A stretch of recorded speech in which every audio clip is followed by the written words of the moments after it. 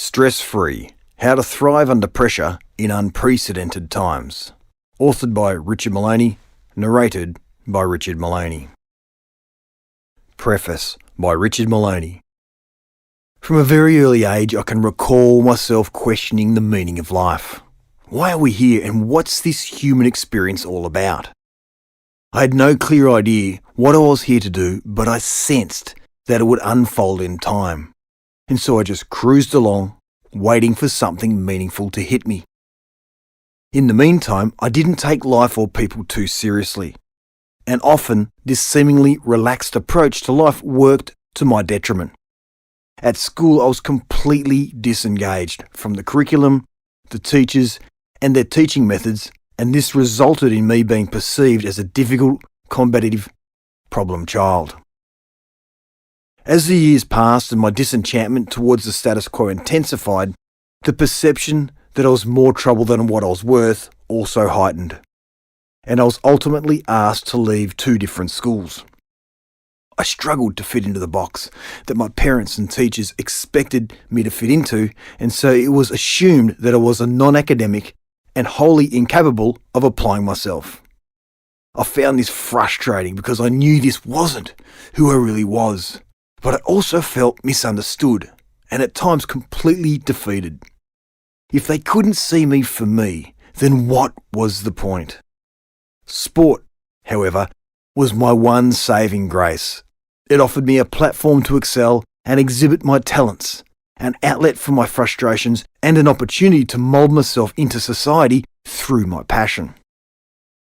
I was not only accepted, but also continually recognised and rewarded for my talents, and it felt like the one place where conforming was an option.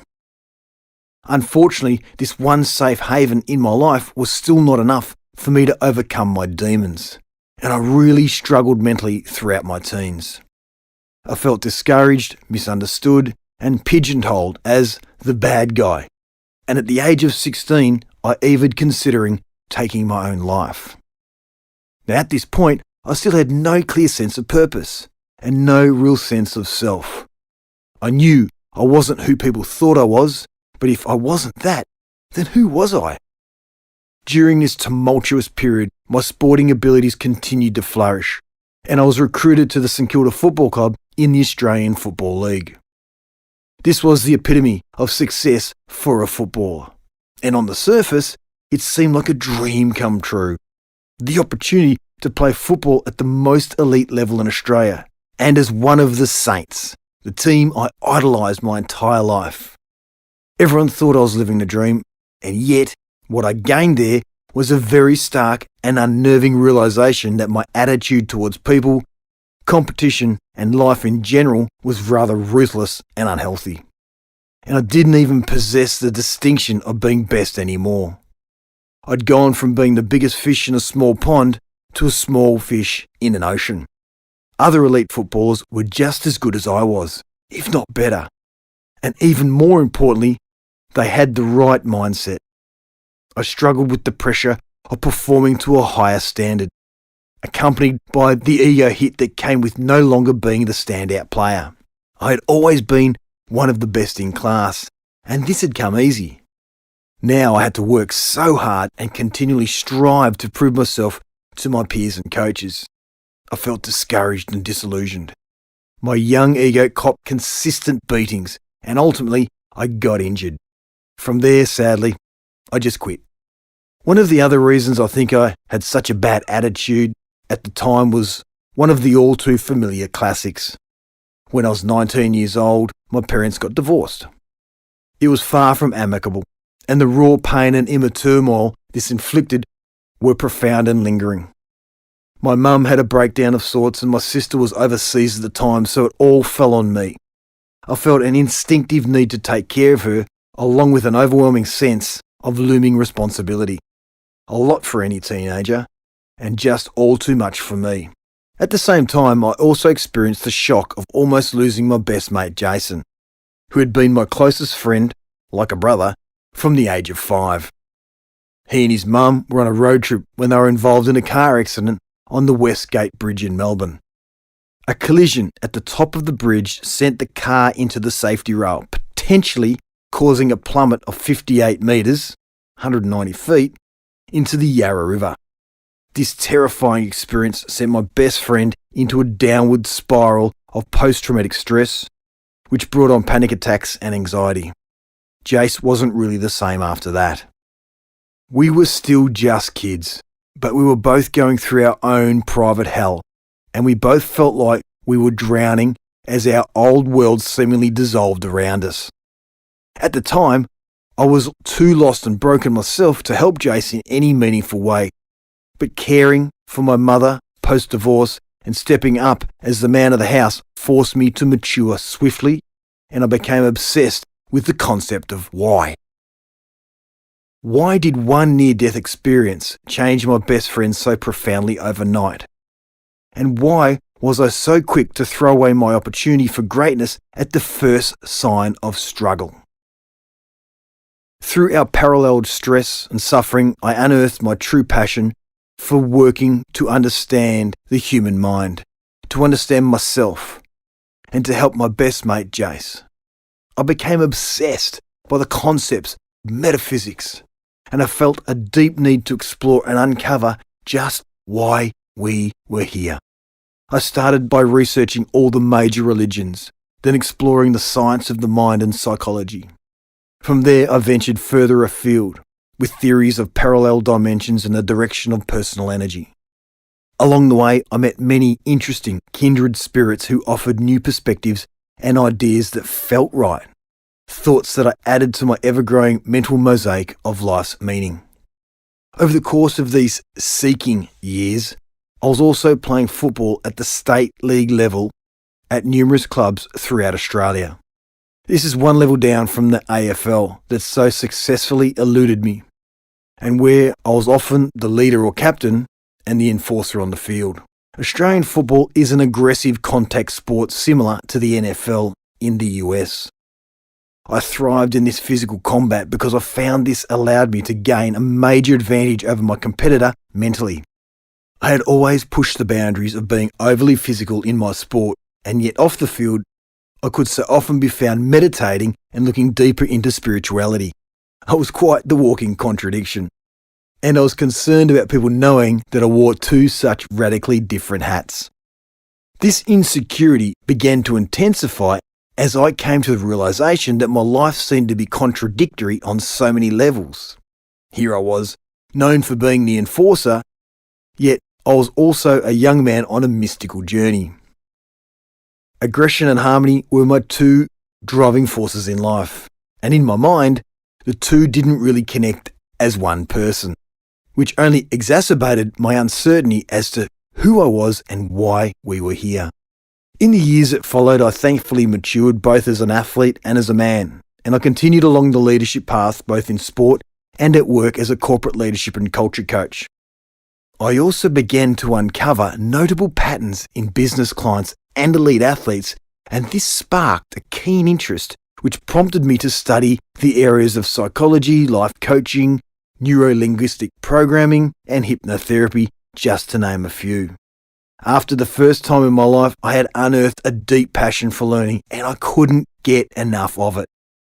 As my studies progressed and I continued to explore, I was surprised to learn that no one was offering a clear and tangible system with a step-by-step structure to take me, or anyone for that matter, from A, lost, confused, prioritising petty energies, to Z, self-aware, focused, passionate, and on track towards success. This was what I knew I needed and what I'd been searching for. And so while my search continued, what would later become known as the personal activation system unwittingly started to emerge in my mind. I continued along the path as an employee, working for others, both as an athlete and as a coach in sport and business, all while continuing to learn, research, build, and add to the mental mosaic for my own future business. I was constantly visualizing, testing, and trialing how to most effectively return business leaders and their people to their optimal levels of high performance, happiness, and health by treating all areas that need to be in balance: the body, the mind, and the soul. My broad and varied experience over the years as an athlete, a contractor, an employee, and a leader led me to experience incredible roles and learning curves with over 80 sports teams within some of Australia's best sporting associations. I worked in some capacity with 6 elite sporting clubs, which included Melbourne Football Club, Fremantle Football Club, Western Bulldogs Football Club, Melbourne Storm Rugby League, Melbourne Tigers Basketball, and Melbourne Vixens Netball. I was also working with non-professional sporting teams, and I helped lead these teams to 45 grand finals for 35 winning championships. The wealth of experience I gained allowed me to recognise patterns in strong leadership, culture, and high performance. I also identified patterns in low-performing teams and businesses, and I set out to develop a step-by-step process that subliminally activated people to create rapid business success. This was the beginning of Engage and Grow Global, my globally recognised program that reconnects and reinvigorates employees in the workplace. At the time, I was still employed as an executive leadership coach, coaching middle and senior executives in the corporate and government sectors throughout Australia at this point. But I knew I needed to take that leap of faith in order to give Engage and Grow the time and attention it deserved, so I resigned from my job and became a self-employed business owner. This should have been a somewhat daunting milestone for me, particularly given the fact that I'd just gotten married and taken on a large mortgage, which would only get larger once we built on our land. However, I was so certain that Engage and Grow would be an instant raging success that I was completely unfazed by the prospect of no longer earning a steady paycheck. I had extremely high expectations, but I was sure they were achievable because I already had a tried and tested, proven system that I'd spent years perfecting. I knew I had something unique and special, so how hard could it be? During this period, my wife Chris and I were also trying to start a family without success. So we inadvertently found ourselves building a business, building a house, attempting to build a family via IVF simultaneously. It was the stress and pressure trifecta. And as the months passed and the business success evaded me, the bills kept mounting and things became very bleak. I was perplexed as to why my business wasn't achieving the success I had anticipated, i.e. overnight. And once Chris finally became pregnant, after almost 3 years of trying, the mounting pressure was further amplified. We were about to go down to one income, my income, and I felt like I was going to drown. At this point, our home was under construction and we were living on top of a derelict shop beside a train line whilst our new house was being built. It was uninhabitable when we moved in and hardly ideal for a newborn baby. The train platform was only 6 metres from our flimsy louver windows, and every time the freight train came past, we thought it was going to come through the walls. We had no hot water upstairs, so we would boil the kettle to bathe our newborn daughter. And we would often have to evacuate to my in-laws' house in the middle of the night when there was 24-hour track work happening metres from the bed. Money was so tight and our debts were growing so rapidly that Chris would cry most days. And I couldn't even afford a cheap bottle of wine, which I desperately needed, just to numb myself from the overwhelming stress and pressure of it all. Eventually, I had to succumb, and it just about broke my spirit when I was forced to take a job cleaning bricks for my brother-in-law 2 days a week to supplement my income. I felt defeated, ashamed, and conflicted, and my inner narrative became increasingly negative and critical. Even my own family was urging me to walk away and get a steady job, that I decided to challenge myself to meditate every day for 6 months. And I also started studying and learning more about heart math technology. Sleeping tablets and wine were just ineffective band-aids that were making me feel worse, and I realised that I simply wasn't using the tools and techniques I was teaching or trusting my own intuition, which was screaming that this is all part of the journey. I knew I needed to walk the walk, to honestly talk the talk, and this was a turning point for me and my company. I'd been so engrossed in my fears and the stress and the pressures of my life and my business that I couldn't see the forest through the trees. I knew from my studies that stress and pressure, if unsuccessfully managed, could profoundly impact people's ability to perform and enjoy life. However, I think in order to really understand something, you must first experience it. ultimately, it was that extreme pressure and stress that enabled me to perfect my business strategy. I launched it to the world online. Within 4 years, we found ourselves in 35 countries with over 400 licensed coaches. Our carefully defined and systemized approach has resonated with thousands of now engaged employees. We help to wake them up, thus enabling them to realize their true potential. We have a unique group activation system. We adjust our programs or customize them according to each business and its specific needs. This experience, both the success and the failures, also put me on firm ground as I built the bedrock for quality mind, which I'd unknowingly been building via my mental mosaic from the age of 19. I now understand that everyone creates and is responsible for their own reality, every minute of every day. This applies to all of us. And when I applied this theory to business leaders and employees experiencing executive burnout, stress, fatigue, frustration, negativity, irritability, cynicism, overwhelm, all of the above, the results were profound, undeniable, and lasting. More years passed, and as Engage and Grow grew rapidly, I continued to build on my lifelong passion project, Quality Mind, with the understanding that one day soon I would pass the Engage and Grow reins onto my management team, allowing me to invest more time and focus into my QM business. The time has now come that you can't hide from yourself. Stress, burnout, disharmony, illness, injury, and disease can all reflect an area of challenge in your life, and pattern breakdowns are often caused by insecurities in your own head. Here's the thing. Subconsciously and unconsciously, your body will make every effort to keep you safe by default, and it can shut down in certain stressful scenarios to protect you. I had a good eye now to foresee if an athlete is on the brink of a breakdown, and through my 20 years of working with high-performing people, I built a tangible, proven, step-by-step system to eradicate the most common negative and unproductive human thoughts, emotions, fears, and limiting beliefs. I began trialing my system first on athletes in 2011, and they experienced notable success and improvement. This resulted in a flurry of media coverage. In 2015, I then also trialled the program on my best mate, Jace, who was still really struggling with some anxious demons all these years on.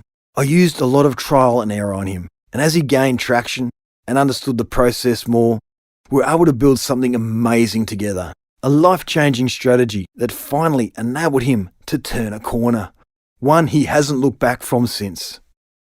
We created the Universal Personal Activation System, a system that works for executives, employees, athletes, and anyone who is struggling with the inevitable day-to-day pressures of life. Before I knew it, I had more business than I could handle. I realised I needed to coach more people remotely in real time, and this is when the Quality Mind program really began to evolve, via the introduction of the mobile phone app. Quality Mind is now a growing international business with a strong presence in 30 plus countries and over 500 clients using my systems today. And as I've travelled the world as a keynote speaker over the last 5 years, one thing has become abundantly clear to me. The inability to manage pressure, perceived or otherwise, is a huge issue that holds people back on a universal level. From Vietnam to Istanbul, it spans all cultures, all industries, and all walks of life. Hence the reason the app is now multilingual and available in English, Spanish, Portuguese, Indonesian, and Vietnamese. The QM program not only allows you and your people to break the predictable and common cycle of pressure, stress, and overwhelm and burnout, it also provides you with a clear, exciting, and achievable vision for your future, and a control mechanism to erase the inevitable self-doubt and insecurity that can re-emerge. If you can't see it for yourself, it's harder to create it in your life. You have to want it first and foremost. But even when you have a clear vision of what you want, you must first let go of any limiting beliefs that could hold you back from getting to where you want to go. The tools in this book, when used regularly, represent continual growth. And as you progress, you will be learning, evolving, and manifesting more for yourself constantly, unleashing new levels of energy, passion, abundance, performance, and fulfillment. For most, it's become a way of life now, and far more than just a short-lived program. I've been amazed by the extraordinary results and growth that we are achieving. And I now say with surety that I am living my true purpose. This book will take you on quite the journey, but I implore you to stick with it, and I promise you that if you do, your life will change significantly for the better. Enjoy the ride. The Personal Activation System Model. To fast-track the reprogramming, I have designed, over 20 years, a tried and true system called the Personal Activation System. Once the brain is activated strategically using well-timed tools and activities, it reawakens the mind and the reprogramming begins. The system is based on modern-day science and is a blend of practices of neuroscience, practices of positive psychology, practices of neuro-linguistic programming, NLP, knowledge of heart math technology, practices of ancient philosophies. Neuroscience, or neurobiology, is the scientific study of the nervous system. It is the branch of biology that investigates the molecular, cellular, developmental, functional, evolutionary, computational, psychosocial, and medical aspects of the brain. It's very scientific, but we break it down for you throughout the book in layman's terms. Positive psychology is the scientific study of the strengths that enable individuals and communities to thrive. The field is founded on the belief that people want to lead meaningful and fulfilled lives, to cultivate what is best within themselves and to enhance their experiences of love, work and play. Neuro-linguistic programming, NLP, is a way of communicating, created in the 1970s. It is often shortened to NLP. NLP is all about bringing about changes in perception, responsible communication, and developing choices of responses or communication in a given situation. NLP works on the principle that everyone has all the resources they need to make positive choices in their own life. I am a trained master NLP practitioner. Heart math technology is the most influential part of our program, and it is an innovative approach to improving emotional well-being. It teaches you to change your heart rhythm pattern to create psychological coherence, a scientifically measurable state characterized by increased order and harmony in our mind, emotions and body. I am a certified heart math trainer. Ancient philosophies, the ability to think and act using knowledge, experience, understanding, common sense, and insight. Wisdom is associated with attributes such as unbiased judgment, compassion, experimental self-knowledge, self-transcendence and non-attachment, and virtues such as ethics and benevolence. The system is fast-tracked by using smartphone technology and train mind mentors if you choose, to reduce the severities of injuries, illness and burnout. We are reprogramming, balancing and connecting people to their intuition and pointing them in the right direction. When they are fully plugged into the now and racing towards your highest excitement, anything is possible. This book may push all levels of understanding, education and mainstream psychology as we dive into an understanding of reality and our relationship to life that is radically beyond today's widely expected and accepted life experience. We'll do all of this with practical mental training that will help you to elevate yourself to your next level. As you read through this book and take massive action, it will help you to reprogram and recode yourself to a higher understanding. Get rid of the default programs clogging up your mind and wake you up to the true and better version of yourself. The one who moves through life and through work the way you always meant to, effortlessly, consistent in performance and free of stress. Now download the Quality Mind app. Before listening any further, it's time for you to pick up your mobile phone and download the app to your iOS or Android device. Simply head into the App Store or Google Play Store, search for Quality Mind Global and you'll be on your way. It's free or you can upgrade to the premium level. Quality Mind is a proven system that reprograms and transforms participants' lives for the better by improving their mental sharpness, health, wealth and relationships. The program is highly interactive, and you'll find that the app is the best friend you could have along this journey to living a happier, healthier, and more successful life if that's what you want. This book was written to be used alongside and in unison with the mobile phone app. This book will put you on the right path, while the app will keep you accountable to the learning as well as grounded and connected to the Quality Mind community along the way. I will add that the activities and theories outlined in this book are based on many years of research and practical trial and error that I've personally undertaken whilst working with hundreds of clients. Through this process, it's become abundantly clear that this program really works, and you will read numerous client case studies that'll attest to this. I'm tabling my ideas for you to trial yourself should you choose to do so. The whole concept of this book is about choices and decisions, and how making the right choices will lead to a happier, healthier, wealthier, stress-free life. You don't have to believe in the soul to benefit from this book. Just keep an open mind and it will change your life for the better. Key areas of the app. Each of these terms will be explored in more depth later in the book. However, since you'll see them right away in the app, we'll go ahead and give you a cheat sheet.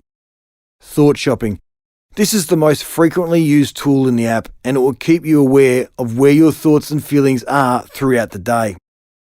When you notice you're in a negative thought space, you can use this tool to disrupt the loop, which will instantly get your mind and body back into a positive frame. Bubble popping. Limiting beliefs and everyday obstacles are a fact of life, but they don't have to be. Bubble popping is a self-coaching tool that allows you to remove harmful, deeper challenges that are holding you back, and then support you as you process and dissolve them. Remember the thought bubbles above the heads of our most loved comic book characters growing up? Well, your thoughts are in a bubble much like that. You work through the questions and then you pop it to eliminate the issue. It's very satisfying. Meditation and relaxation. Meditation is a form of deep relaxation that enables you to stay in the moment and connect to your innate awareness. The cool thing about the app is that it comes loaded with hundreds of guided, non-guided, and walking meditations of various lengths, with different areas of focus, from beginners through to advanced. From those that promote deep sleep and pain relief, to post-performance routine, to unleashing your creativity. It also offers ambient lounge music and science-based music with binaural beats, also known as sound wave therapy, offering multiple frequency levels to cater for every situation and mood. We're adding more all the time from experts around the world.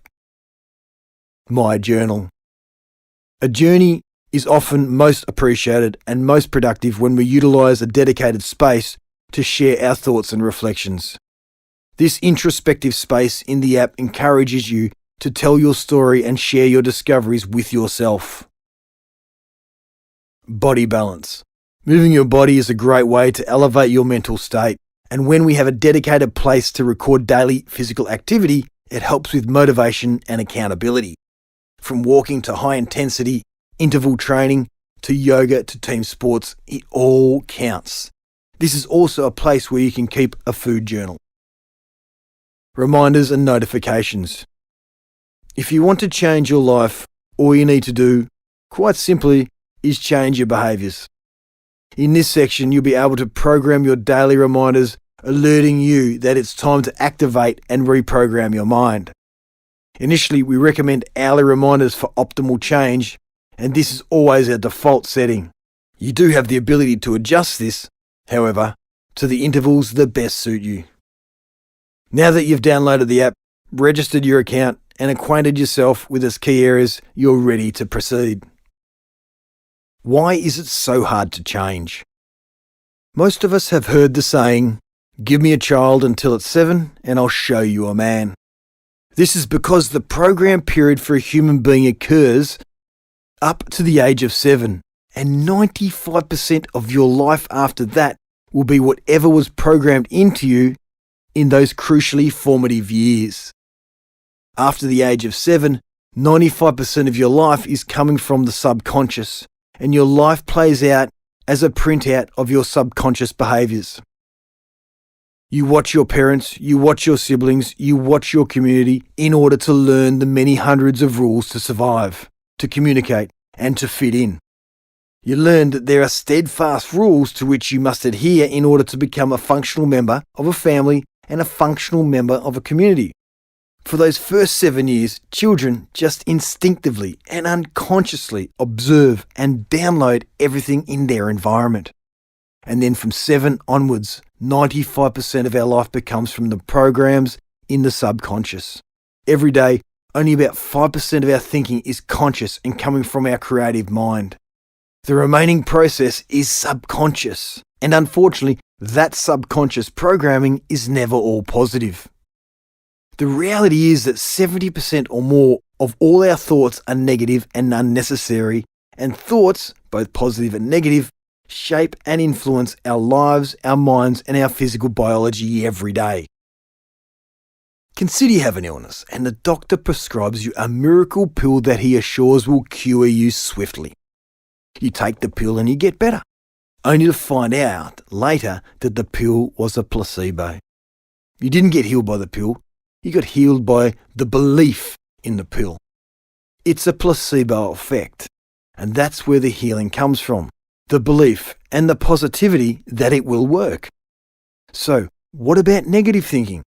It's equally powerful and it can affect your biology in the same way as positive thinking, but it works in the opposite direction.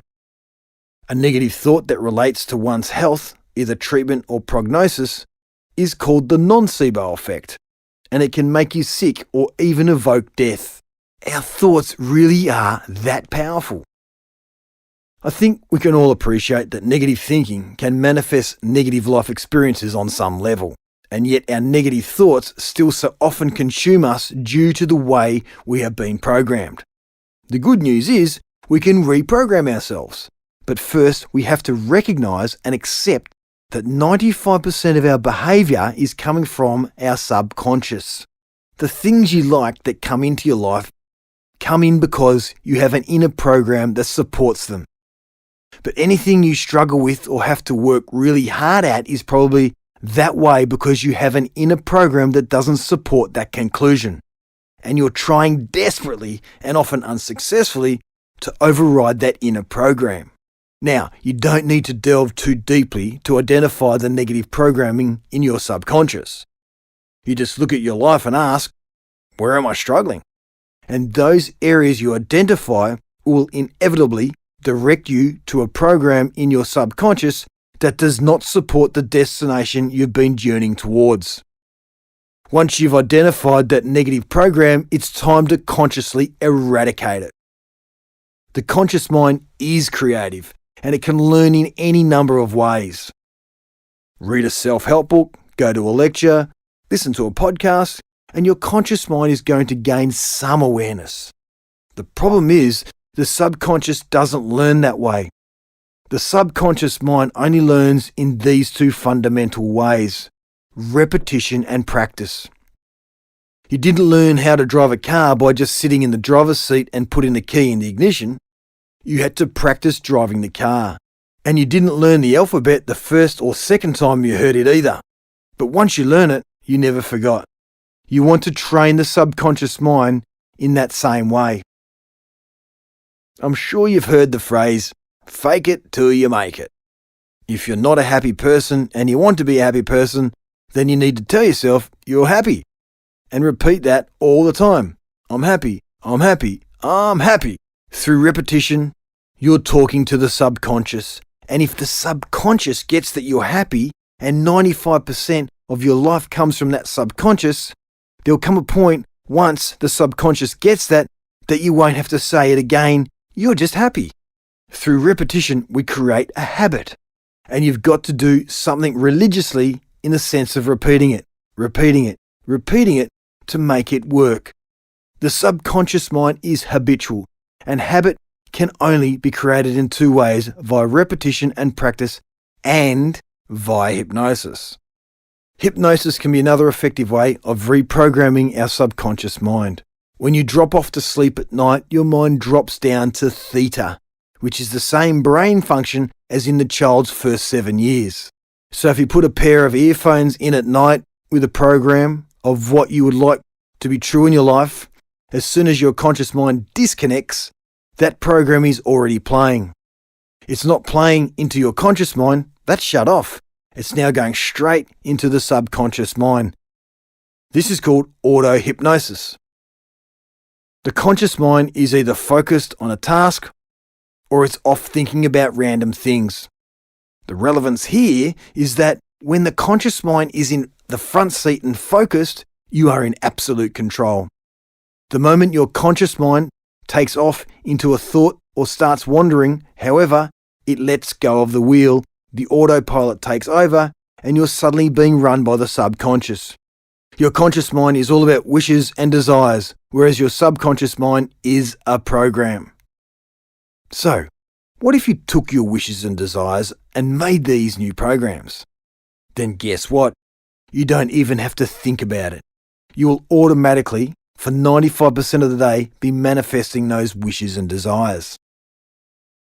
In closing, knowledge is power and lack of knowledge is a lack of power. We've been deprived of the knowledge of who we really are because of the way in which we've been programmed. But if you don't like the program and you don't like the way things are working out for you, you now know you can reprogram it. And that's exactly why I built the Quality Mind app. So you can get the things you want in life and eradicate the things that you don't. It's all about reprogramming. It really is that simple and that powerful. Introduction. Are you striving to take your life to the next level of success and fulfillment without pressure, worry or fear? If so, this book is for you. Whether you're a CEO, a business leader, an employee or a parent, Stress-Free: How to Thrive Under Pressure in Unprecedented Times can help you become a better version of you. We're all faced with some level of pressure every day. It's an inevitable part of life. The personal activation system is for everyday people who are required to manage a consistent flow of pressure but aren't doing so to the best of their ability. The inability to manage pressure disrupts your health, your wealth, your relationships, your happiness, and every other aspect of your life. This program is designed to provide maximum benefit for anyone wanting to improve their life, unlock their inner superpowers, and achieve new and unprecedented levels of energy and excitement. If you sense this invisible but very real gap between how you're performing and how you want to perform, either at work or in life, this book will help you, providing you follow the step-by-step system. And it's not just for the individual, entire organisations can team up and go on the journey together. Now that you've got this self-directed personal activation system in your hands and the app on your smartphone, you're ready to get started. The first step towards a stress-free mind is becoming aware of the control you have over your mind. The truth is that in many ways our minds are like puppies. Everyone loves a puppy. They're adorable. And we watch entirely too many videos of them on YouTube. When you first bring a puppy home, you welcome it into the house and let it run wild. It's fine at first. So cute. No problem. Within a day or two, however, the house stinks and the furniture's been ripped apart because the new dog doesn't know how to act or where to do its business. This is basically what happens with our minds. Without adequate training, the mind just races around in so many unproductive directions, making a mess, never getting anything done. Given that each day's thoughts are 90% repetitive of the thoughts we had in the days before, it's no surprise that we lose critical energy and focus from circular, self-defeating thought patterns. So how do we change that? The same way we get the puppy to change, through training. When the dog's running amok and making a mess, you leash the dog, put it in its own space and clean your house up. Then you bring the dog back inside to play when it's appropriate. The puppy grows into an obedient dog who adds value to the household. By the same token, your undisciplined mind grows into a purposeful mind, and that mind is in full control of itself. You step into the coach's box and you become the coach of your own life. The best coaches are watching the game from the outside in, and you will become that coach. You'll be a spectator of your own mind, allowing you to see things with clarity and from a more controlled and analytical perspective. Unfortunately, as many of us are now understanding and appreciating, when we succumb to life's pressures and the mind is not firing well or with clarity, the synchronized body may ultimately reflect this stress, resulting in low energy, weakened immunity, ailments, physical or mental illness, or even disease. The body is led by the mind. Now let's explore this further.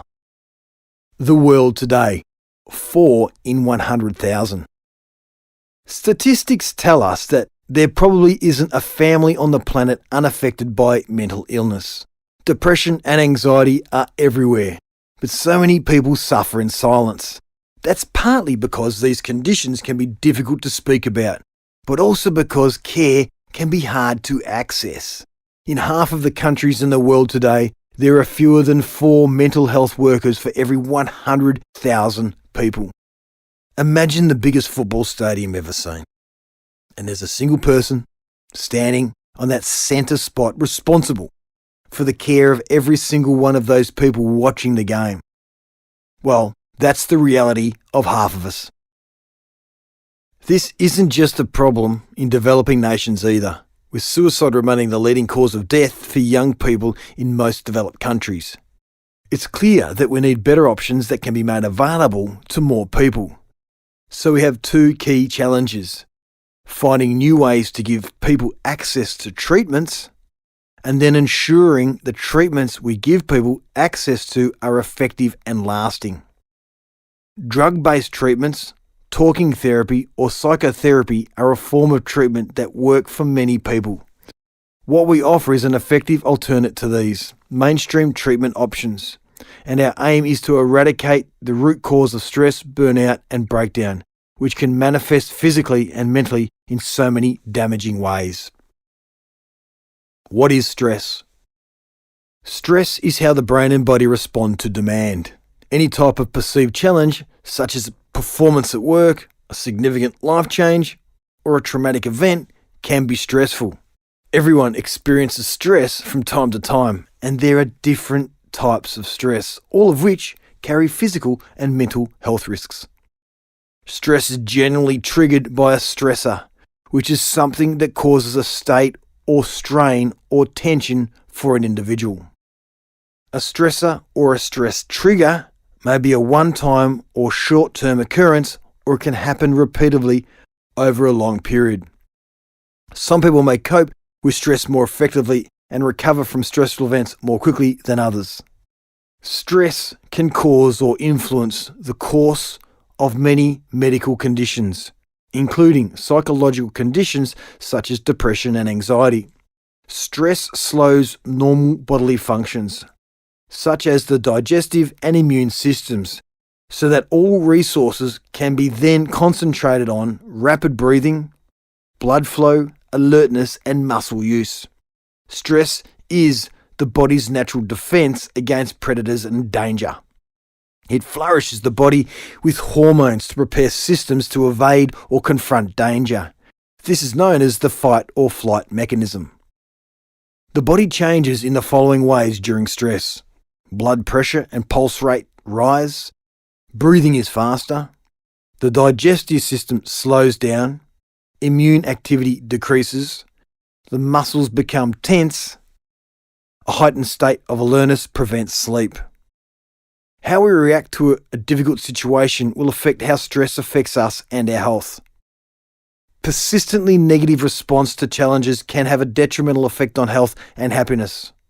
Ongoing chronic stress can cause or exacerbate many serious health problems, including mental health problems such as depression, anxiety, and personality disorders, cardiovascular disease, including heart disease, high blood pressure, abnormal heart rhythms, heart attacks, stroke, poor healing, and irritable bowel syndrome.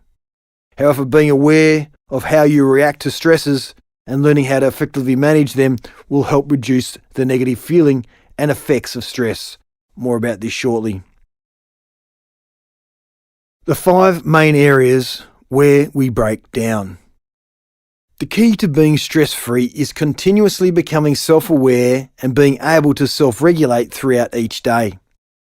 When you become stressed, worried, or fearful of what's happening in the past, what may or may not happen in the future, or what others may think of you, you lose the momentum of life. You get out of alignment with your true potential and you lose touch with your true self. This is where you will run into trouble and possibly manifest a physical or mental breakdown, and here are the 5 main triggers. Number 1, not unconditionally excited about life. If you are not exactly excited and wholeheartedly invested in the opportunities that life or your hard work have offered you, or if you are only seeing the benefits and the personal gains that come with your job or your lifestyle, then you are putting yourself in jeopardy. This is when breakdowns, either mental or physical, can and most likely will occur. The opposite of excitement is carrying elements of fear, as mentioned above. And in order to follow your highest excitement, you must first identify and understand your purpose or your why in life. If you live by your purpose, e.g. to inspire others, to demonstrate your skills on the big stage, to be an influencer of the community, or simply to help or make other people happy, then the stars will align and you will achieve success. As soon as you lose the love for what you're doing and pursuing in life, it will lose its love for you. If you no longer love your job, you'll find yourself struggling to shine at work. If you no longer love being a stay-at-home parent, you'll find your kids are becoming more wayward and are harder to wrangle. If you're not feeling the love, then read on, and this book will show you how to turn that around. Number 2, not 100% focused on what's truly important. When you're not 100% focused on your direction of success, that lack of focus can cause a mental or physical breakdown and will lead to inconsistencies in performance. Where your focus goes, your energy flows. There are 1,000 things you could be distracted by. Perhaps you've got a new partner, or retirement is fast approaching. Maybe you've just had a baby, or there's a business opportunity you're thinking about, or outside commitments are consuming your focus. Or maybe you're always blaming others when you're not being recognised for your achievements. Whatever the distraction, if you're not 100% focused on maximising your talent, you could find yourself being overlooked. That's not something you can blame on your boss, your people, or your organisation. Think about what's changed here. It's most likely your mindset, your excitement levels, and your focus. It's all you, and you need to own that in order to address it and resolve it. Number 3, lacking self-worth. If you have low feelings of self-worth and regularly beat yourself up, you are heading for a downward spiral. Constantly judging yourself and putting yourself down undermines your entire self and identity. How can you reach your dreams and achieve your goals when you fundamentally believe that you don't deserve them? This sort of thinking will take you further and further away from success and fulfillment. And as your inner feelings of worthlessness affect your daily performance, the heavy path of negativity will become inevitable and unavoidable. If you lack self-worth and you don't believe in yourself, you won't be able to reach peak performance and fire consistently at your top level. You need a reliable process to recognize how to clean out your mental filters of everyday junk, get in flow with your life, and become receptive to life's bounty, which includes reaching and realizing your dreams and creating your own reality. The stress-free process gives you the tools and awareness to define and illuminate these areas in your life so that you can consistently work, live, and thrive at your very best. Number 4, harboring repeating fears. If you have any element of man-made fear representing inside of you, that fear is going to manifest in your reality and you run a big risk of breaking down on some level. This includes fear of the future. Are you going to achieve your KPIs next month at work? Or fear of the past. Are you going to make the same mistakes again? It could be a fear of success and all the expectations that come with it, or fear of not being successful and never embodying your potential, or fear of being found out. These are just a few examples, and fear tends to spiral and gain momentum. The more you fear, the more you fear.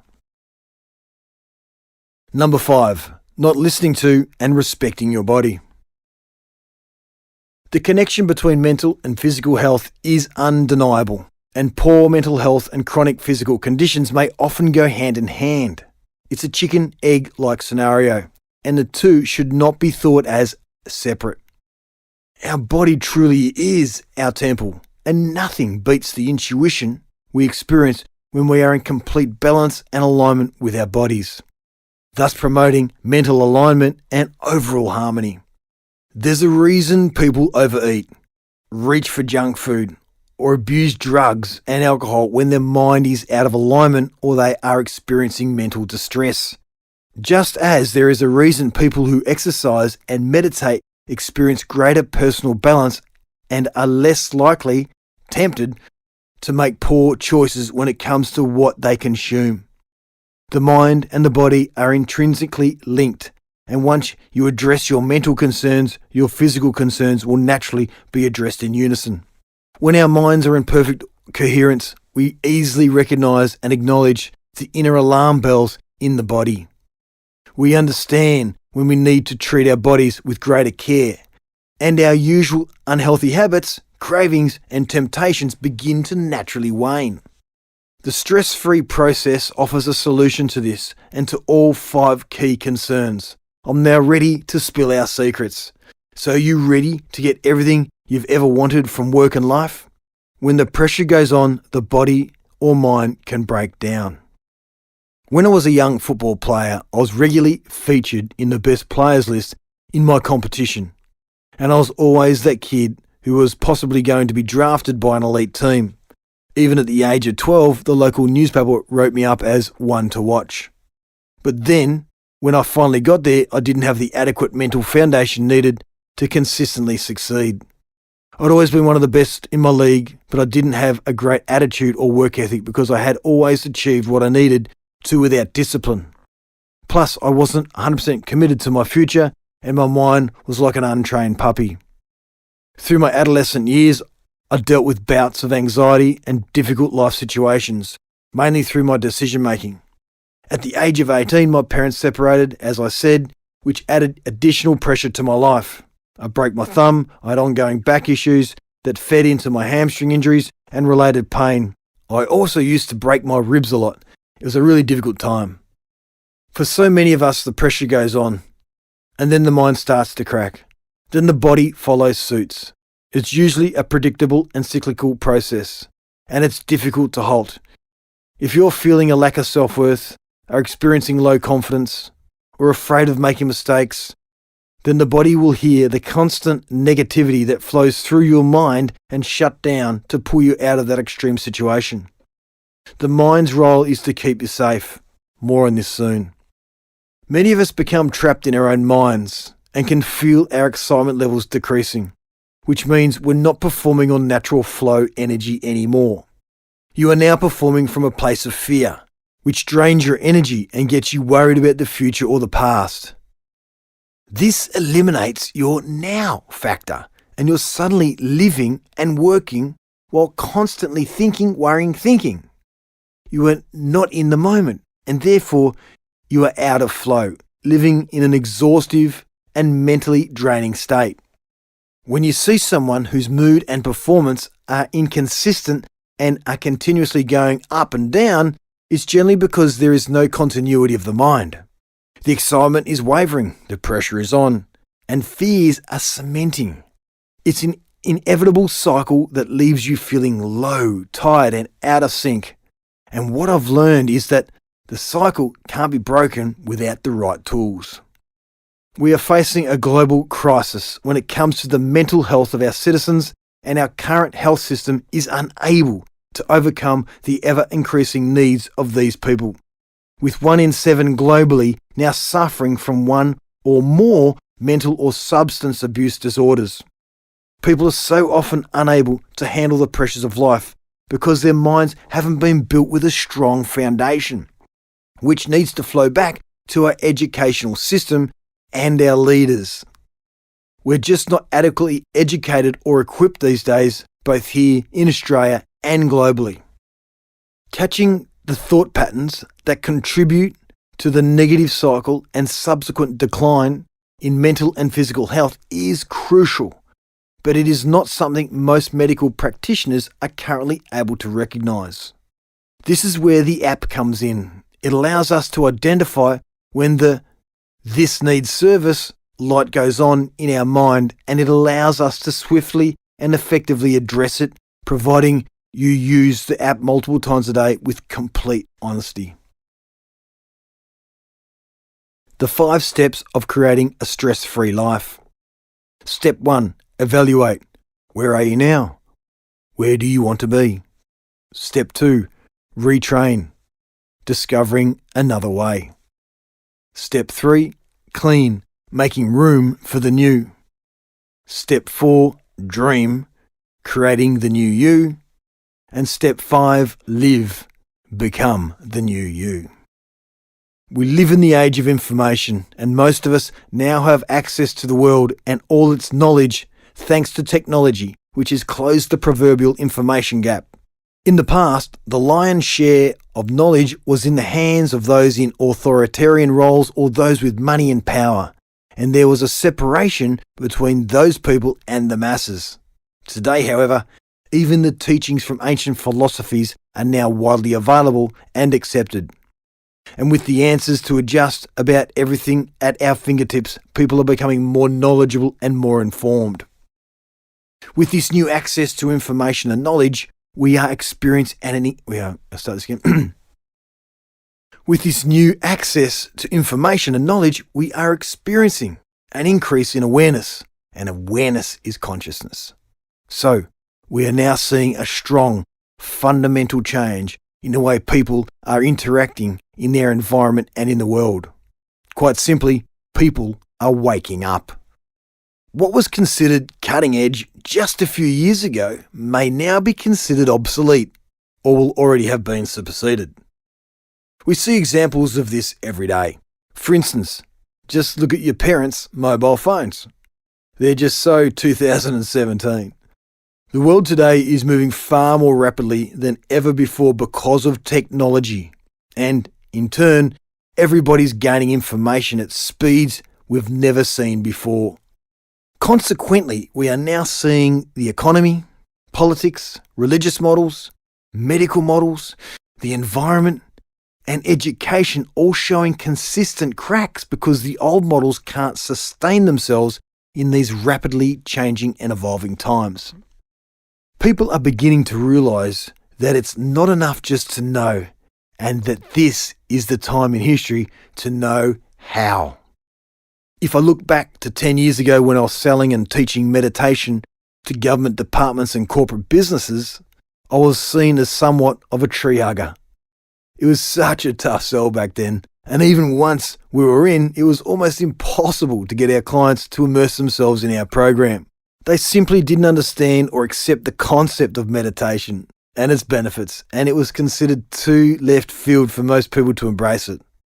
Thankfully today, things are very different. Meditation went from hippie to hobby, and today it's now recognised as a critical factor in many organisations globally. There is still a general resistance to people really working deeply on themselves. However, this is changing as technology evolves and open discussions about mental health become more commonplace. In fact, in my opinion, it will soon become recognised as both cool and critical to shed your mental garbage, as this will start with our leaders and filter down. Leaders today require more than just knowledge and experience, and soon they will be required to gain higher levels of self-awareness and demonstrate authentic levels of inner intelligence. As we progress, I'll unveil my 7 levels of leadership for the new world. When our leaders show how connected they are to their true selves, we will then see a paradigm shift in consciousness, and this really excites me. What I'm seeing today is more and more people with the desire to invest in learning how to apply their growth areas, advance their behaviours and self-awareness, and do something differently. There is a deep inner yearning emerging for many, and this yearning creates the need for new experiences. One of the wonderful things about new experiences is that they enrich the circuitry in the brain. And as a side effect of this change in circuitry, we begin to experience happiness and light. If you provide people with new opportunities to connect with and advance themselves, and you apply the science in a way that is easy to understand and repeat on a regular basis, then you're really getting somewhere. In the case of Quality Mind, we help people to reprogram their minds and bodies via the repetitive use of our very simple and effective mobile phone app. Over time, you will neurochemically recondition your mind, your body and soul to work as one. And once you reach that point, it starts to become a state of being. People then go from defaulting to their overthinking child mind to utilising their mastermind, which is life-changing. I watch people go from knowledge to experience to the incredible 2.0 version of themselves when this takes place. From mind to body to soul, from thinking to doing to being, from acting to becoming, from applying with practice to then knowing by heart. Then the personal advances and changes take full effect. Once you begin to think differently, you feel differently, and then you do differently. And that quite literally alters what's happening in your nervous system, in your circulatory system, and in your entire body. I've personally witnessed clients heal themselves of cancer. We've seen clients throw away their anxiety medications in just a few weeks. The information alone, however, is not enough. We want you to close the gap between knowledge and experience and take meaningful, authentic, accountable daily action. This is why I've designed the stress-free process around the elements of neuroscience, positive psychology, heart math technology, NLP, and ancient philosophies. Our 5-stage process is focused on achieving maximum change in the shortest amount of time possible. Step 1. Evaluate. The first step on your stress-free journey is to become conscious of your mind's command of reality and to expand that consciousness, a process that puts you into the flow of life so that life flows to you. You no longer need to chase it because chasing it is the slower alternative. Instead, as your intellect and consciousness embrace your intuition, you become a happier person. One who charges towards your highest excitement with enthusiasm, pleasure, and enjoyment. Ultimately, most people in the world today either forget or don't know what their highest excitement is. Instead, getting locked into these self-protective rituals of behaviour that keep their lives sheltered and small. They do their jobs without joy, engage in the same thoughts and behaviours day after day, and anaesthetise themselves with empty pleasures and often medication. When this happens, they are fundamentally out of alignment with their true north and why they are here on the planet. They can't hear themselves, the master of their own destiny, over the child mind keeping them sheltered and safe. Being this out of sync with yourself can create anxiety, depression, illness, or hardship in other areas of life, such as in your performance at work, your personal and professional relationships, your relationship with yourself, and your overall levels of happiness and fulfillment. Take anxiety, for example. Anxiety is rooted in fear, which has become an evolutionary useful feeling for the human species. But we're no longer wrestling our very survival from the teeth of Mother Nature in the 21st century. And once you're a competent adult, fear has no place in your daily life. Yet anxiety disorders affect hundreds of millions worldwide. Chronic anxiety fractures your concentration and can cause heart palpitations, extreme fatigue, and high blood pressure, and that's just for starters. The body is led by the mind, and nothing will enable peak performance if your head isn't in the right place. The first step of this stress-free process is to evaluate yourself mentally, emotionally, and spiritually. Having coached hundreds of people over the years, I've found that if people have 9 fundamental areas in balance, they're far more likely to be thriving. This activity requires you to take an utterly honest and unflinching look at yourself. It helps to first understand where you're at in order to go on and conquer, so benchmarking is a critical part of our process. We're not just giving you platitudes and hoping for change, we're analysing you from a structured point of view so you can get back on track to condition your mind and build the life you want. To get the most out of this, please set aside 3 minutes and walk through the questions on the QM website, www.qualitymindglobal.com. Under Get Your Free Life Scorecard today. It's fast and simple. Don't think too hard about any of your responses either. Just go with your honest gut feeling. Once you've accomplished this, you'll receive your own scorecard, and there's only 9 quick multiple choice questions that you need to answer. If you don't have internet, below is an example of the scorecard questions. On a scale of 1 to 10, from poor to excellent, please respond to the following statements. We start with the body section of the QM scorecard. Number 1, sleeping patterns. What are your quality and quantity of sleep like? Number 2, diet. Are you eating a nutritious diet and hydrating well? Number 3, physical fitness. How physically fit are you? Next, we move to the mind. Again, score yourself on a scale of 1 to 10. Number 4, language. What is your inner language like? Are you beating yourself up or building yourself up mentally? From the minute you wake in the morning to putting your head on the pillow at night, how many hours of the day are you speaking highly of yourself? Number 5, now. How much of your day are you spending in the present moment really conscious of what you're doing now versus thinking about the past or the future? Number 6, letting go. How quickly do you let go and forgive yourself and others? Do you stew on things and hold grudges, or do you always forego resentment and forgive quickly? Next, we're looking into the soul, or that piece of yourself that you can call your mastermind, if you like. Your scorecard from 1 to 10. Number 7, self-love. How much do you really, truly love being you? Number 8, how excited are you about life?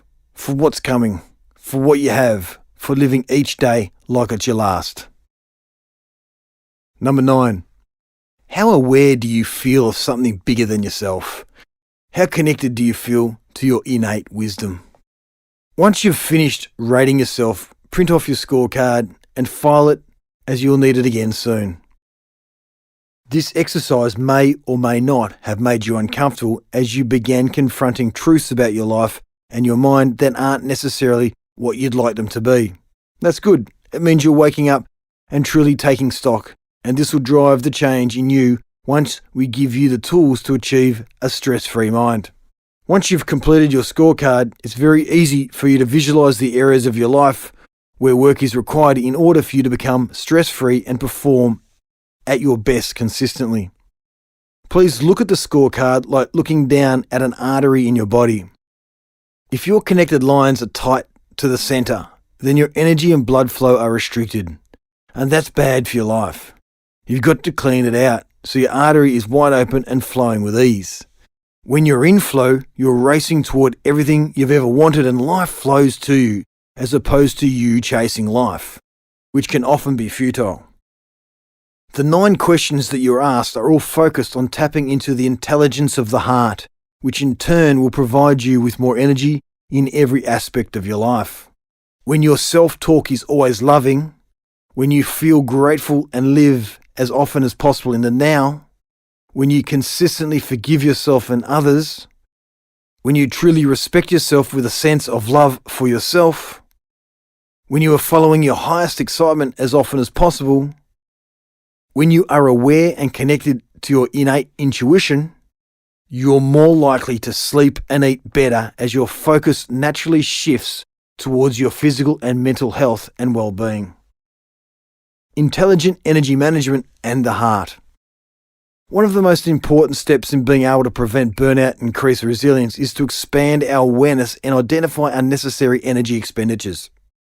Resilience, optimal performance, fulfillment, and health are grounded in our intelligent management of energy expenditures and our ability to renew energy.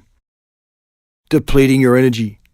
Emotions such as fear, frustration, impatience, and anger evoke a toxic feeling and cause the release of stress hormones. These emotions are driven by the head rather than the heart.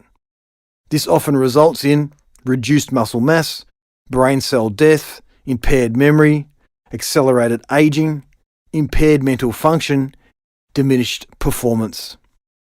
Renewing your energy. Emotions and attitudes such as care, courage, tolerance, and appreciation are heart-driven and create neurochemicals that regenerate your system and offset energy drain, resulting in increased longevity, increased resilience to adversity, improved memory, improved problem solving, increased intuition and creativity, improved job performance and achievement. Reaching the next level of performance and fulfillment depends upon your ability to regulate emotions and manage stress. There's no question that those who combine mental and emotional training with some level of physical activity have a competitive advantage and are better equipped to enter the peak performance zone more consistently at work and in life. Thoughts and emotions have a profound effect on the heart's rhythm, and this rhythm impacts performance. Under pressure, stressful thoughts and emotions cause the heart's rhythm to become irregular and jagged. This incoherent pattern inhibits brain function, diminishes the visual field, reduces reaction speed, and impairs decision-making. Conversely, a positive mental and emotional state, not unlike being in the zone, creates a smooth, wave-like, coherent pattern that facilitates brain function and improves mental focus and physical coordination. New scientific research shows the human heart is much more than an efficient pump that sustains life. Research suggests that the heart is also an access point to a source of wisdom and intelligence that we can call upon to live our lives with more balance, greater creativity, and enhanced intuitive capabilities. All of these are important for increasing personal effectiveness, improving health and relationships, and achieving greater fulfillment. The intelligent heart. The following few pages provide a deep dive into modern-day science. This information provides further proof and academic validation that what we are offering in this book is more than just a hunch or an opinion. It's fact. It's modern science, and it's necessary for us to share. In saying that, it is science nonetheless, so if it's too much for your brain to decipher, feel free to skip through. Many of the changes in bodily function that occur during the coherent state revolve around changes in the heart's pattern of activity. While the heart is certainly a remarkable pump, interestingly, it is only relatively recently in the course of human history, in the past 3 centuries or so, that the heart's function has been defined by Western scientific thought as only that of pumping blood. Historically, in almost every culture around the world, the heart was ascribed a far more multifaceted role in the human system, regarded as a source of wisdom, spiritual insight, thought and emotion. Intriguingly, scientific research over the past several decades has begun to provide evidence that many of these long-surviving associations may well be more than simply metaphorical. These developments have led science to once again revise and expand its understanding of the heart and the role of this amazing organ. In the new field of neurocardiology, for example, scientists have discovered that the heart possesses its own intrinsic nervous system, a network of nerves so functionally sophisticated as to earn the description of a heart brain, containing over 40,000 neurons. This little brain gives the heart the ability to independently sense, process information, make decisions, and even demonstrate a type of learning and memory. In essence, it appears that the heart is truly an intelligent system. Research has also revealed that the heart is a hormonal gland, manufacturing and secreting numerous hormones and neurotransmitters that profoundly affect brain and body function. Among the hormones the heart produces are oxytocin, well known as the love or bonding hormone. Science has only begun to understand the effects of the electromagnetic fields produced by the heart, but there is evidence that the information contained in the heart's powerful field may play a vital synchronizing role in the human body, and that it may affect others around us as well. Research has also shown that the heart is a key component of the emotional system. Scientists now understand that the heart not only responds to emotion, but that the signals generated by its rhythmic activity actually play a major part in determining of the quality of our emotional experience from moment to moment. As described next, these heart signals also profoundly impact perception and cognitive function by virtue of the heart's extensive communication network with the brain. Finally, rigorous electropsychological studies conducted at the HeartMath Institute have even indicated that the heart appears to play a key role in intuition. Although there is much yet to be understood, it appears that the age-old association of the heart with thought, feeling, and insight may indeed have a basis in science. The heart has been considered a source of emotion, courage, and wisdom for centuries. For more than 25 years, the HeartMath Institute Research Centre has explored the psychological mechanisms by which the heart and brain communicate and how the activity of the heart influences our perceptions, emotions, intuition, and health. Early on in their research, they asked, among many other questions, why people experience the feeling or sensation of love and other regenerative emotions as well as heartache in the physical area of the heart. In the early 1990s, they were among the first to conduct research that not only looked at how stressful emotions affect activity in the autonomic nervous system, the ANS, and the hormonal and immune systems, but also at the effects of emotions such as appreciation, compassion, and care. It became clear that stressful or depleting emotions such as frustration and overwhelming emotions lead to increased disorder in the higher level brain centers and the autonomic nervous system. These are reflected in the heart rhythms and adversely affect the functioning of virtually all bodily systems.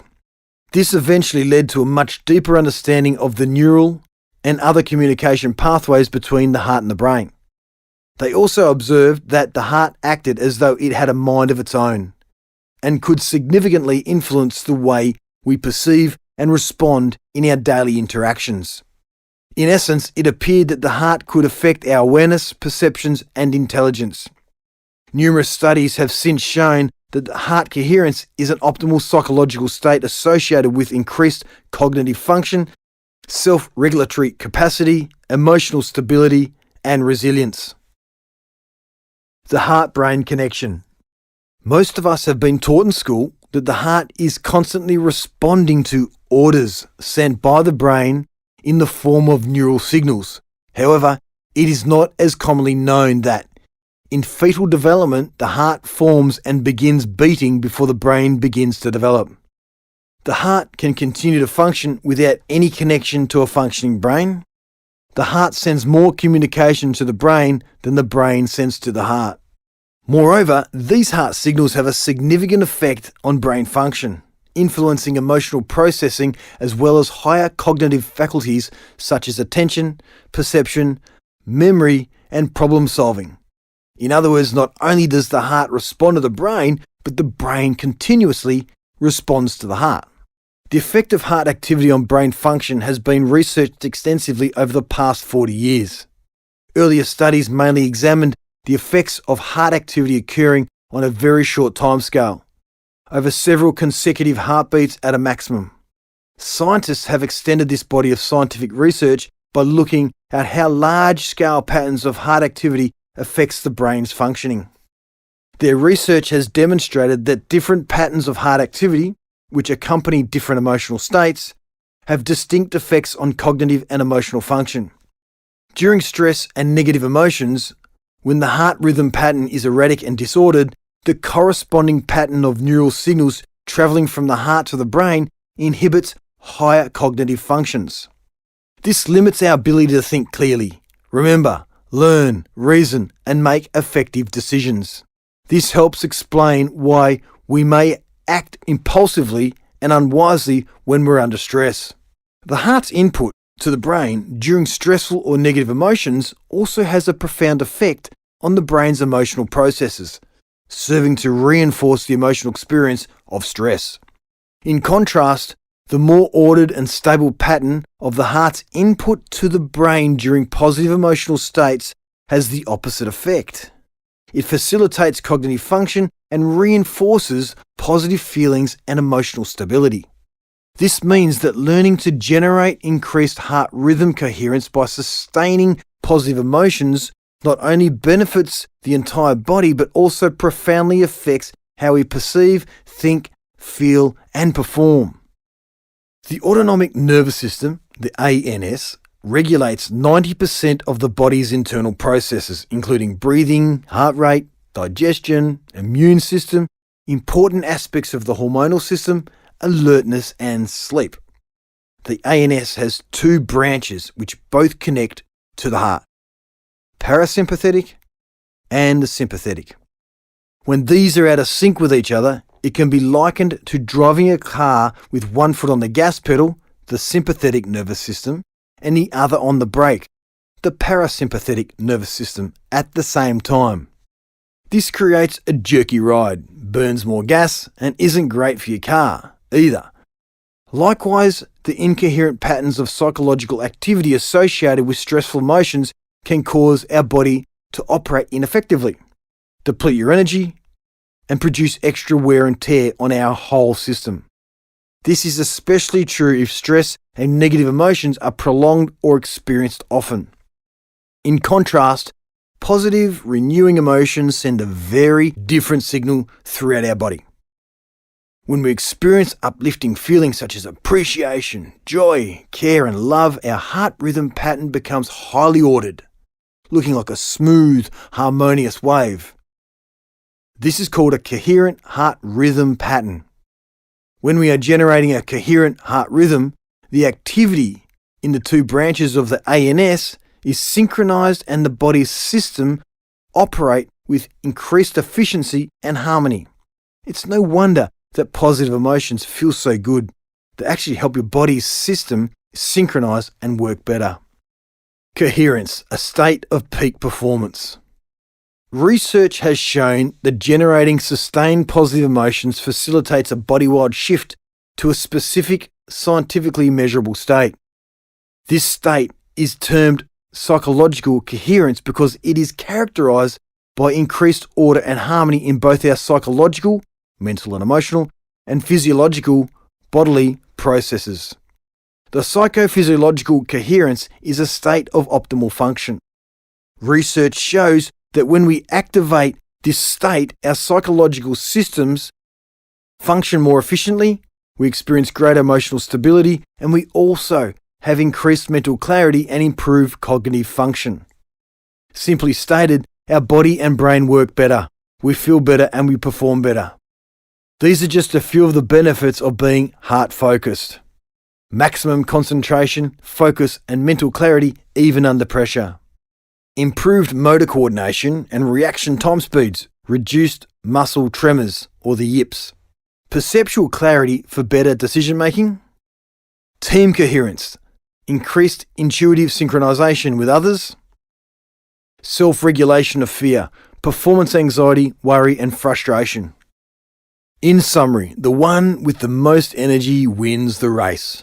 And we've discovered that we all have the ability to tap into new reservoirs of energy from within via the heart. We actually have superpowers in the form of energy that lie dormant within the human structure.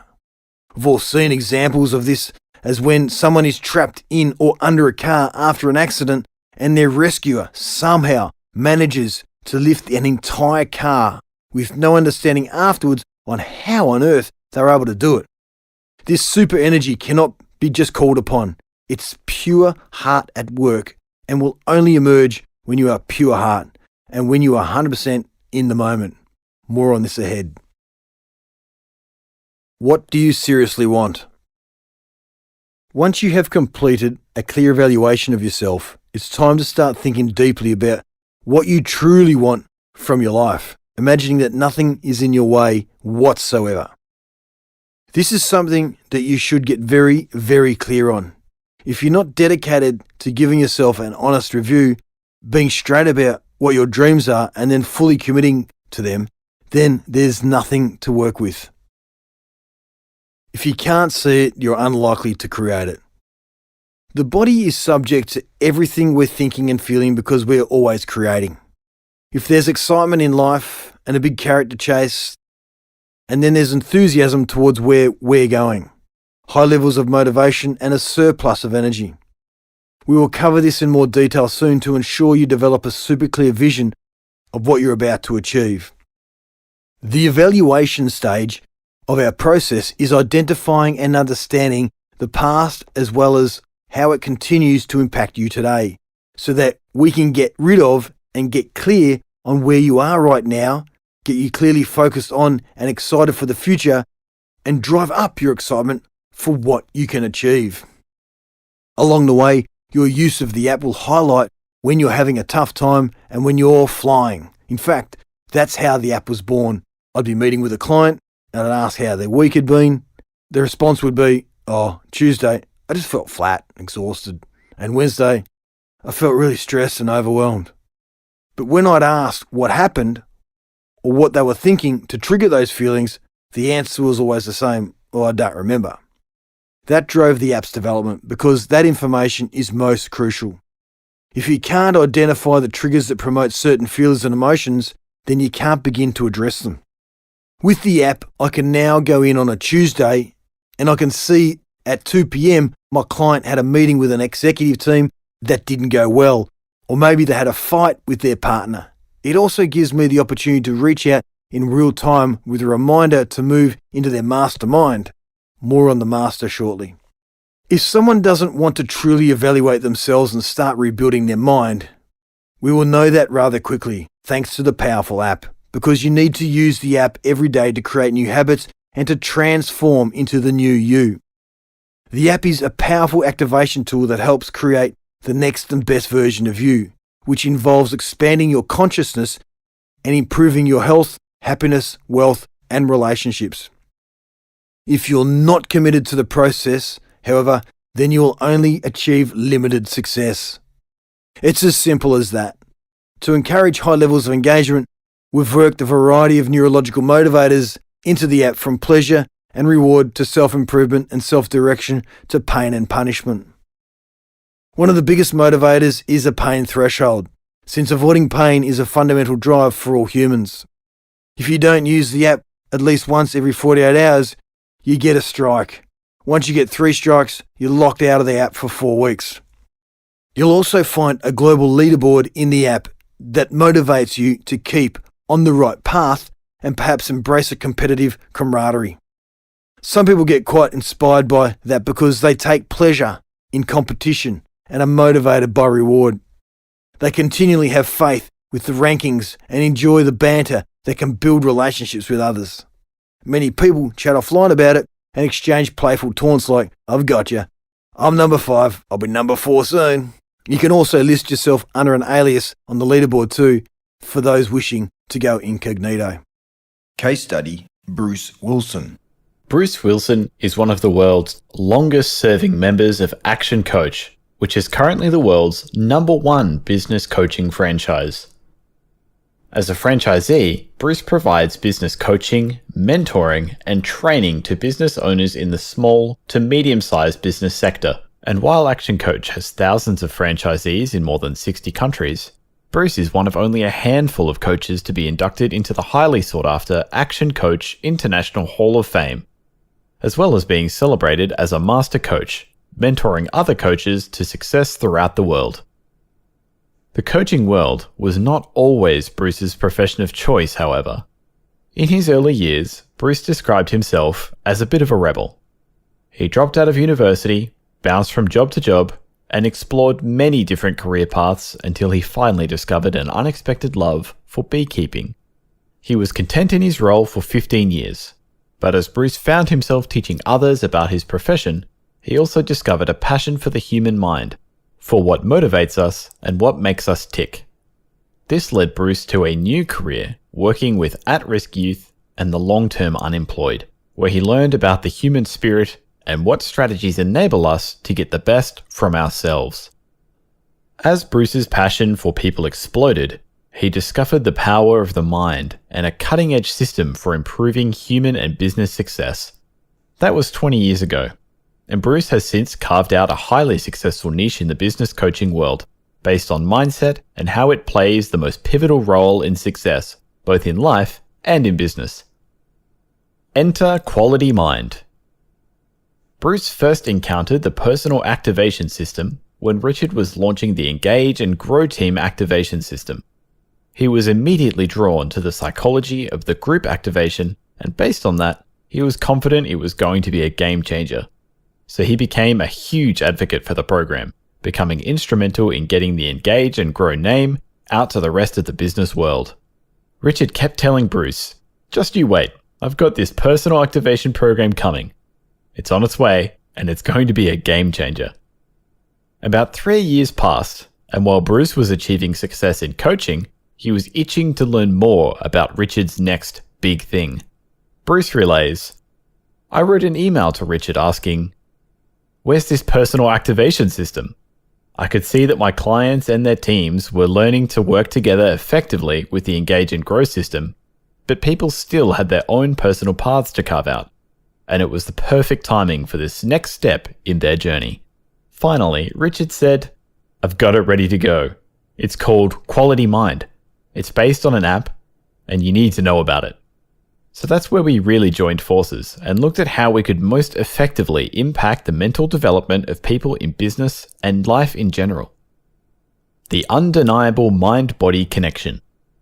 When asked why he believes others need his program, Bruce responded, "Well, I've been a big fan of personal development for 20 years now because most of us have got interferences or blocks within that prevent us from soaring and being our best selves. I already knew that the Engage and Grow group system was powerful, and once I saw the simplicity and the proven power of the personal activation system with Richard's elite athletes, I was sold. Not only were these athletes' performance improving on a consistent basis, but they were no longer injuring themselves. And that's really strong and irrefutable indication of the mind-body connection. You know, there's Gestalt therapy, there's NLP, there's all of that. However, this is the only program that I'd come across that says, we can literally stop athletes from getting injured.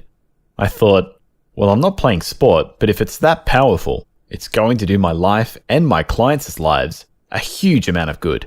I was in a rut at that time, and I knew I was in a rut because I'd been doing the same things successfully for years, but I hadn't really reached my potential. And that's when I thought, I'm just going to dive right in. I already trusted Richard because of Engage and Grow, so I took the leap and I've never looked back. It was the game changer that Richard promised it would be. Bruce is passionate when sharing the impact the personal activation system has had on him personally and professionally. Firstly, I experienced instant results in terms of my creativity, and I felt my brain work and flow more freely, which is really important. As a business coach, I have to be really on my game, and the program had a positive impact with that immediately. As I progressed and got more into it, the overall stress level of my life also dramatically reduced, and this has continued now for over 2 years. Things I used to get wound up and worried about, like, how am I going to close this deal? Or how am I going to follow through on this project? No longer keep me awake at night. It's like I've just got it all handled. I manage pressure and stress differently now, and I think I'm a way better coach. I'm more patient with my clients because I realize that they've got to go through the process just as I've gone through mine with Quality Mind. I've got an insight into burdens that a lot of people carry, and that's really helped me in my work. Where your mind goes, your energy flows. The most valuable component of the program for me is the consistent app check-ins and reminders of the energy space I'm trying to live in my life. This is so powerful because I now understand that the energy that I emanate at any point in time determines the results I get in every aspect of my life. Through the use of the app and Richard's mentoring, I've now learned to switch that energy really quickly, which is integral to me keeping my vibe and energy levels high. So if I'm having a down day and I'm thinking, oh, it's too hard, I can't be bothered, I use the app, I use the tools, and sometimes I'll even do a short meditation just to shift my energy, and then I get my momentum back to where I need it to be, and I get way more done. Honestly, it's as simple as just being focused, really focused on that energy that I live my life in. At any time I get a thought that de-energizes me, I immediately take action. The roll-on effect of that is that my life is now a higher level of satisfaction than it has been for many years. I've got so much on the go at the moment, and more opportunities are opening up professionally and personally, more than I've had probably nearly 10 years. And there's no question the personal activation system has enabled this positive shift. The biggest challenge with the program was realizing and accepting that I have to take sole responsibility for the results that I'm creating and achieving in my life. Because at some level, they're a reflection of what's going on inside of me and the beliefs that I've developed over the years. No one else is responsible for the way I think and feel, period. And everything is neutral until you give it meaning. I've also had to accept that I can't become the next and best version of me whilst hanging on to my past success. I thought I had gone as far as I could go. And so my progress, my development, and my income all stalled. I had to let go of the old programming and the limiting beliefs in order to break that glass ceiling. So I'd say being totally responsible and letting go of the past were my biggest challenges. The future's so bright. One of the most exciting shifts in me since the program has been my willingness to step up as a leader and the subsequent opportunities that are being presented to me as a direct result of that. As I've become more and more focused on my value in the world and contribution I have to make, I'm being asked to do things I never thought possible, and I'm creating a business model that is beyond anything that I'd ever dreamed of. My dream now is to be a world-class coach and mentor to millions, and Quality Mind has brought me so much closer to the reality of that. I'm not near the millions yet, but I've definitely cracked the hundreds, and I'm working on the thousands, which is all so good. I mean, that's an incredible future compared with, what do I do now? In closing, trust the process. I would recommend it for anyone who is willing to do the work and surrender to the process. And this includes being vulnerable to themselves and to others. I'm finding many people have never really considered what's shaping their life in terms of the thoughts they have about themselves and about life. So I think it works for anyone who's looking to grow and who's looking to get more out of life. For people who are happy with the status quo and are pretty sure that they've got it all sussed out, however, it's not going to be the right thing. It's for those that are open-minded and are willing to trust the process. It's all about personal activation, so you have to want more out of yourself and out of life first. And if you commit wholeheartedly, your world will undoubtedly change for the better. Step 2, Part 1, Retrain. Throughout our childhood and adolescence, we are not taught how to think, process and understand ourselves, or to grasp our unconscious and subconscious mind, which houses 95% of our mental challenges. It's not part of any school curriculum or parental handbook, and for most of us, our natural, untrained default state is that of fear-based thinking, which is not the basis for a quality mind. So we need to reprogram and retrain it. We're always creating anyway. Everyone on this planet has one thing in common. We are always creating. Always, in all ways, whether we like it or not. We don't get a choice. When someone says, I'm not very creative, that's a belief they purchase for free from someone, a parent, TV, or a school teacher. They're not aware that they're always creating their life. Obviously, there are different types of creativity. We're not talking about being an artist or designing an app or writing a book. We're talking about consciously creating your own reality, and it all starts and ends with a thought. Metaphorically speaking, every moment of every day, we all have a paintbrush in our mind's hand. And consciously or unconsciously, we are painting pictures of our environment through feelings and thoughts. Most of us aren't even conscious of the canvas, but we are still painting and painting and painting. Often, we are blaming others for what is going wrong in our painting, and yet we are the ones holding the paintbrush. We are caught up in the past or caught up in the future, thus still painting poorly in the now. What happens when it's time for you to look at the canvas? Because reality is in your face for whatever reason. is that you are confronted with a grey, blurry mess.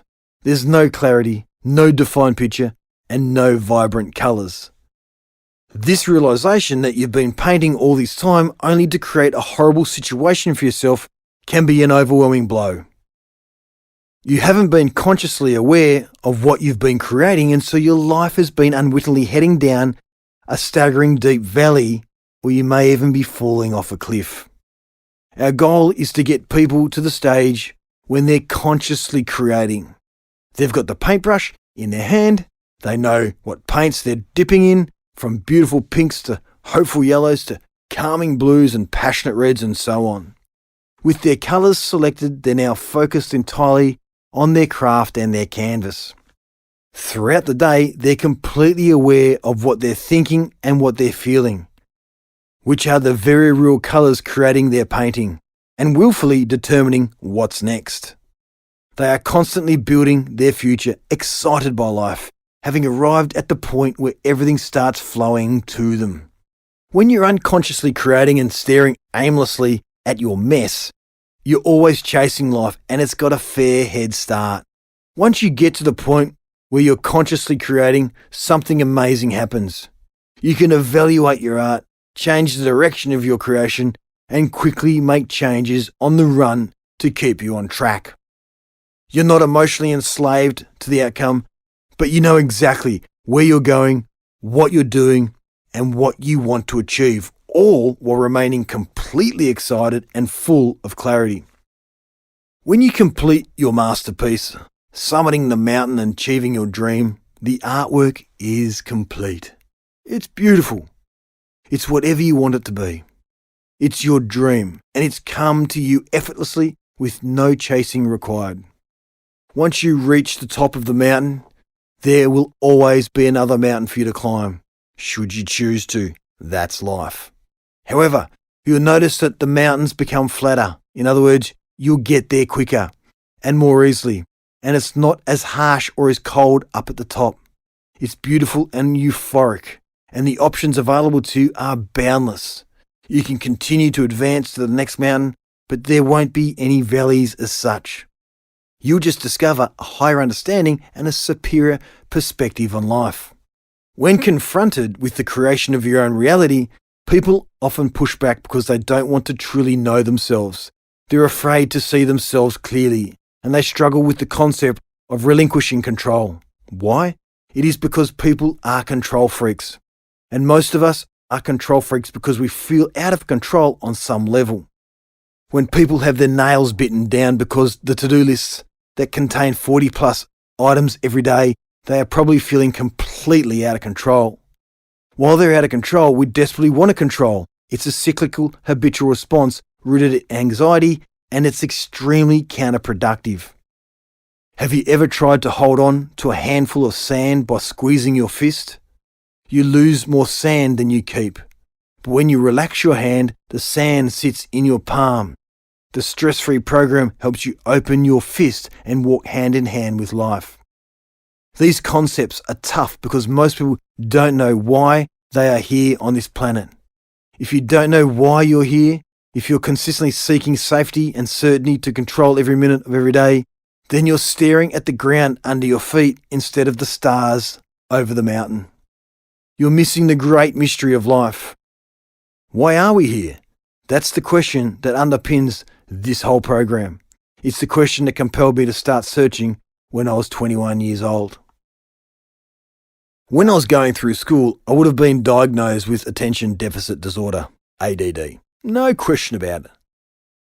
They didn't have that box to tick at the time, however, so all my report cards said, has all the ability but is too easily distracted. Throughout those years, what kept me happy was my sport. It gave me both an identity to hang my growing psyche on and an outlet to release my anger. I was an angry kid. Even when going through two different schools, not connecting with the traditional academic methods of education, and challenging psychology at every opportunity, I was simply asking the big questions to gain certainty and clarity in my life. But there wasn't anyone to show me the way. I just kept experiencing difficulties, contrast, in my life. I was trying to get to the top of the mountain, but I didn't know where the top of the mountain was or what it looked like. All that early contrast in my life was, quite simply, my mastermind pushing me to continue learning until I found my passion, which is this industry. I faced deep struggles to truly know myself and accept myself. I experienced depressive moments and high anxiety, but my intuition kept driving me through it all until I discovered my true purpose on life's journey. Now I'm climbing mountains all the time, and it's really exciting for me to keep achieving these summits and to help others do the same. We've clearly established that metaphorical mountains are a huge part of the stress-free program, and now it's time to break down your metaphorical mountaineer. There are 3 key parts of you that make up the mountain climbing experience. However, according to Swiss psychologist Carl Jung, there are 4 stages we must go through on the journey of life. It's important to have an understanding of these 4 stages because the quicker you can get yourself to the spirit stage, the quicker you can possibly get to the top of your mountains. The 4 stages of life. These stages have to do with who we are as people and our motivations. They have nothing to do with our age or accomplishments, and throughout our lives we often move forward and backwards amongst these stages. The athlete. The athlete is the phase in our lives when we are at our most self-absorbed. There are people in our lives who have never made it out of this phase or often revert to it. Of the 4 stages, it tends to be the least mature. It is characterized by being obsessed with our physical bodies and appearance. For an example of an athlete phase, watch teenagers walk past the mirror. The athlete phase can be narcissistic or critical or even both. The warrior. Moving forward in our lives, we reach the warrior phase.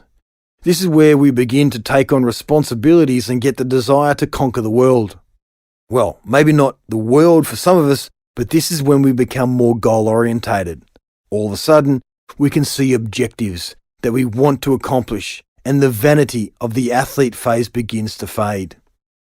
The warrior phase is really categorized by the struggles in our lives that early childhood can throw at us. The warrior phase is also the most common phase that people revert to throughout their lives as they reinvent themselves. The statement. When the warrior phase in our lives is coming to an end, we find ourselves asking, what have I done for others? Your focus shifts from your personal achievements to accomplishing goals based on forwarding other people's lives. This stage is often correlated to parenting because your focus shifts to providing a better life for your children and what it is you need to do. The statement phase for many people is much more than a correlation to parenting and more about leaving a legacy or a footprint in life. The statement phase is a time to reflect on what you have accomplished and how you can continue moving forward, not just for you, but for all other people in your life. As far as maturity goes, the statement phase is a huge step forward from even the warrior phase. The spirit. The final stage of life is the spirit stage. In this stage, we realize that we are more than what we have accumulated, be it money, friends, possessions, good deeds, or milestones in life. We are spiritual beings. We realize that we are divine beings on a journey of life that has no real beginning or ending. The spirit phase is characterized by a sensing of getting out of your own mind and focusing on what is waiting for you beyond your physical being. The philosopher Lao Tzu proposed a question over 2,500 years ago that perfectly describes the spirit phase. Can you step back from your own mind and thus understand all things? Giving birth and nourishing, having without possessing, acting with no expectations, leading and not trying to control, this is the supreme virtue. And this is where we want to take you now on the journey of the 4 stages of life. The fun and exciting part is we have built brand new tools along with technology that has allowed hundreds of our clients to move through with these. Come and see. Vehicle, explorer, intuition. Everyone throughout their lives is climbing mountains. They're metaphorical, but they're still there, and each peak represents something that you want out of life. One peak may be becoming a manager in your industry. Another peak may be becoming a general manager. A third peak may be becoming CEO. Whatever dreams you may have, there's a corresponding mountain peak to summit. And if all our dreams are at the top of those metaphorical mountains, then we obviously want to know the quickest way to the top of those mountain peaks. So here it is. The quickest way to the top of the mountain peaks is to have 100% balance of these three key human components. 1. The body/vehicle/physical is the modality to get you to the top of the mountain. 2. The mind/explorer/thinker is the hiker who is wanting to climb the mountain. And 3. The soul, intuition or GPS is your innate mind guiding you up the mountain. The body/physical is the vehicle, so it needs to have the capability to climb the mountain. Your mind/explorer/thinker is the decision maker who thinks it's responsible for getting you up the mountain. And the soul/GPS or higher mind, quite simply, is that part of you that's already been to the top of the mountain and knows how to get there, just like an experienced Sherpa. That Sherpa lives within you right now. Understanding and aligning these three core elements will get you to the top of any mountain and quickly. Just remember this: whilst we may not know the exact reason we are here on this planet, we do know we are on a journey to have experiences and learn new things during our lives, and to express who we want to be along the way as true creators. As we've discussed, the mind's job is to keep the body safe and to preserve your human existence for evolutionary purposes. Your mind is constantly evaluating your surroundings and making sure everything is safe, in good order, and that your body can push up and through to the top of the mountain. Our minds want to be in charge, and usually we allow it to have all the power and all the control. That sounds okay in theory, except that without sufficient training, our minds are immature and stuck in default mode, ruling from fear, worrying about everything, preoccupied with the future, and obsessed by the past. If we come right down to the mind's original coded purpose, it is simply designed to process the physical experience to keep you safe, and then to just silently go along for the ride. Your mind should allow you to walk into a room, look around and say, "Yep, it's safe. It looks good here. No worries." And then it should get out of the way. But we've given it far too much authority and control, which gives it the weight to burden us with negativity. Many of us are so stuck in our minds that we're essentially letting a 12-year-old preteen make our adult decisions, consequently feeling angry all the time, thinking like victims, who are frustrated with always trying to be safe. It's a cyclical event, but once we start to realize that there are two key decision makers here, not just the mind, which we will refer to from here as your child mind, but the higher mind or soul, which we will refer to here on as your mastermind as well. Then we empower them through the stress-free toolkit to break the cycle, interrupt negative or unproductive thoughts, and replace them with thoughts at a higher vibration. For reference, throughout this book, we will refer to the mind as the child and the soul as the master. It's now time to view yourself from the third-person perspective, understanding that you have two major minds and that you may choose to operate from either. To understand our methodology, we ask that you take a moment whenever possible to step back outside of yourself and view yourself from the coach's box. When you can see yourself from the third-person perspective, your self-awareness and self-regulation will skyrocket, enabling you to make clearer, smarter, and more advantageous choices and decisions for yourself, resulting in a more successful, harmonious, stress-free life. The 4 A's. In order to achieve a stress-free life, we recommend that you embrace the third-person strategy, which we do through a process called the 4 A's: awareness, acceptance, acknowledgement, allowance. I'll soon break these down individually, but essentially what we're trying to do is to recognize, acknowledge, and to connect to your mastermind on a consistent basis. By doing this successfully, you'll get into a zone where life flows to you as opposed to you always chasing life. If you're excited by life and full of passion for your career, really feeling all of it deep in your heart, then you can accomplish anything. Anything.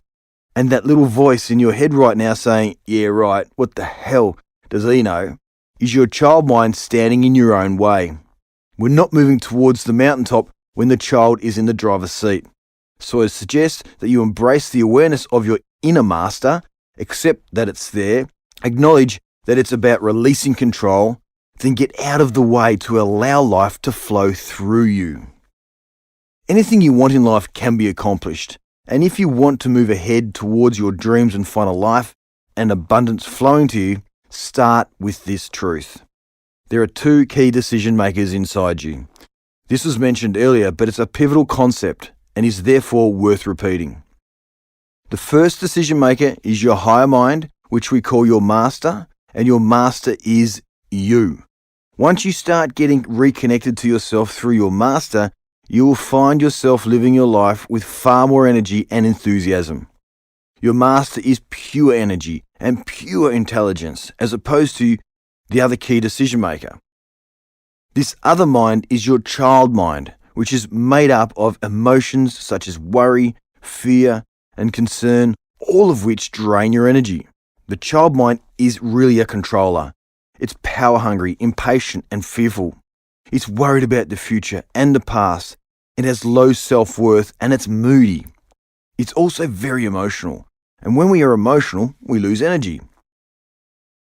Child mind is basically like a cantankerous child that's just out of control. The master, or your high mind, on the other hand, is a central intelligence. It is raw energy. Living in tune with your intuition means taking complete ownership of your every thought, sensation, action, and decision. The master is passionate, filled with purpose, excited, understanding, and forgiving. And its starting point is located in, around, and behind your heart space. Where your energy of your child is rooted in the brain, your master is rooted deep in your heart.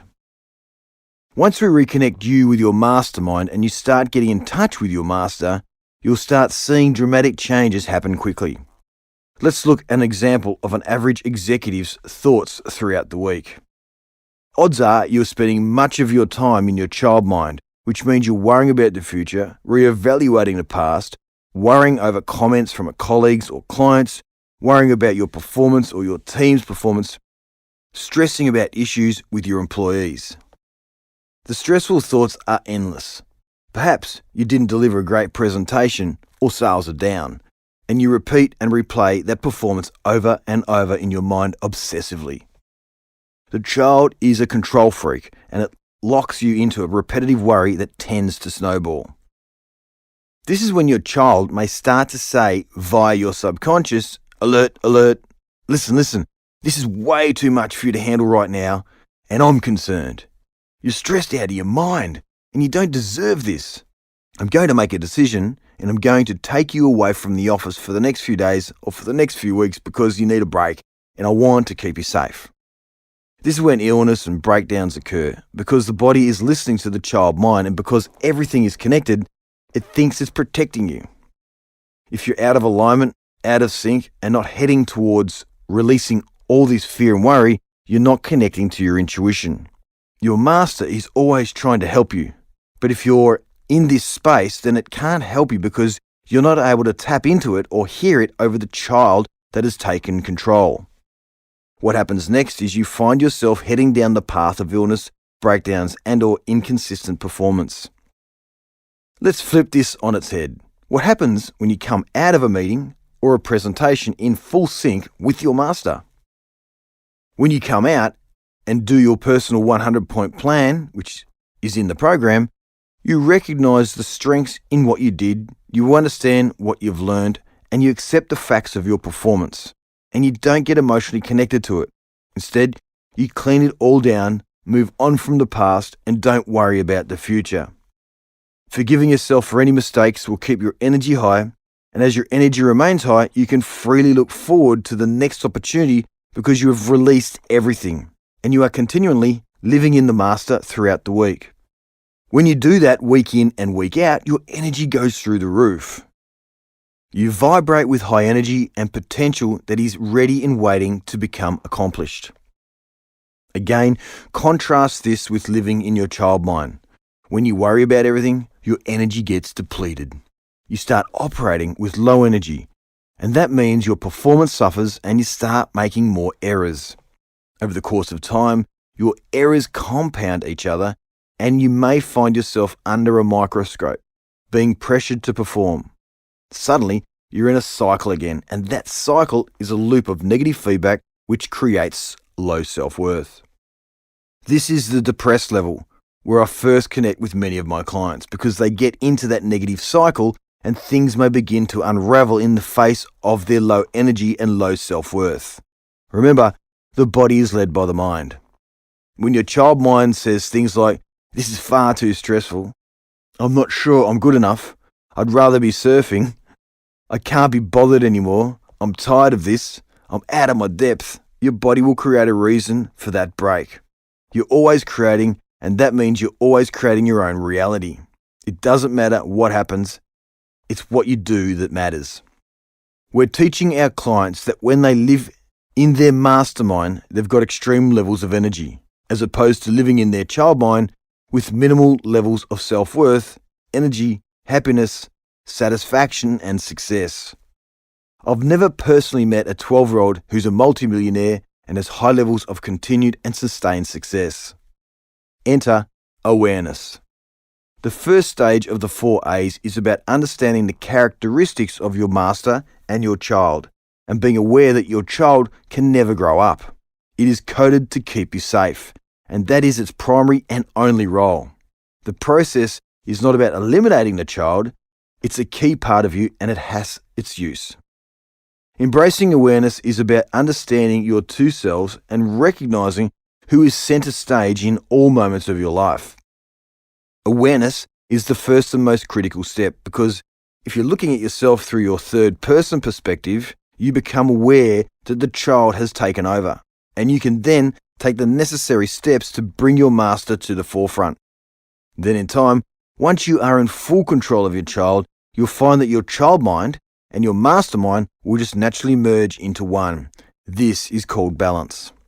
The master and the child need to be in perfect flow for the body and the mind to work together to maintain a healthy, harmonious, stress-free life. You need them both to flourish, but the child really needs to be controlled, and you need to separate them first to understand their respective characters, strengths, and weaknesses, and to create awareness. By the age of 16, we know that we're reasonably safe, how to walk across the road, when people are possibly being dishonest, and what foods to eat, etc. However, you still need your child mind with its preoccupation with safety, because if humanity didn't have that, we wouldn't be here. We would have taken too many risks. The child is key for evolutionary purposes. Your child is usually like an actor on the stage. From the minute you wake up in the morning, you're in consultation with that actor, and it's a drama queen trying to capture your attention all day long. We teach our clients not to get abusive towards their child, we just help them to start looking in a different direction. Initially, the child will stomp its feet and say, No, do not look away. I'm in control here. What are you thinking? This is crazy. You going to do a quality mind program?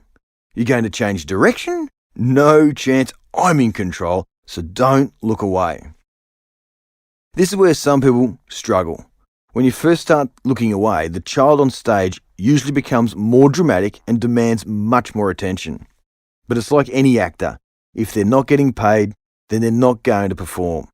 Having said that, you still like to watch the act on stage occasionally. It's still fun to have a personality and uniqueness. We're not taking that away from anyone. The bottom line is, when it comes to the bigger decisions in life, especially when you're a leader, it's ludicrous to think that you have time to spend in consultation with a 12 or 13-year-old. It's now time to speak to your ageless, intuitive mastermind that's ready to bring you all the accolades you want to achieve. So in closing, awareness is about understanding and recognizing the characteristics of your two selves, so you can bring yourself back to your master whenever the child unnecessarily takes the stage. Acceptance. The second stage is all about accepting that if you want to be the best in your life or in your field, you should start living that state of vibration in your master every day. You must begin visualizing, imagining, and knowing, taking vivid mental note of how this level of success feels. I think, therefore I am. The laws of attraction. Like attracts like, etc. If you achieve this, then your mastermind is already there, and the success will surely follow. You simply need to connect with your mastermind, because if you can, it will fast track you to where you want to go, providing you continually see it, feel it, and believe it. On the other hand, if you remain in your child mind, constantly questioning yourself, you'll be on the slow track, and you may never make it at all. You may achieve a certain measure of success, but it will not be sustainable, and you'll ultimately find yourself heading right back down to that familiar grey valley of mediocrity, frustration, and potential breakdown. Where you invest your energy dictates the focus of your life and the caliber of your performance. If you're in consultation with your child mind, your reality will only include childish outcomes. And if you're not in sync with your mastermind, you're not in alignment with your true purpose, thus creating unnecessary challenges and hardship. Once in sync, you will move out of the shadows and you will thrive and flourish in the sunlight. Acknowledging is all about appreciating and understanding that your master is far more powerful than you could ever imagine or truly understand in this human experience. It's also that surrendering to the fact that we may never truly understand everything, and that's okay. Your master is connected to every element of the universe. It is the universe, and so are you. Everything is connected, and when we acknowledge this, we are truly in flow. Acknowledging is about embracing the knowledge that your dream is coming to you by being in flow with your master, and by extension, your life. This step further builds the foundation under acceptance because you're acknowledging that you are receiving and moving towards your goal. Nothing can stop you because your high mind is already there. Allowance. This is the final stage of the 4 A's, and it's simply about allowing your master through. The quickest way to embrace your master is by acting like a master does. And we do this by making a considered choice about virtually everything in our day-to-day lives. Consider how your master would act, feel, or be in any given situation, and choose that higher path. Consider, what would my master choose, or how would my master react to this? It's about making thoughtful and conscious decisions about how you think, how you feel, how you relate, and how you invest your time and who you want to be. With allowance, it's easy to identify who's in charge and to make a better choice when you realize your child is at the helm.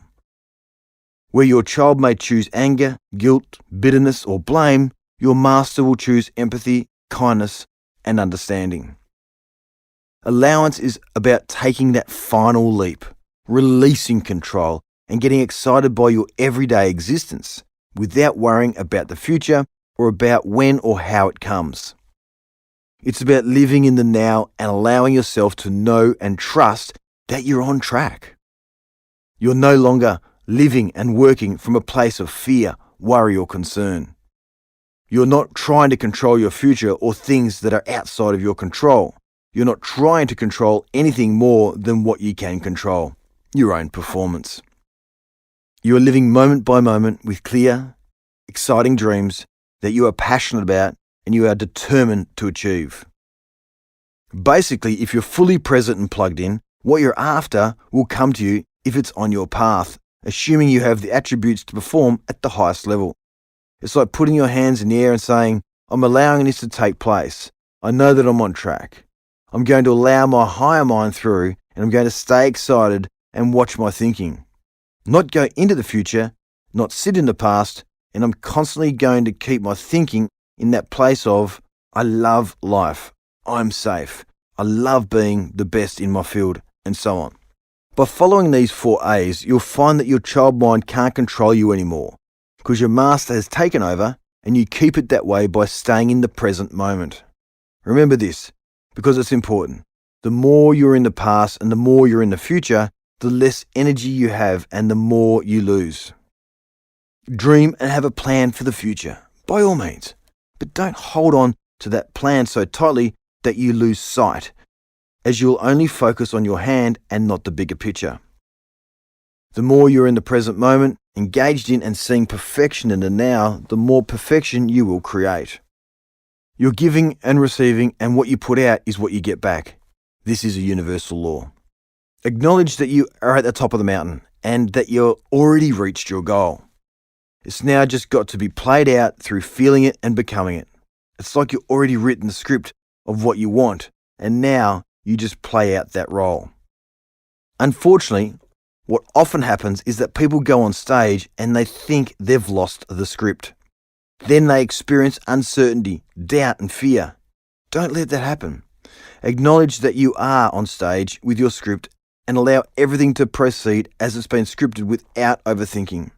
Just get out of your own way. Stay excited for your future. Don't grab at control over when or how it comes. Finally, keep your child off the stage whilst you learn to control it, and you will be guided towards your dreams. It's time to step into the coach's box. The most frequently used activity in this process, an app, is also the one that teaches you our key method of aligning with your mastermind. It will inspire you to live within your heart center moment by moment and day by day. It's called thought shopping. To get started with thought shopping, you should first confront some of your fears and limiting beliefs we all have. Take the next 5 to 10 minutes and consider these questions. What is it that is holding me back? And what fearful discussions am I frequently having about myself? You can apply this to any area of your life. What is holding you back from being the best sales executive, the best team leader, the best CEO? What is holding you back from reaching your financial goals? What is holding you back from maintaining a healthy romantic relationship? The reasons are incredibly personal to you, of course, but I can identify a few broad answers that we've frequently heard from our clients. I'm not good enough. I'm not smart enough. I'm not making enough money. I don't have enough time. I don't deserve to be successful. I'm afraid of what success might mean. I'm not healthy enough. I don't have the support I need. Each of these statements immediately puts you in a low vibration, leaving you moving through a world of self-doubt, regret, anxiety, and self-sabotage. They're useless and negative, and even if they seem to be true, they're not true. So it's time to select your first power statement to use in your thought shopping. Think about the stories you're telling yourself about what is holding you back. Then turn the thought upside down and consider, what is the exact opposite of that thought? I'm not good enough becomes, I'm unbelievably amazing. Or, I'm the best manager here. Or, I am on fire. I'm not making enough money becomes, I have all the money that I need. Or, money comes to me effortlessly and easily. Or, more money is on its way, baby. I'm afraid of what success might mean becomes, I'm super excited by success and I can't wait to see what new opportunity it brings. I'm not healthy enough becomes, I have a perfectly conditioned body that gets stronger every minute of every day. I don't have the support I need becomes, I have the most amazing team around me. Whatever the opposite statement is, write it down in the language that is most powerful for you and your life. These statements should make you sit up straighter, feel pumped, and get goosebumps. These are your hell yeah mantras and are meant to elevate your vibrational state. And if you're not feeling that energy shift when you focus on the statement, you haven't made it powerful enough yet. Put some music on and spend about 20 minutes brainstorming these first thought shops. Aim to come up with at least 10 powerful statements that stop your negative child thoughts in their tracks and shoot you upwards into a high vibration and energy. Consider this. What sort of thoughts would your mastermind have? What sort of power statements would your Sherpa be screaming at you from the top of the mountain? And what would those comments and belief statements be? Those statements might be, life is amazing, love the journey. You're on track. You are fearless and always know what to do next. You are safe, there's no better time to take risks. You are financially free because I've already got all the money you need up here. If you're in an executive business role, you might hear, you are a global thought leader. You perform at your best under pressure. You are the subject matter expert on this. You've got this. You are totally ready for a more challenging role. We are using the word you here, but we want you to turn these into I statements. I do this. I am fearless. I am focused. I am safe. I am unstoppable. The deliberate act of creating these power statements, organising them, and using them to displace our old patterns of thought is critical to the stress-free process.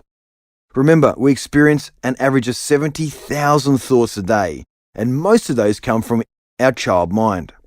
So how many times do you think you need to go thought shopping each day so that you can use these powerful thoughts from your mastermind to recode your brain and reroute your neurons?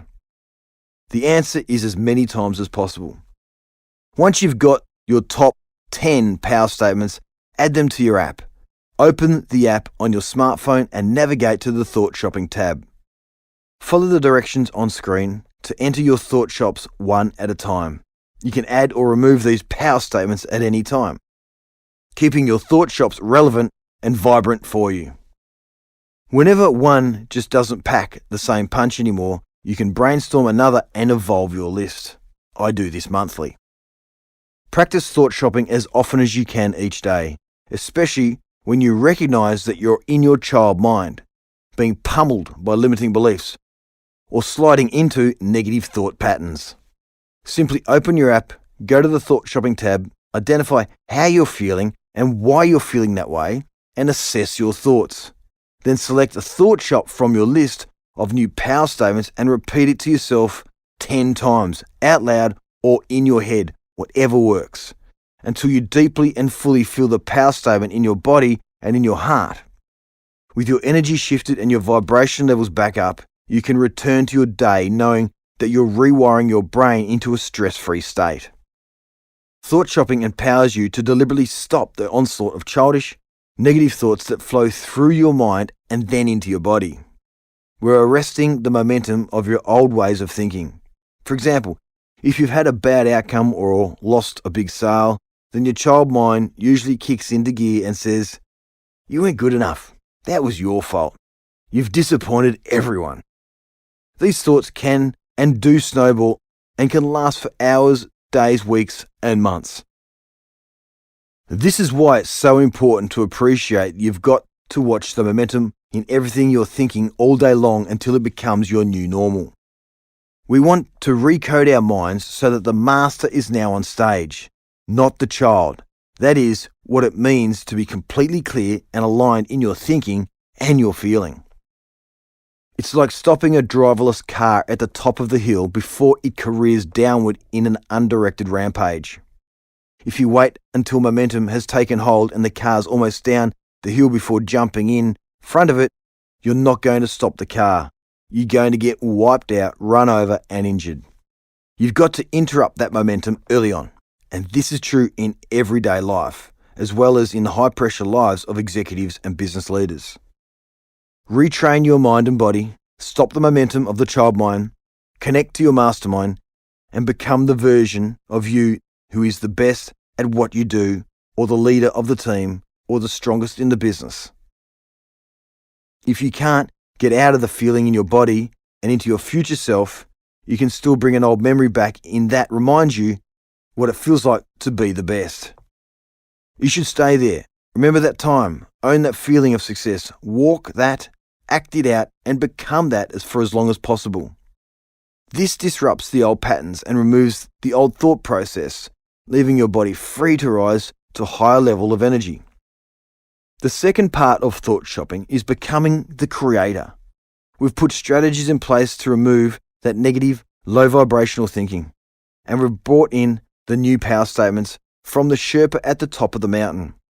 So now you're self-medicated in a positive way. Now it's time to move into the future and create what you want. I am the right person for this job.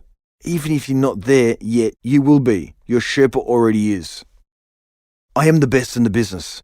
You're moving into the future, embodying how it feels to be that success and live your dream. You're manifesting it in the now. The floodgates open at this point, and our clients realizing that they can create anything they want and that the sky's the limit. You're flooded with high energy, and we want to direct that into the positive by really acting out your mastermind. Remember, the intuitive mastermind represents your best self, and this process is all about getting back to who you really are, while simultaneously cleaning out what you've become, which is likely to be 70,000 thoughts per day dominated by worry, concern, and limiting beliefs. Step 2, Part 2, Retrain. Practice makes perfect.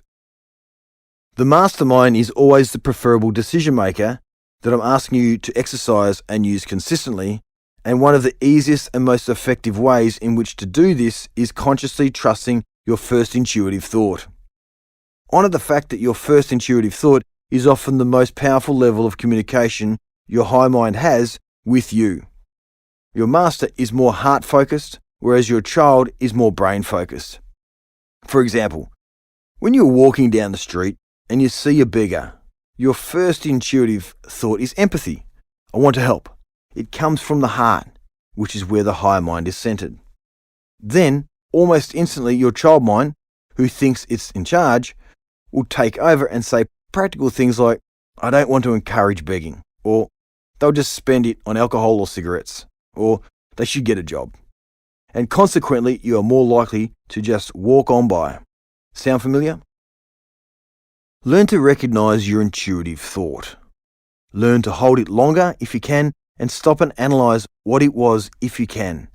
Because you must take the conceptual intuitive part of your body, which is the innate master, and work with it in unison with the intellectual brain. In order to do that, you've got to embed it by practicing the 4 A's and making it a habit.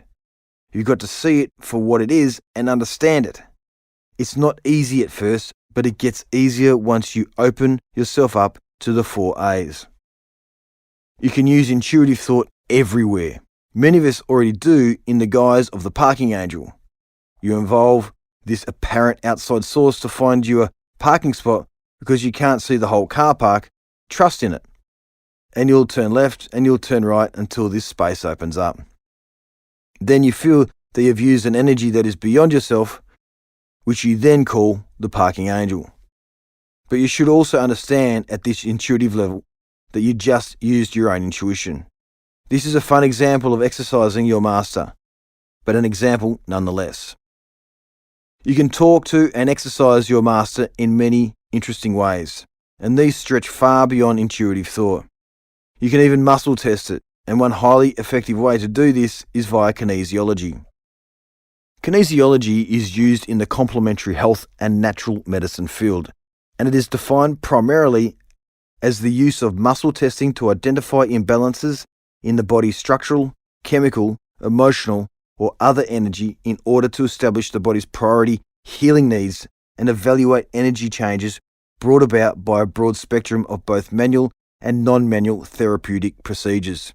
Google it if you'd like to find out more. It really works. Your master is also responsible for the chills of discernment or inspiration. Right now, you may be feeling that this is true. When you get chills or goosebumps, that's so often your master jumping up and down saying, listen, listen, listen. So make sure you do. 6 stages of mindful alignment. Before we move on to the next step in the personal activation system framework, it's important for you to clearly understand how the body is led by the mind and how being out of alignment with your mastermind and your highest excitement is the quickest way to mental hardship, physical breakdowns, crippling stress, and other ailments. This is easily seen in the 6 stages of alignment as we walk from a thought to a sensation farther along a downward spiral away from your true north. Stage 1. The thought. A thought goes through our heads at 1,000,000 miles an hour, and we're not even aware of these most of the time. As you have read, we have about 70,000 thoughts a day. Upwards of 90% of those thoughts are from the day before, which means most of our brains are on constant repeat. A belief is merely a thought repeated enough times that it becomes entrenched. So a thought that's well out of alignment with our mastermind comes in, usually so quickly that we can't even spot it. Sometimes we may even be hiding these negative thoughts from ourselves. And if it's a thought that isn't working for your benefit, like, I'm not good enough, you're going to find that you feel a low vibrational sensation in the body. Stage 2, the sensation. Depending on the thought, or even before the thought, if the body is triggered, you may feel a physical sensation in your chest, throat, neck, head, or any part of the body. It's a sensation that is telling you, quite simply, that you're off track. When you can't track the child thought quickly enough, the sensation is your next warning light, signaling, alert, alert, alert. You've got the wrong thought going on here. Most people become so used to getting that sensation that they don't even know where it's coming from, but it's coming from the thought. For example, you might have a concerned thought because you're worried about a crucial meeting, and that then manifests as an upset stomach or gastric distress. The body is always being triggered because you're a sponge of past experiences. These thoughts come in on the back of a range of stimuli, from memories of a confrontation to the smell of a past partner's perfume or cologne, to a certain song playing. Future worries are always nearby for most of us as well. So the sensation comes in and you feel it in your head, gut, heart, throat, or anywhere, usually in your upper body. If you randomly find yourself taking a quick deep breath, or hunching your shoulders, or fisting your hands, these sensations are the clue or trigger that you're off track and you're in your child. And if you don't take note of it and address it in its tracks, you're on the way to stage 3. Stage 3, the mood. Now you've gotten into a mood, as in moody, negative, and unpleasant. Your personality is your personal reality, meaning it's made up of your thoughts and feelings. When you've got inconsistent thoughts leading to negative sensations, you're left with an unhappy personality that's taking you nowhere fast. For example, you wake up one morning and get out of bed in a bad mood because you're not a morning person, or because of an argument you had the previous night, or because of your poor diet and accompanying low energy. Maybe you're worried about your finances or a mistake you made at work. Whatever the reason, once the sensation is in your body and you're in a mood, it's easy for the downward spiral to continue. If it continues to stay there, it builds momentum, which means the driverless car is now well and truly rolling down the hill. Step 4. Anxiety kicks in. Once the sensation gets momentum and the mood becomes a pattern or even a routine, over time you're now entering into anxiety. This is when people start chewing their nails all the time, can't focus, are super sensitive to the outer world, overthink, struggle to be social, or wind up on medication. This pattern is now ingrained in their mind and body, a superhighway for their neurons in the brain to fire and wire. Anxiety becomes their reality, and this can then lead to panic attacks. Stage 5. Panic attacks may occur. A panic attack is the most overwhelming sensation of all the sensations. The thought sneaks into your mind, manifests as a sensation in your body, which, if left there long enough, becomes a mood that then can burrow into become anxiety. Stage 5 is the panic attack because the thought is repeating out of control rates and the sensation can be all so overwhelming. The body is now completely consumed by an overload that can cause heart palpitations, shortness of breath, feelings of dizziness, and more. Even worse, this stage comes with triggers that can bypass previous stages and throw you right back into stage 5 in the future. For example, a panic attack could get triggered in the workplace when a business leader has a profoundly unpleasant interaction with a client or a staff member. Now, they can be triggered every time that person shows up to a meeting, since the body remembers the trauma of the previous experience, which leads us to the next stage. Stage 6, depression can result. Depression is the next stage of being well and truly out of alignment with your true north and highest excitement. Its arrival can both be caused by and result in not wanting to go to work or be an active member of society. Perhaps you're worried about future panic attacks, or maybe you didn't have any panic attacks and moved from anxiety straight into depression. Everyone is different, but usually the sequence follows the series of stages which I've laid out here. The most critical element here is to understand this. When you stop the thought, you stop the sensation. You kill off this entire process if you can nip it in the bud in the first 2 stages, and repeat and repeat and repeat until you recode yourself. This understanding is the key to thought shopping, one of your primary tools in retraining on your quality mind journey. The 4 universal laws of mindfulness. Every thought creates, and thoughts are powerful forces. They shape your understanding of reality, and they are responsible for the full shape of your life. What most people don't know is that this framework is governed by 4 universal laws that you should first understand in order to command. The universal law of control. You are in full control of every thought you have. Many people blame others for the way that they're thinking, and they may say, "You made me think that," or "You made me feel that." This is untrue, and it's really all on them. Think about what you want, not what you don't want. You may think that our thoughts are beyond our control, but that is never the case. We always choose our thoughts every moment of every day, and our thoughts always have an effect. There are no neutral thoughts. The universal law of change. The law of change states that you have a universal right to change every thought. You are in absolute and full control, and you can change any thought at any time. Most people just don't know how to, or they don't want to because they're attached to the emotional drama that they're living in.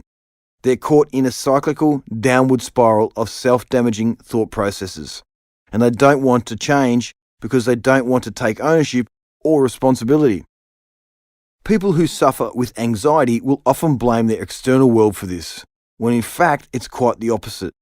They choose to believe and accept that certain people or situations make them anxious, as though it can't be changed, when in fact nothing in your outer world can evoke your anxiety unless you create it and encourage it internally. For instance, why is it that when we see a certain person, you feel anxious, whereas when you see someone else, you feel peace and relief? The person that evokes that feeling in you has not caused that feeling. It's an experience or a memory that is flooding back, and in the past, you gave that experience a label. It's all you, and it's a choice. Everything is neutral until you give it meaning. When you bring this powerful statement into your daily life, it alone will evoke great change in you. It really is that powerful. The universal law of connection. If you conquer this law, you're on your way to becoming a full master of your own mind. The law of connection states that there is an inner world and an outer world. Everything within us and everything behind our eyes comprises our inner world. Everything outside of our eyes is our outer world. These worlds may be separate, but they are also connected. Your outer world reflects your inner world. If your inner world is out of control, you're going to find that your outer world is often out of control. When you find people trying to control everything in their lives, you can bet that their inner world is out of control. They often try to control people and every circumstance. They may try to force their way on the world and others, and in the process, they upset people and they live out of flow. If you look at the world's most successful businesses, Their external results are usually a direct reflection of their internal structures, leadership and employee engagement. There is solid management, administration, and an overall flow in place. The universal law of attraction. Whatever's happening in your inner world, whether positive or negative, attracts its match in your outer world. If you're consistently full of fear, worry, concern, and doubt, then you're going to attract more of that in your life because it's what you're creating. Everyone listening to this book right now needs to understand that according to the law of attraction, their current environment has been created by themselves.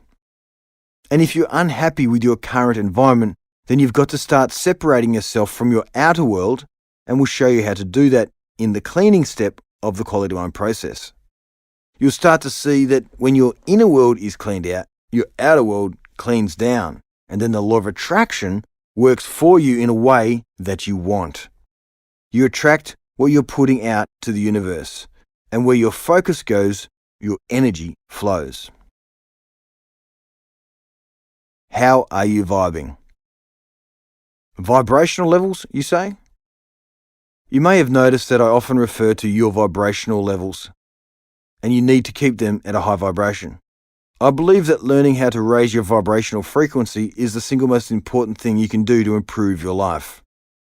By learning to raise your vibrational frequency, you will be able to create the biggest possible impact you can have on yourself and the planet as a whole. And it's a shift so powerful that will change everything about you and the people you encounter. It is the foundation of this shift that will allow you to go out into the world and do great things if that is what you want to do. All vibrations operate at high and low frequencies within us and around us. If your vibration is low, it will be evident. It's simply a matter of bringing awareness to your situation and then working on rectifying it. And it's another reason the QM app was built. Perhaps you've never thought about your frequency before, but it impacts every aspect of your life. You create your own reality, and like attracts like. Similar to radio waves that are heard but remain unseen, your vibrational frequency emanates from your cumulative thoughts, emotions, and consciousness and is continually being broadcast out into the world. Below are 5 simple ways to quickly raise your vibration. Number 1. Your thoughts and words. The power of sound is conditioning your mind to constantly experience what you speak. The words you speak to others or to yourself can actually be weakening your vibration and causing you to feel bad. Your words guide your mind and your body towards experience you want to have. For example, choosing not to say anything negative for 24 hours will help you become more conscious of the things you say to yourself and to others. This is a wonderful challenge that you can do by yourself or with someone else. A lot of times we don't often realize how many negative things we say. Always keep your power of your words in your mind. Vibration is influenced by thought. So just imagine how you can positively influence vibration with positive intentions. During your 24 hours, start saying more kind things to yourself and to others. Use your words to empower yourself. Affirm exactly what you want to experience. Change the words you speak to yourself and to others, and you will raise your vibration. Number 2, meditation and relaxation. There are hundreds of meditations available to you on the app, and if sitting still is not your preference, we also offer powerful walking meditations that evoke a greater effect. The practice of meditation permanently strengthens the most evolved portion of the human brain, the frontal lobe, which is linked to increased abstract thought, cognitive reasoning, creativity, and positivity. It also triggers the brain to release naturally occurring neurotransmitters including dopamine, oxytocin, and endorphins, which are linked to different aspects of happiness, from simple pleasures to a deep sense of calm.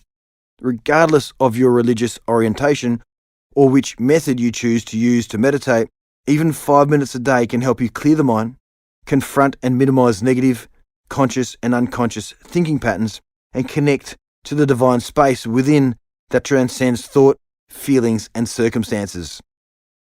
Over time, this practice will raise your energetic frequency and contribute to a happier, more uplifted experience of yourself, others, and the world at large. This also helps you to raise your level of vibration. Further in the book, I will teach you how to meditate if you are new to it. Number 3, gratitude and appreciation. Taking a few minutes every day to wake up with gratitude will immediately raise your vibration and allow for more miracles in your life. Gratitude is one of the highest vibrations we can feel, along with love, freedom, and empowerment. Starting your day with thoughts of gratitude can set the tone for the entire day. What are your first thoughts when you awaken? Try to consciously start your day with feelings of gratitude, love, and peace. Energy of gratitude can help change your mood from a sour one to a blissful one. There is so much to be grateful for, and when we take even 1 minute out of our day to express gratitude, we're giving our soul a warm boost of love and focus. What are you grateful for? Making a gratitude list shifts your vibrations from focusing on what you don't have to what is already abundant in your life.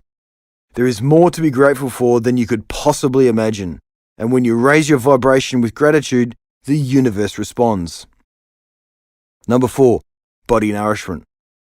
Besides positive thinking, the fastest way to increase your vibration is consuming foods and liquids that are filled with vital energy. Some foods vibrate at high frequencies and some at low frequencies. Most importantly, pay attention to how eating certain food makes your body feel. You've heard the saying that you are what you eat. Just remember this, every time you eat any kind of food, you're absorbing its energy into your body. The quality of that energy has a direct impact on the quality of your health and your vibrational levels. Energy is the core substance of everything in the universe. Without energy, there will be no life. Understanding how energy frequency works is important for your well-being. When your energy isn't vibrating correctly, you are more vulnerable to illness, negative thinking, and depression. Plants are filled with vital energy from the sun, which your body naturally understands. The more you consume high-vibrating energy foods, and water of course, the more positive, energized, and vital you'll feel, ultimately raising your vibration. Number 5, audio frequency. As we evolve as a human race, new information or science is always being discovered, which is exciting. There is an excellent video in which Avishai Banatan has enlightening conversation with stem cell biologist, best-selling author, and speaker Bruce Lipton, PhD, regarding the phenomenon of sound healing. This conversation is available on YouTube, but I've attempted to summarize the most relevant parts of the content here. Any misinterpretation of the exposition is entirely my own. Dr. Lipton explains that when he was teaching in medical school, conventional allopathic medicine, also known as Western medicine, evidence-based medicine, and modern medicine, was locked into a mechanical, physical approach to biology. It was based on information in the form of chemistry, hormones, drugs, and pharmaceutical agents being transmitted to the biological system. Allopathic medicine approached system malfunctions from the perspective that a drug can be used to carry signals and information which results in changes of the operation of the body. Over the years, however, there emerged what some might consider to be a new kind of medicine called energy medicine. Energy medicine, Dr. Lipton explains, is not actually new. Elements can be traced back to at least 1895 with the development of chiropractic therapy. Energy medicine has resulted in a very sound physical and biological understanding of the role of energy and vibration in medicine, and has evolved evidence that within the body, information can be carried by chemistry and information can be carried by vibration. Dr. Lipton further explains that some decades ago, physicist Colin McClure at the University of London undertook an assessment where he compared the relative effectiveness of using a chemical for information versus using a vibration for information. The results were, in Dr. Lipton's words, amazing and astounding, showing that When chemicals carry signals/information, as much as 98% or more of the energy available for information is lost at heat. Heat is created in many chemical reactions. Chemical signals therefore pass 1% of information. When vibrational energies are used to transfer information within the body, virtually none of the energy is lost. Energy signals therefore transmit nearly 100% of the information. The above implies that energy is 100 times more efficient in sending an informational signal than chemicals.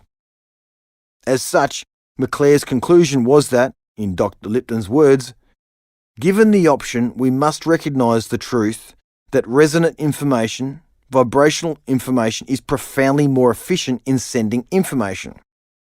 The research also concludes that chemical signals, which must travel through a fluid, travel at a profoundly slower pace than energy signals, 1 foot per second versus 186,000 miles per second. Vibrational energy is therefore much more efficient and effective within a biological system than chemicals. In Lipton's words, chemicals work, but not anywhere as effectively or as efficiently as energy healing. And this is why we're moving from an allopathic, chemical, drug-related medicine into energy medicine, because it's now been recognised. And energy, which includes thought as well, is profoundly more effective in healing than our chemicals.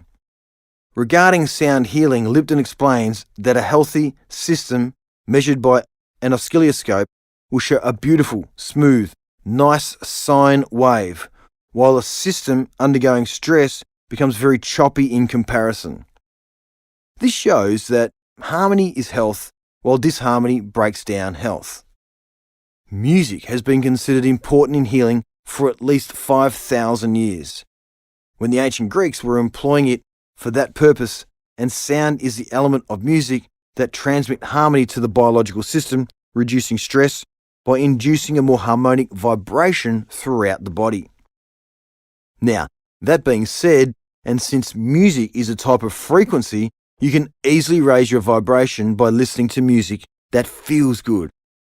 It's like a vibrational raising hack because it takes hardly any effort on your part to sit and enjoy a nice tune. Try it now. Sound and vibration play a fundamental role in everything. Every object has a natural state of vibration. In fact, the human body is a symphony of sound. Every organ, every muscle, every system, every bone, every cell, no matter what size, they are all in a state of vibration. Everything that vibrates does so at a certain rate. This rate is known as its frequency. You can use the proper audio frequencies to positively alter your brainwave frequencies and produce specific desired results. Solfeggio frequencies make up the ancient 6-tone scale thought to have been used in sacred music. Each solfeggio tone is comprised of a frequency required to balance your energy and keep your body, mind and spirit in perfect harmony. The 6 main solfeggio frequencies are 396 Hz, liberating guilt and fear; 417 Hz, undoing situations and facilitating change; 528 Hz, transformation and DNA repair; 639 Hz, connecting/relationships; 741 Hz, expression/solutions; 852 Hz, returning to spiritual order. As you meditate along with this type of solfeggio music, just sit and relax with it, and you will let go of all the negative thoughts inside your mind and then focus on sensing your heart filled with love and positivity, giving you a feeling of a higher vibration. It's all choice. Again, the QM app has been built to help you maintain high vibrations and offers music and meditations that incorporate each of the 6 main solfeggio frequencies. We offer audio tracks to suit your mood, time, and desired outcomes. And at the end of the day, what you put out is what you get back. That's another non-negotiable universal law. Tune yourself back to the perfect vibration. Albert Einstein apparently stated, "Concerning matter, we have all been wrong. What we have called matter is energy, whose vibration has been so lowered as to be perceptible to the senses. There is no matter. All matter beings vibrate at specific rates and everything has its own melody. The musical nature of nuclear matter, from atoms to galaxies, is now finally being recognised as science. That is why these frequencies are so powerful. They can literally bring you back to the original tones of the heavenly spheres and put your body into a balanced resonance. Just play the music." My daily stress-free and reprogramming rituals. I try to keep my vibe high throughout the day, and meditation is a key aspect of this. These are my average daily rituals 5 mornings per week. 4:30 a.m, wake up naturally, search YouTube or Audible, looking to find something new to watch and learn in the mindfulness space, business and/or technology space. 4:45 a.m, meditate for 20 to 40 minutes. Also watch my 4-minute mind movie, which forces me to reprogram my mind. 5:30 a.m, depending on the weather, either walk my dog Bella and complete a high-energy walking meditation from the QM app, or attend a group yoga or Pilates class. Thought shop, and more thought shopping. 6:30 a.m, WhatsApp or call anyone who has urgently reached out to me during the night from around the world. 6:45 a.m, play the new YouTube or Audible learning whilst I shower and prepare for the day. 7:15 a.m, have breakfast with my 3 daughters, thought shop, and more thought shopping. 7:30 a.m, head to the office, 5 minutes from home, thought shop, and more thought shopping. 8 a.m, clean my inbox from emails that have come in overnight, thought shop, and more thought shopping. 11 a.m, either coach a client or coach, or get creative for the remainder of the day. 5 p.m, head home to see my family, bubble pop before I enter the house. 6 p.m, share a glass of wine and dinner with my wife Kristen and reflect on the day. 8 p.m, usually attending or running online global meetings with my coaches to problem solve or strategize, thought shop, and more thought shopping. 9:30 p.m, bedtime, bubble pop and meditation. 10 p.m, asleep. Activity, meditation, 10-day beginner series. Meditation is very powerful, and recent studies show that it actually changes the structure of your brain. With new studies coming out of every day, scientists have jumped on the meditation bandwagon. And here's why. Let's look at the top 10 scientific reasons to meditate. Number 1, decreased stress response, anxiety and depression. Number 2, improved memory. Number 3, improved immune system. Number 4, decline in inflammation. Number 5, increased neuroplasticity, the capacity of the brain to change, rewire, and make new connections. Number 6, more creativity. Number 7, makes you younger by slowing cell decline. Number 8, emotional regulation. Number 9, decreased pain. And number 10, increased inner peace and compassion. Meditation 101. For the beginners out there, here is a breakdown of everything you need to know, from where to meditate, how you should meditate, how you should sit, and if you should listen to music or not. I'm even going to tell you how to turn off your brain. Where should I meditate? People will sometimes tell you that you can meditate anywhere, but in my opinion, I think you should just select a very quiet place where nobody will bother you. This could be a bedroom or a car or even a forest could work. How long should I meditate for? I would recommend meditating for about 5 to 10 minutes when starting out. It's also important to choose a guided meditation that closes off at the end time, because if you don't, you will always be thinking to yourself, has it been 10 minutes yet? Should I stop? And the whole point of the meditation is to not think. Also, quality is better than quantity here. Being totally present and mindful for 10 seconds is way better than being a little bit present and mindful for 10 minutes. So, longer is not necessarily better. What should I do with my body? Most people will tell you that you should not lie down when you meditate, but I don't fully agree with this. I personally meditate twice a day, once in the morning, then once before I go to bed. The only reason I meditate at night is to help me sleep.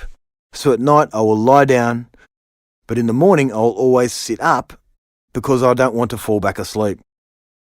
If you are only planning on meditating one time per day, definitely do it sitting, and I would recommend doing it in the morning. Also, a walking meditation is super powerful. However, this is not designed to slow the thinking. In fact, quite the opposite. These upbeat meditations are great to get your energy up and excited for the day or night ahead, or just to move past any challenges that may be bothering you. These are also available in the QM app. How should I sit?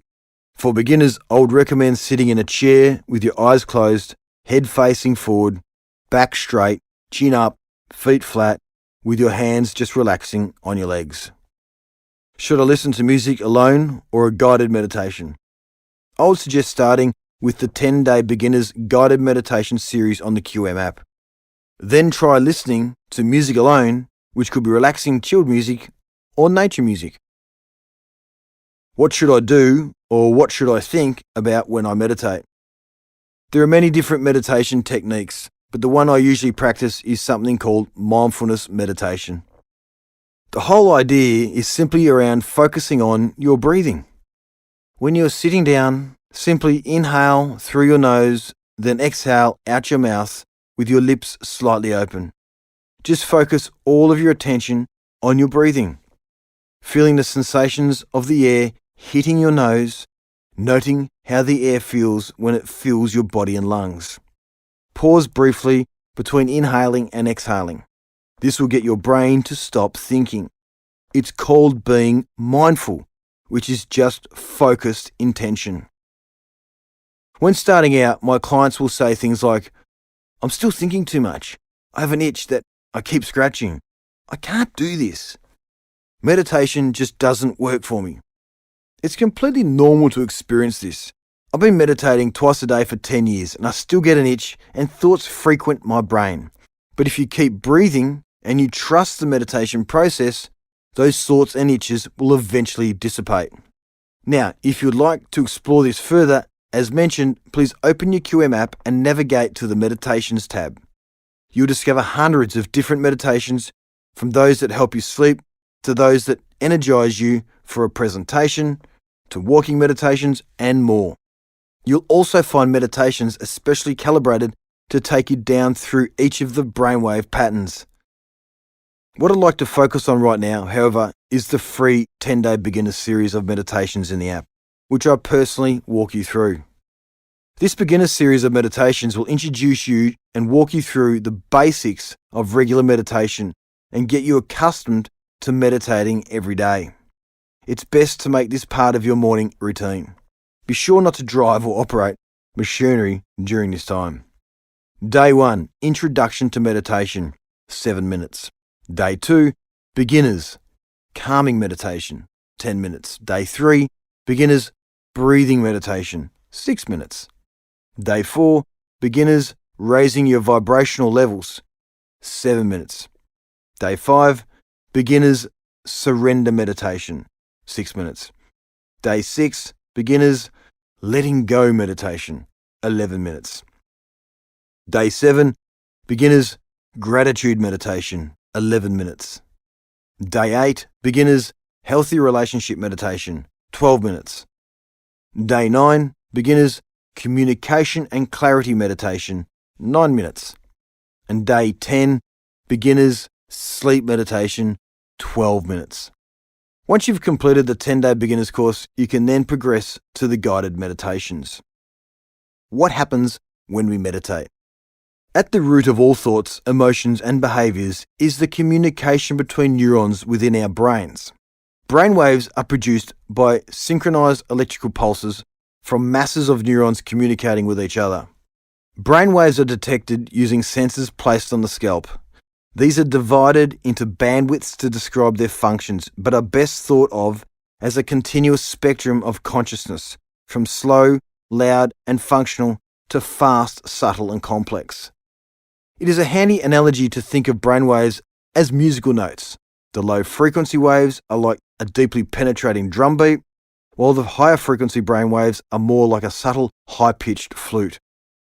Such a symphony, the higher and lower frequencies link and cohere with each other through harmonics. Our brainwaves change according to what we're doing and feeling. When slower brainwaves are dominant, we can feel tired, slow, sluggish, or dreamy. The higher frequencies are dominant and we feel wide or hyper alert. The descriptions that follow are only broad descriptions. In practice, things are far more complex.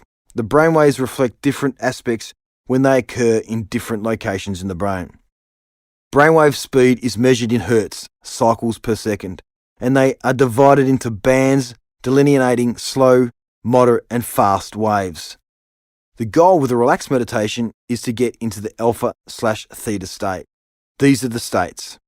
Beta brainwaves, 13 to 40 hertz, associated with worry, stress, paranoia, fear, irritability, moodiness, anger, connected to weakened health and immune system, fully awake and alert, nervousness, depression, anxiety. People spend most of their time in the beta state. Alpha brainwaves, 7 to 13 hertz. Meditation and relaxation begin. Effortless creativity flows. Powerful state for memory and super learning. A harmonious, peaceful state. Habits, fear, and phobias begin to melt away. Tranquility and calm. Theta brainwave, 4 to 7 hertz. Insight, intuition, inspiration. Answers to important questions can be found. Feelings like you are floating. A wonderful realm to explore. Dreamlike imagery. Good for problem solving. Feel more connected to others. Delta brainwaves, 0 to 4 hertz. Renewal, healing, rejuvenation. Deep, dreamless sleep. Very rewarding. Said to be the entrance to non-physical states of reality. Best start for immune system function, restoration, and health. Step 3. Clean. Even in our earliest days, we're infected with limiting beliefs. Those ideas that make our world smaller and colder with limited possibilities. And most would agree that we move through this human experience accepting, believing, and buying into limiting beliefs from our parents, our leaders, our society, our cultures, and our media. We're essentially being covered with a layer of invisible, restrictive muck every day. But because it's not visible, most of us never wash it off. Throughout our childhood and adolescence, we're like sponges, absorbing and recording everything we hear and see, but not consciously analysing it. We are young, so we don't have those skills yet, which is too bad because this is also when we are developing and designing our unique identity. And since our lives as children are run and controlled by our family and those who care for us, we usually have their belief systems, actions, and behaviours pushed upon us. We're literally being programmed and shaped with their software, which is often the software that their parents or carers instilled or installed in them. We are all born with naked purity and naturally high vibrations. However, as the years progress, most of us inevitably find ourselves rolling around in mud with our energies diluted. We're also often told that we'll become our parents, or that the apple doesn't fall far from the tree, or that is our duty to emulate the thoughts and actions of another. If you're happy with that, you can continue down that path, but you certainly don't have to. In order for us to avoid perpetuating the same attitudes and beliefs of our predecessors, however, we must first identify what beliefs do not serve us, and then eliminate those beliefs from our lives. That's the sole focus of this next step of your reprogramming. Clean. Remember, up until around age 16, our whole existence is centered around making sure we are safe. The child mind rules the roost, ensuring that we have all our necessary safety mechanisms firmly in place. We know when to cross the street, when things are too hot to touch, how to avoid dangerous situations and more. And once we've reached the middle of our teenage years, we've accepted that we're safe in everyday life and we're ready to move on. However, by this stage, you are living with a powerful child mind that doesn't recognise any need for change, whilst also living with a collection of ingrained bad habits and limiting beliefs. So essentially, your path up the mountain has been ambushed before you've even started, despite your best intentions. As a result, please imagine this. You visit a coal mine, and before you descend into the mine, the occupational health and safety manager says you need to put on a safety suit along with these goggles, masks, and shoes. The suit and every piece of gear he hands you is bright, white, and pristine. The manager continues, "We're going to walk down this tunnel. You're not going to touch the sides. In fact, we're not going to do anything. We're just going to walk down the tunnel, and at the end, we'll walk out of the tunnel." You put this beautifully white, clean suit on, and you walk through the tunnel as requested. When you emerge, however, you discover your suit is not so clean anymore. You're dirty and you're covered in black soot. And yet, you never even touch the sides. You simply walk down the middle of the mine shaft. Well, I believe that this is life in a nutshell. It's a big, dirty mine shaft. We walk through life and we absorb all these limiting belief systems without doing anything specific or even realising it's happening. Perhaps family tells us that we're less than we are, and so we tear ourselves down in our own minds. We may misread another person, and when they don't react as we predict, we get insulted by their behaviour. There could be office drama that we could get heavily involved with, which impacts our energy. The boss might have given us a hard time. These sorts of things all stick to us, and they've got to be cleaned off.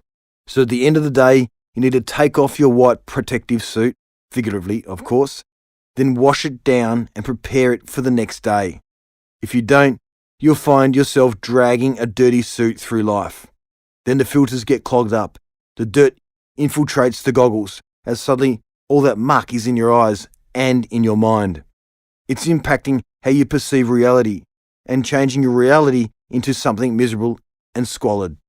It's a standard part of everyone's daily life to shower, or at least wash our face, brush our teeth, and put on clean clothes. Cleaning our physical bodies is common and expected, as it should be. But do we clean our minds down at least once a day? I'd say most people don't. And even if they are doing some daily cleaning, they're most often doing meditation alone, which still isn't sufficient to clean the mind thoroughly. Meditation is a key part of the program, but it's only about 10% of the daily cleaning process. It's just one tool in our Quality Mind toolbox. The goal is to clean away everything you've taken on from others and to be left with the raw and unadulterated energy source that we all share at birth: love, self-acceptance, empathy, and self-expression. We each carry a light inside ourselves. For many, though, that inner candle is dimming. For some, their candles have just about been snuffed out.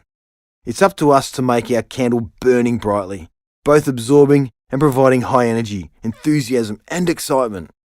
Cleaning down is the key, making sure our candles are kept in polished lanterns with pristine glass that amplifies our pure energy and light. When you clean yourself down, the raw energy inside of you emanates like a beacon, and you'll quickly discover that you're highly attractive to others. People respond to your light because it reminds them of their own, and it allows them to discover that their own light is still burning within. People love that feeling, that wave of inspiration that whispers in their ear, "I could be like that." This enthusiasm is infectious. The more you clean down, the more brightly you shine, and the more you ignite others. And that's when we can change the world. When we emit that intoxicating energy that makes others feel like sunshine. Cleaning out our filters daily changes the neurons in your brain, which changes the superhighways in your mind and ultimately results in a change in your identity. This new 2.0 version of you that you're creating has a brighter and more focused view of your future. And this upward shift in energy is clear as day to others as well. When you're in a meeting or speaking to someone, you'll discover you have an edge in getting others to listen to you. You're more likely to make a deal, get a job, or secure a role, all because you're burning so brightly and other people respond to that very favourably. You will quickly understand that cleaning down is one of the most important parts of the quality mind process, and that it's not just a job that you finish and move on. Cleaning is a process that you must maintain forever, because you're all living in an environment that is, by default, polluting our worldview and choking out our lights. We're continually walking through that coal mine in our pristine white suits, so keep your lantern shining brightly and you'll find yourself lighting hundreds of other lanterns along the way. At this point in the quality mind process, your influence and your leadership qualities go through the roof, and you inspire others to fan their own flames. This is the pinnacle of power for the business leader today. They can become national and global influencers, giving the most incredible gift by helping others shine their lights more brightly across the world. Limiting beliefs. We've covered thought shopping, which is used for quick mental transformation. You identify how you're feeling, and if your vibration levels are in a negative space, you select a new thought to refocus you into a state of higher energy. This in turn reinforces the remapping of your neurons. When you're dealing with belief systems, however, you'll need to bring out the big guns. Limiting beliefs can be heavier and stickier than single thoughts. They don't want to simply disappear, and they often require a more dedicated focus. Remember, a belief is simply a thought that you keep thinking, which makes it a belief. These belief systems tend to hide in the dark corners of your mind, taking refuge in the shadows. They don't want to be recognized, defined, and purged. These beliefs are the domain of the child mind, and as you know now, the child never wants to lose control of the center stage. When you're drilling down to focus on your beliefs, be aware that they'll hide from you. They don't come up that quickly much of the time.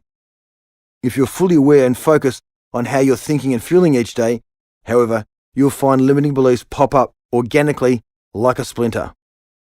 A deep splinter can remain in your body for years and may require serious work to remove. Limiting beliefs are no different. Just take a look at a few common limiting beliefs and how they're first embedded. In my case, my mother told me when I was young, "You're not very good at mathematics, Richard. You're just like me." That became one of my ingrained belief systems, and this isn't a unique example. Many of us have heard something similar and internalized it. Then we suffer in school or somewhere else in life, and who can say what opportunities we've missed out on because someone programmed us with this belief that then became part of our identity without us even realizing. Another limiting belief we commonly pick up from our family is classism. The rich are arrogant and greedy, or the poor are lazy and deserve what they get, or racism or sexism. These belief structures are deeply and directly harmful to our lives and to our world. You probably won't get rich, for example, if you have an underlying bias that rich people are assholes. Just look at people who win the lottery, or at so many pro athletes who make it big. They make millions of dollars almost instantly, but also often they just can't hold on to it, and they may even end up bankrupt. This is why it's so important to clean down our minds and clean out these harmful or unproductive belief systems on a regular basis. We must redesign our future selves with deliberation, focus, and excitement. The fact of life is we're all going to die, but we've got this one opportunity to live our best potential as we take this masterclass of masterclasses together called life. We're giving you the tools to jettison all the grief, misery, and trash thinking that is weighing you down. And we're showing you exactly how to uncover the raw power you already possess. And the answers to all your questions are already within you. You don't need to purchase a new self. You've just got to clean what's already there.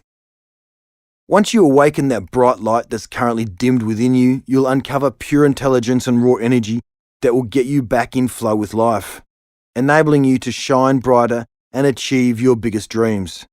That's what you came here to do, to go within and find that potential that you've been missing.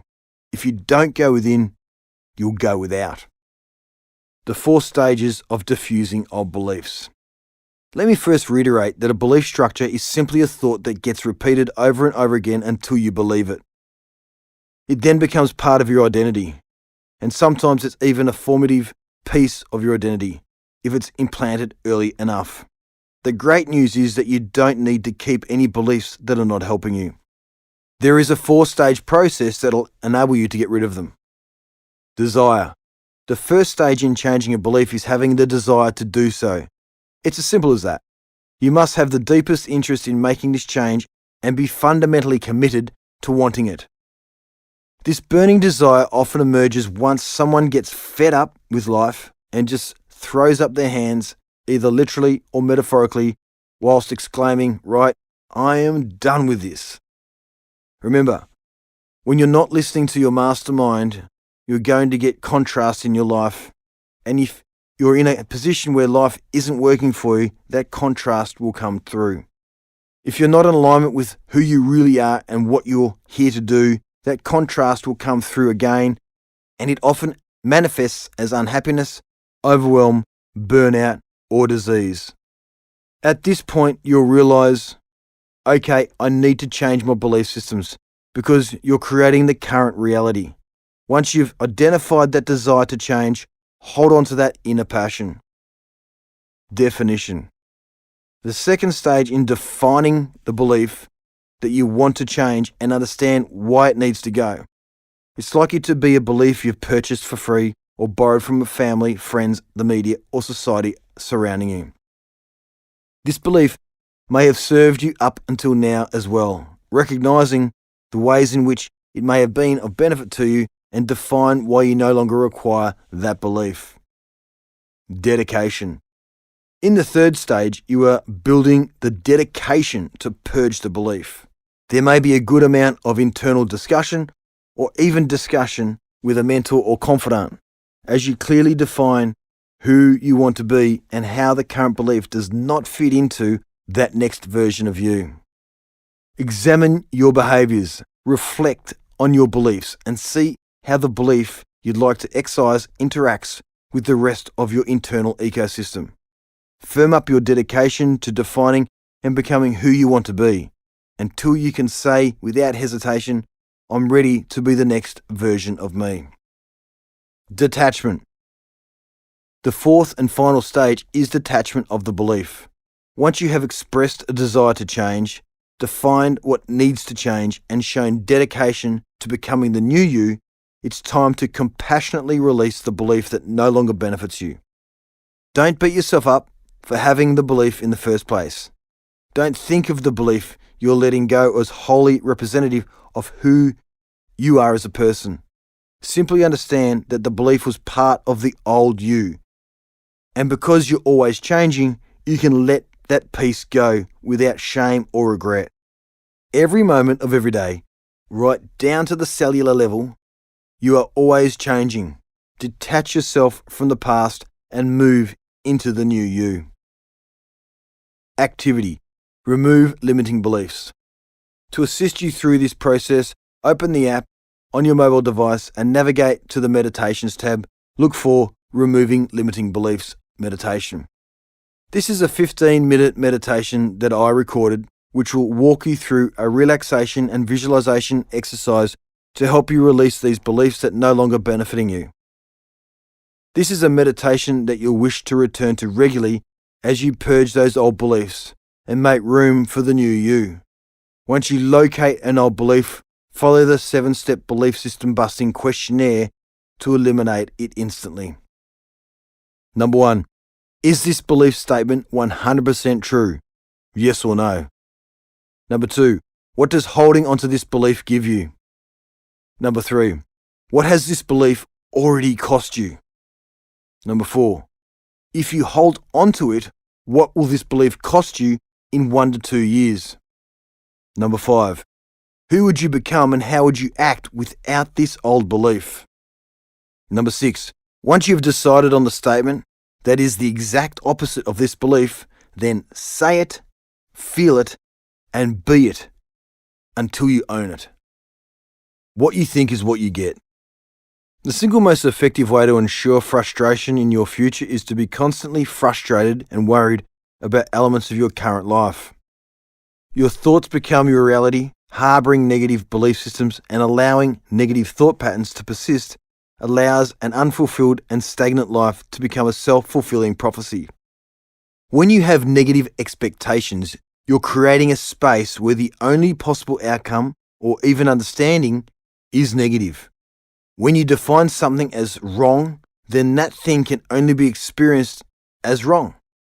That will never change as long as you continue within the same mindset without cleaning out your filters and deliberately changing your mindset. You're the one creating your own frustration. You're creating your own definition of what's dissatisfying about your life, and you're the one defining what's out of alignment with your highest excitement. To stop this frustration from mounting, you've got to create something else, a way of looking at the world that doesn't create needless negativity.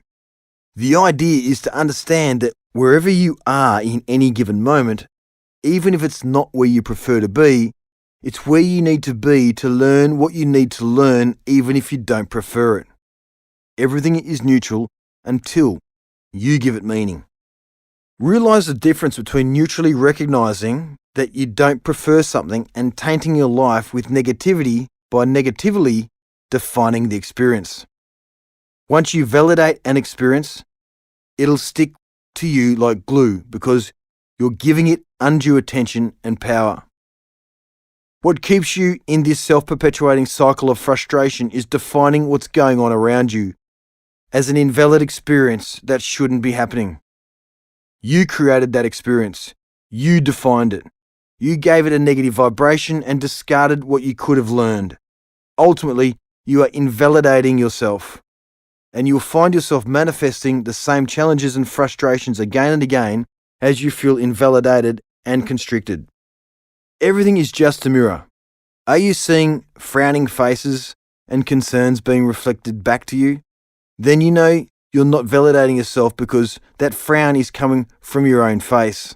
Hence the reason in the next reflection model, we encourage you to put your face on the faces of those surrounding you so that you can appreciate the real lesson in what you're experiencing. Instead of seeing the other person as the problem, you receive the real lesson and you can recognize through the frown that you don't prefer what is happening. Don't validate it, just thank the frown and turn it upside down. Now you're smiling because that's what you prefer. You've taken the gift of those frowns and discovered the element inside of you that wasn't in alignment with where you wanted to be. Decide to smile at everything that happens. You know it's going to serve you in a positive way because it's up to you. As you step into becoming the creator, it's crucial that you understand that any frustration with or invalidation of a belief system is within you. Everything around you is reflecting what you project out into the world. As you design the new you, treat every situation in a positive way and find the good in every opportunity. Things are going to happen in your existence that you don't prefer, like finding yourself in the midst of a global pandemic, as we have just seen around the world. You may get sacked from a job that you love, or break up with a significant other you weren't planning to leave, or struggle with your finances, but none of those experiences is innately negative. There's probably a better job for you, or a life partner waiting around the corner, or a financial windfall just a short time away if you maintain a positive outlook on life. This happens with small things as well, like going through your daily travels. Let's say your flight gets bumped, and then you get upgraded onto the next flight, or discovering you left your wallet at home when you're out for lunch and you discover a forgotten 20 in your jacket pocket. When you're cooling your heels at the airport or wondering whether someone will pay for your lunch, you'll be tempted to throw your hands in the air and say, "It figures." Ignore that. It doesn't. Instead, put your hands in the air and say, "It's happening all for the right reasons." Then allow the gift to come through. Can you maintain your energy and your focus? If you're not committed to doing so, there's little point in doing this program. If your mind is constantly worried about the next thing that's going to go wrong, things are just going to constantly go wrong for you. Where your focus goes, your energy flows. It's the choice of each person to recognize and understand the power they have within themselves. As soon as you develop a belief system around you, certain aspects or elements in your life, that belief system is going to play out in front of you again and again, whether you like it or not, good, bad, or neutral. Your mirror reflection. Imagine that you're dropped here, down on the planet, by yourself, and you were expected to go through this human experience all alone. If that were the case, it would be extremely difficult, if not impossible, for you to learn anything of significance, other than how the trees grow and the tides flow. You'd be hard-pressed to learn that the whole human experience is about growth, self-expression, and evolving the soul. Thankfully, you're not alone here on planet Earth, and we share our journey to experience, create, manifest, and understand ourselves better with over 7 billion others. And on the journey to understanding ourselves better, the quickest and most powerful way to learn more is through others. In this conceptual framework, everyone is the center of their own universe. As the planetary center, several satellites revolve in orbit around you. Think about satellites in our world. There are thousands of satellites orbiting the planet Earth, deliberately put there to be a reflection tool in a very simplistic sense. For example, if a television station in Japan wants to beam a program throughout the world, it bounces the transmission off a satellite or multiple satellites until the transmission is reflected back to Earth. The satellites are acting as mirrors, reflecting what is sent out to them. So, if we are the center of our own metaphorical universe, our metaphorical satellites are other people. People like our family members, partners, friends, work colleagues, and so on. The things that these satellites are reflected back to us represent the lessons necessary for our own self-growth. They're offering us gold. They're offering us the keys to become our true and powerful selves. What are your satellites reflecting back to you? Is the group of people around you triggering frustration or inspiration, or perhaps both?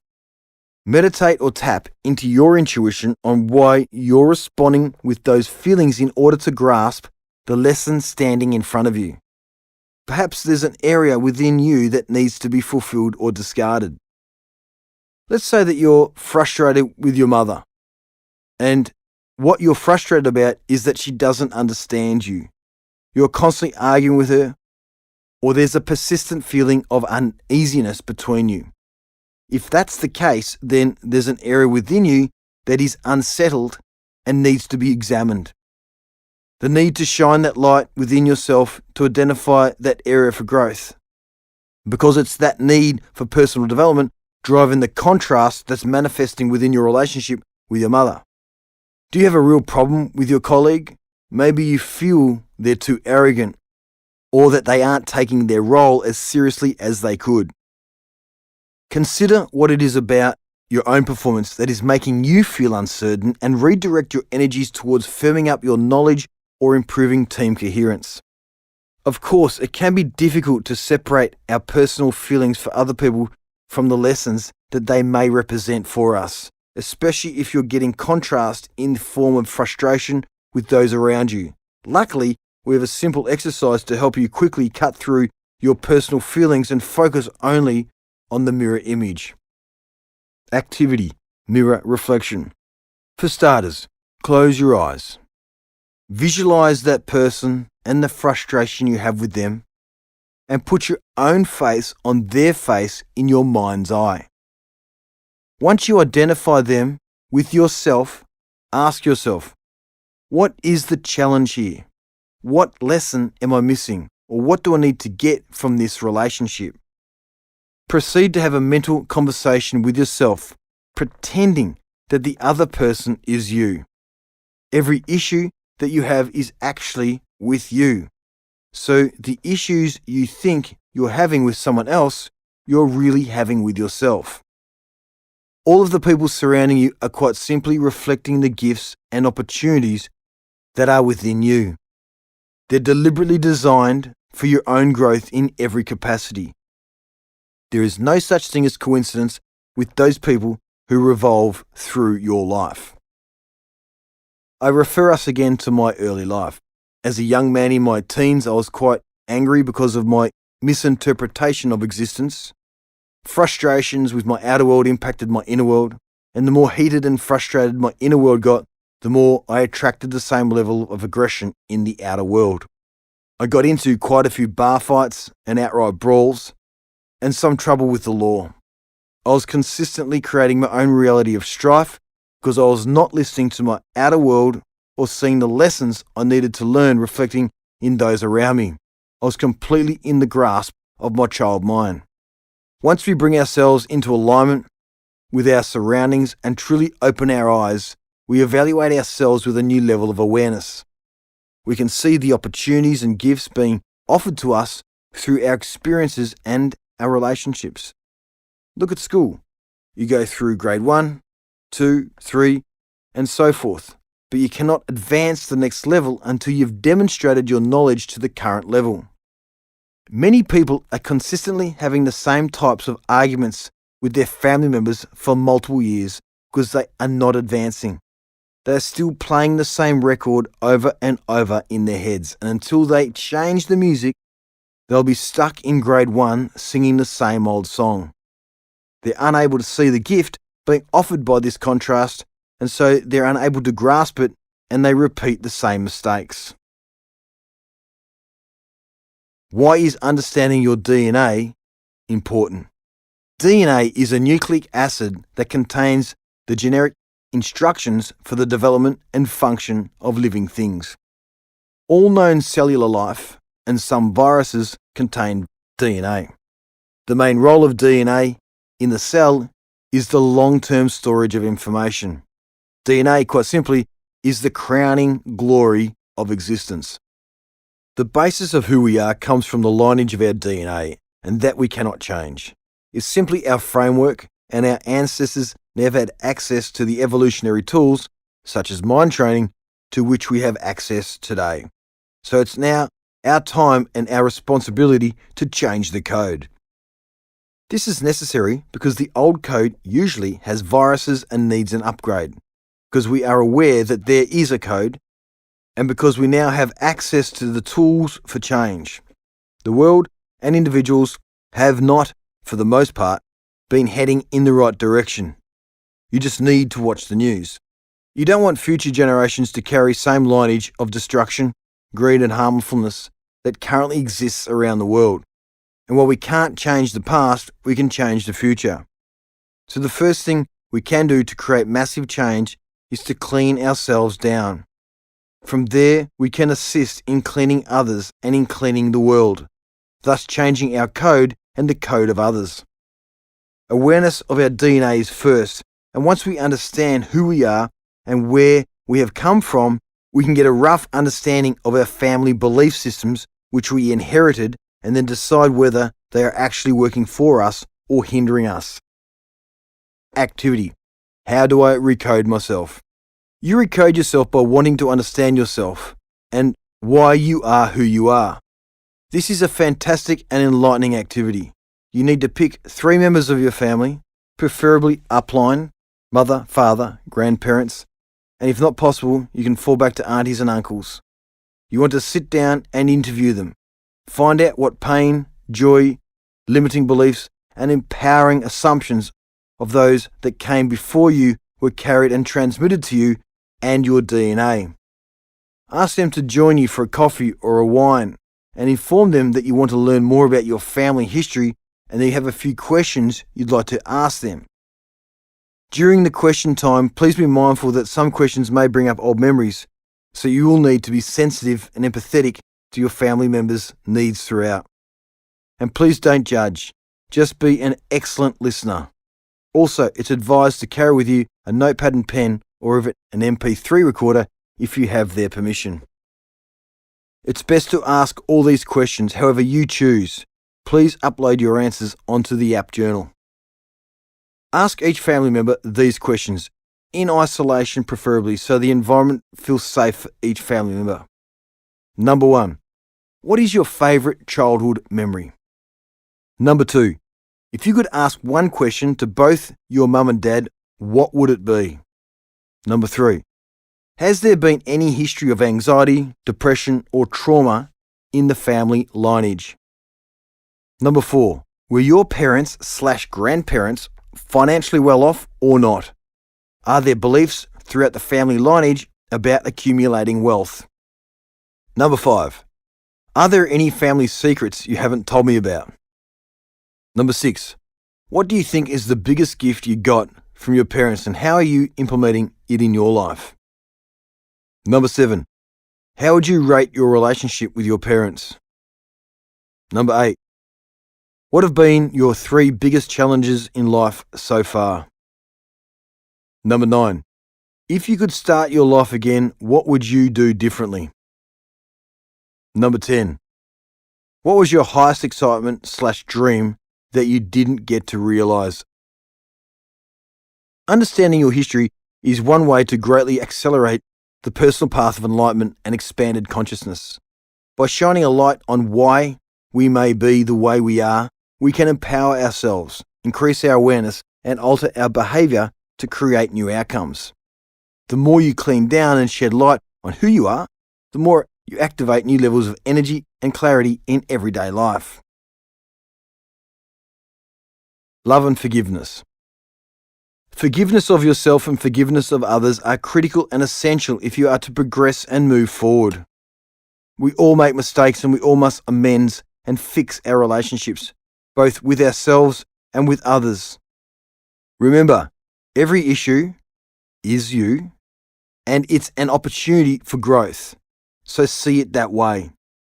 We will always encounter some level of conflict, disappointment, or disharmony in our lives from time to time. It's how we handle this and how we take ownership and move on from it that dictates how we feel in the moments and days that follow. Forgiveness will quite literally set you free. For those who continually jump the hurdles of forgiveness, they will find that their relationships are stronger and more meaningful than ever before, both with themselves and with others. Activity. Questions to reveal the gifts of your reflection to love and forgive. Make a list of all the people you need to love and forgive to take another big step forward in your future self, and apply these questions to each of them, one at a time. Number 1, who is the person you have the issue, is you, with? Number 2, within 10 words, what is the problem you are experiencing with them? Number 3, within 10 words, why is it bothering you right now? Number 4, what is the reflection gifting you right now so you can learn from it and advance yourself? Number 5, if you have the answers, close your eyes, hug them, and thank them for the gift. Number 6, if you did not get the answer, then close your eyes, take 3 deep breaths, sit back, and relax. Now replace the person's face with your own face, so you are looking at yourself, and ask yourself what areas you need to work on for you to become whole. Number 7, ask and allow, and it will come through, either now or in the near future, if you are genuinely prepared for the answer. Number 8, so now, what are the holes you need to fill within yourself to become whole? Number 9, in case you didn't find the gift, again, ask yourself, how would I react as my master self if that person was a 5-year-old child? Then go back to question 2 and start the process again. These questions are also in the Quality Mind app. Step 4, dream. Understanding synchronicity. When you are connecting to what's really exciting you in life, you are also connecting to your master's mind. Your intuition, your GPS, your soul communicates to you in many ways, but most evidently through your excitement. If you're aligned with your purpose and passion, and you're excited by your everyday existence and where you're heading in life, then you're in flow with life. Your mastermind also talks to you through your imagination. For instance, think of a moment when you're woken up or been in the shower and experienced a sudden vision of what you want to do with your life. This vision represents a powerful idea for your life that fills your heart with excitement and energy. You really feel that that's where you want to go. You really feel that's what you want to create for your life. It's this full throttle excitement that confirms your vision is possible. What so often happens next, though, is that your vision moves from your heart space, where passion comes from, up to the mind, which is full of limiting beliefs, fear and worry. Your feeling of excitement often becomes diluted and gets largely filtered out. You forget about that shining vision of opportunity, even though your heart's intuition, which has its own powerful mind, has already told you you can do that. Your mastermind is always communicating with you through your excitement levels, through your imagination, and through synchronicity. Synchronicity is that concept defined by Carl Jung in which meaningful connections exist between two events that don't seem to have any apparent link. A synchronicity might appear or feel like a mere happen chance that is in perfect alignment with your current thoughts or ideas. For example, you may be thinking about someone you haven't seen or thought about for years, only to bump into them that very same day, or you decide that you want to start a business and you randomly meet someone that specializes in that field in that same week. Synchronicity is another way that your master mind signals you're moving in the right direction. It's a magnificent indication that you are on the right track. If you're in flow with life and you're excited by where you're going, you will know that you are living out your purpose and your passion.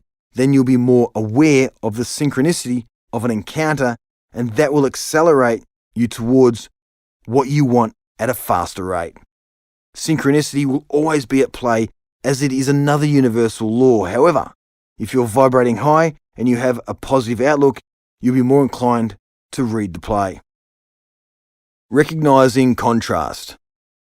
Regarding the mastermind, there is no right or wrong. Sure, we live in a dualistic world. Up, down, yes, no, right, left. Yet when it comes to right or wrong, there really is no right or wrong. There's just what you've created. Everything is in perfect flow with what you've created and what you are creating.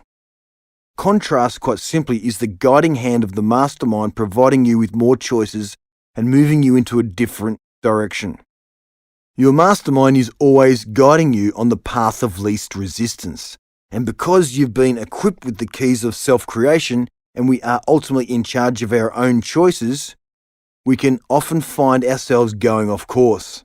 And because our mastermind sees our life from the top of the mountain, well before we do it, we will know when something needs to change, which can cause anxiety. Most people don't like change. Contrast will help guide you, but sometimes, most of the time, we don't want it to, because change can be scary.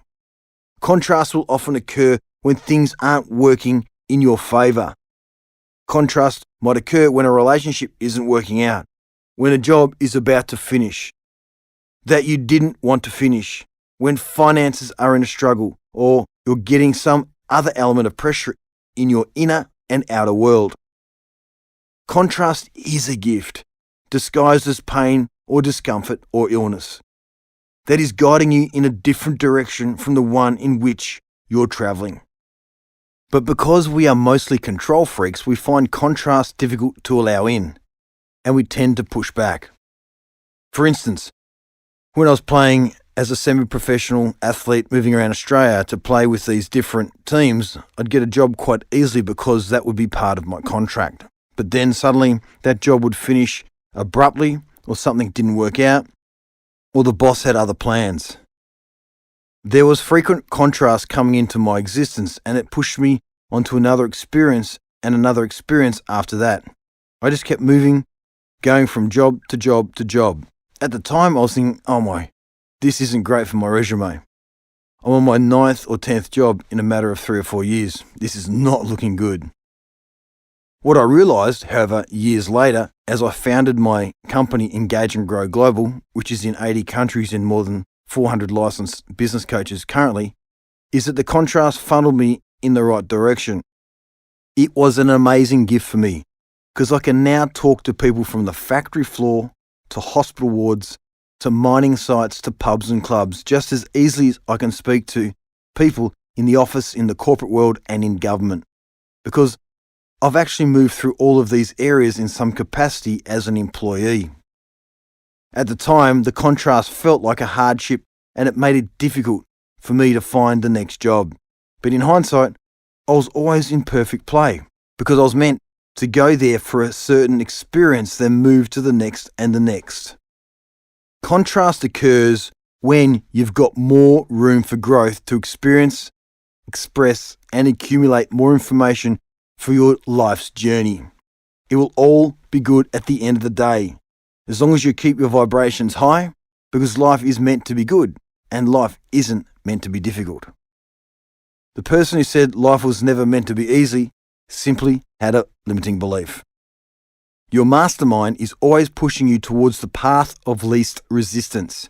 When you're off the path, you're going to get pushed onto a new, happier path. But you've still got to make the choices to move towards your dreams because the universal law is free will. You get to create what you want. Your intuition will always guide you to the top of the mountain. But many people get themselves off track and end up stumbling down the side of the mountain instead. Enter contrast. If you're not listening to your mastermind, then you're listening to your child mind, and that 12-year-old mentality is probably insisting, no, I don't care, I'm going to go in this direction.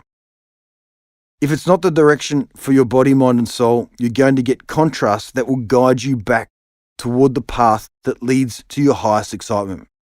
Mental and physical breakdowns are a form of contrast, meaning there's room and opportunity for growth. You could say contrast is a guiding hand on your shoulder, like a friend guiding you in the right direction. Contrast isn't your enemy, it's your friend and mentor. But because we live in this world where your child mind is a 12-year-old control freak, people don't always see contrast for the kindness or gift that it is. The child mind doesn't always see anything at all, closing its eyes and throwing a tantrum that demands life to change immediately and give what it wants. That is why a lot of people don't know where they want to go in life. They are literally walking around blindfolded through life, and then they don't get what they want.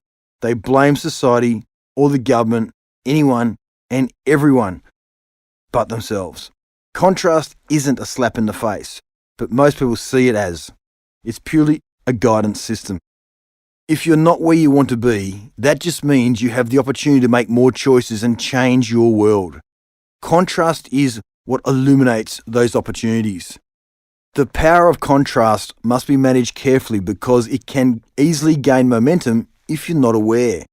The winds of change are a natural part of life, but the key is to ensure that the wind doesn't blow you right off course and into the ravine. All of us have been engulfed in a contrast cyclone at one point, but it's about navigating through it and not allowing the momentum to set in. Don't get caught in the storm. This is where the app comes in. Abundance.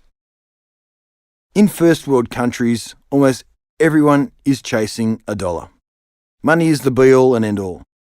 And people lose sight of the fact that abundance comes in many forms. Money is almost always the measuring stick of one's success these days. You must be careful here though, because by focusing solely on money or material objects as the end game, you are minimizing, diminishing, or eliminating other precious forms of abundance that are available to help you along the way. When you are only focused on money, or when you are fixated on a specific path to a specific type of abundance, you are missing out on all the other elements of abundance, and that will slow you down on the road to success. First, releasing control of how and when it comes is of critical importance to receiving abundance. Also, you need to have less of a focus on the form of which it may arrive. Abundance could come to you in any form of synchronicity, an unexpected inheritance, material gifts, meeting the right person at the right time, expanding your horizons, winning a competition, or even winning the lottery. Keep your mind open when you are dreaming of your future successes, and it will flow to you more quickly than ever before. See it, feel it, become it. Close the gap. That which you feel yourself to be, you are. If you want to have something new and powerful manifest into your life, you must first be able to imagine it. Your imagination can do all that you ask in proportion to the degree of your attention. So, what kind of attention do you place on your dreams?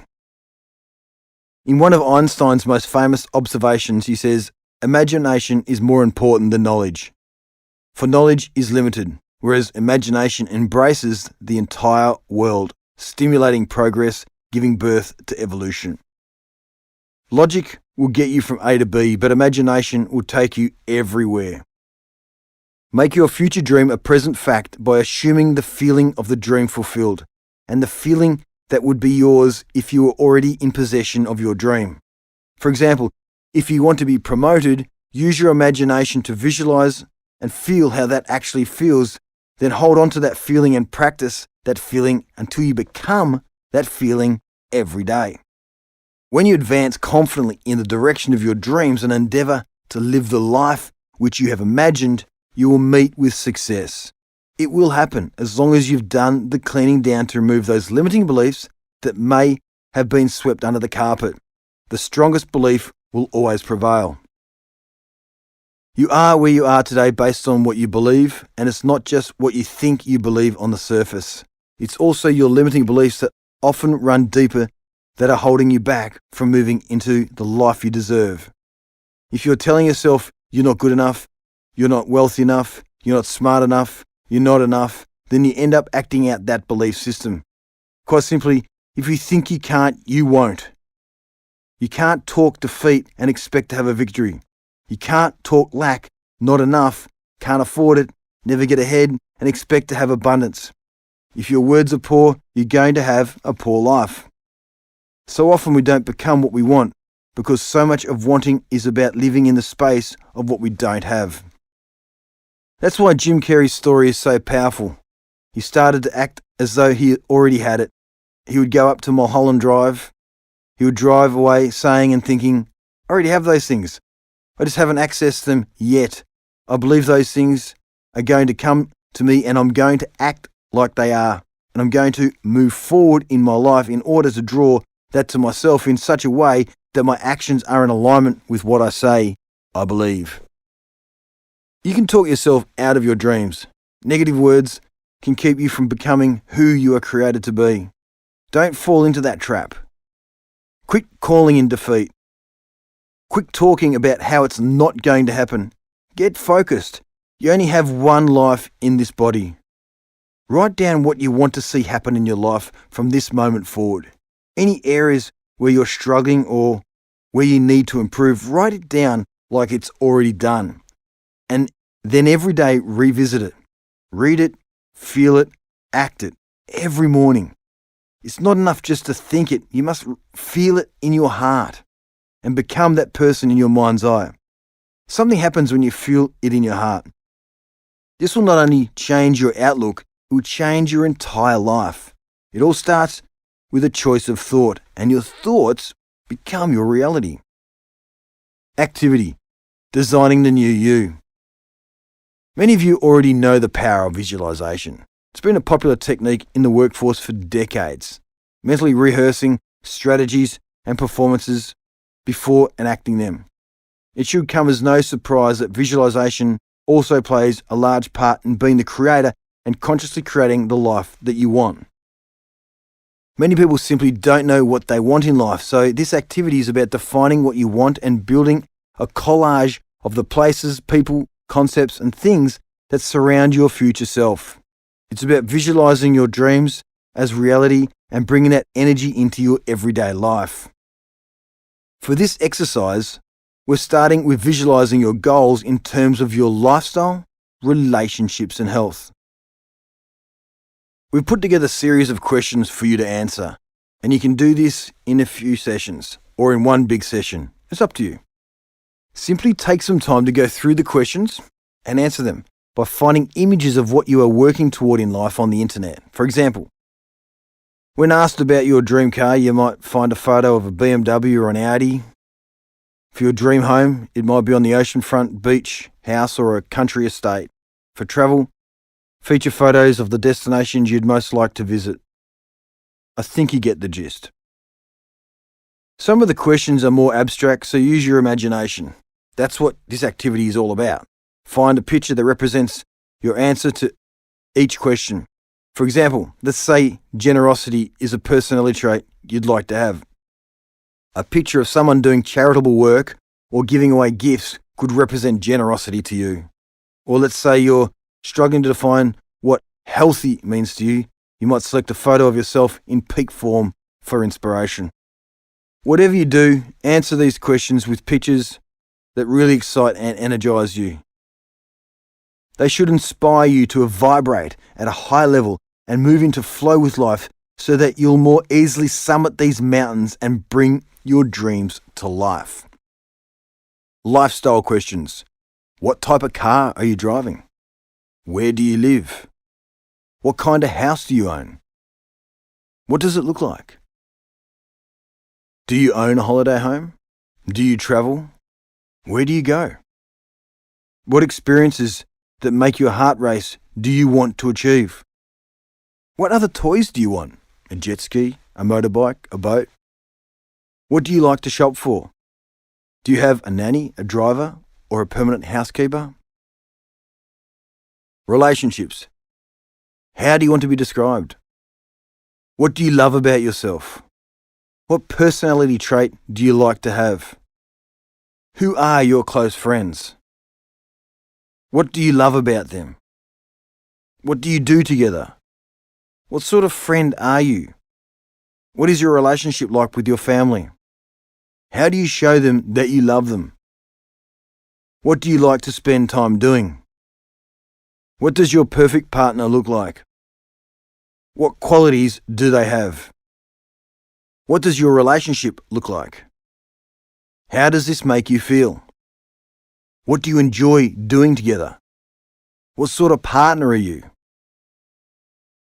Health. What does healthy mean to you? Do you exercise? What sort of exercise do you enjoy? Who do you exercise with? What healthy foods do you enjoy? How does this healthy lifestyle improve your mind and body? Wealth. Describe what wealthy means to you. How much money do you earn? How much money do you have in the bank?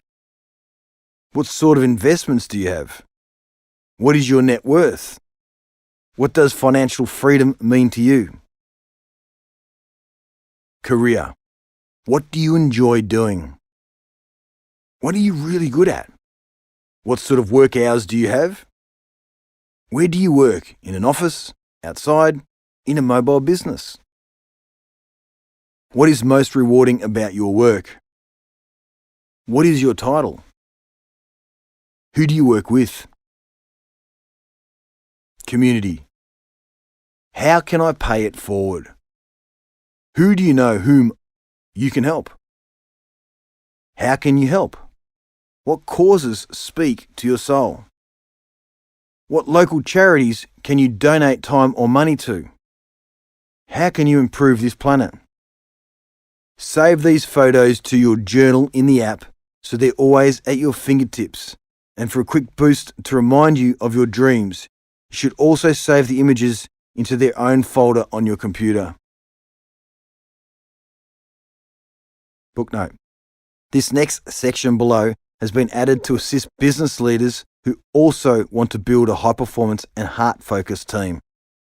The information and IP provided over the next 15 pages derives from my other business, Engage and Grow Global, where we offer a group activation system for business industries, small and large, worldwide. www.engageandgrowglobal.com. Building a stress-free dream team. Now that you've made time to focus and work on yourself, it's important to ensure your environment and your team are also managing stress and pressure effectively. First and foremost, this requires you to manage and lead by example. One of the more subtle but less desirable qualities of a manager is the tendency to cause stress. Whereas if your people are fortunate enough to have a low-stress manager, it can make a significantly positive difference in their daily experience of work. Remember this, management stress is highly contagious. A recent survey from Korn Ferry, Workplace Stress Continues to Mount, examined workplace stress. Following are some key stats from it. 76% of respondents said workplace stress had a negative impact on their personal relationships. 66% have lost sleep due to work-related stress, and 16% have quit job because stress became too overwhelming. And disturbingly, the survey indicated that overall employee stress levels have risen nearly 20% in 3 decades. As a leader, one of your main objectives and challenges is to ensure that your people are highly engaged. This results in lowered stress levels, greater productivity, a higher quality of work, increased profitability, employee retention, and a thriving and fulfilled workplace. There are 3 types of employees in most workplaces, and they are: 1. Actively disengaged, those who do less than is expected of them. 2. Disengaged, those who do what is expected of them. 3. Engaged, those who do more than is expected of them. As a business leader, it is crucial that you ensure that your workforce is highly engaged. Disengaged employees are not profitable employees, but more importantly, they tend to taint the waters and bring others down to their disengaged level. This can have an extremely toxic impact on a team, so it's imperative that you identify these people and turn them around quickly. We have built 6 highly effective, proven steps to employee engagement, and they are as follows. 1. Evaluate, setting benchmarks. 2. Buy-in, collective accountability. 3. Unite the team, create meaningful connections. 4. Align your people, create a shared vision. 5. Highly engaged, high performance. 6. Actively growing, continuous improvement. The following is a range of activities that we currently use throughout the world, in all cultures and in all industries, to build a happy, productive, highly engaged and stress-free team around you. Heart-based habits.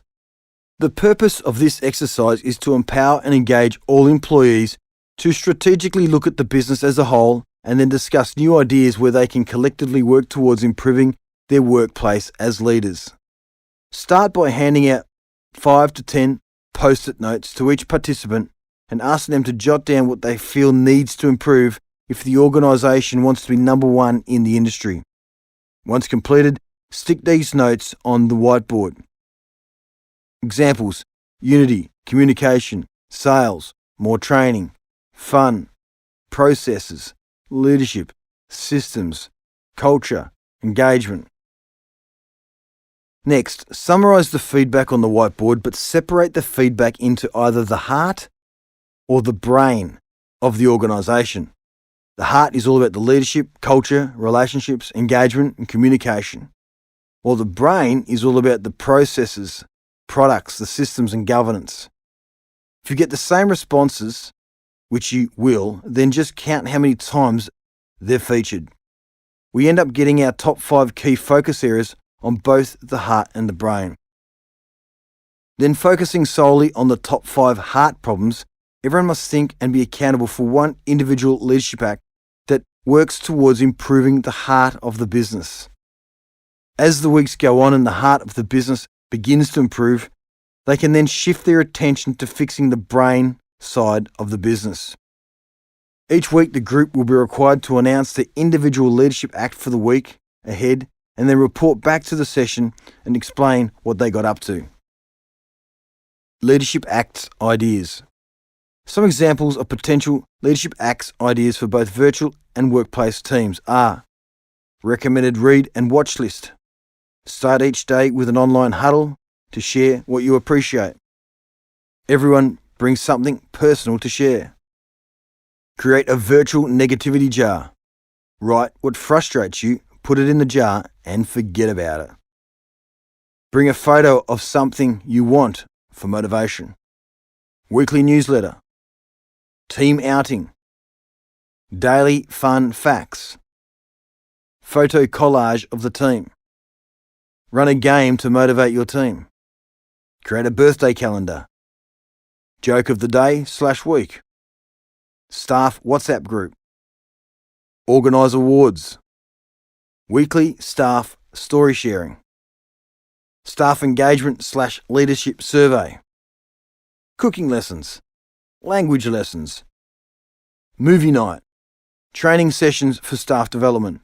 Meditation classes. Yoga classes. Internal competition. Department bake-off. Department updates. Give everyone a thank you card. Meet someone new from another department. 60 seconds with a new staff member. Decorate your home office. Office space design theme.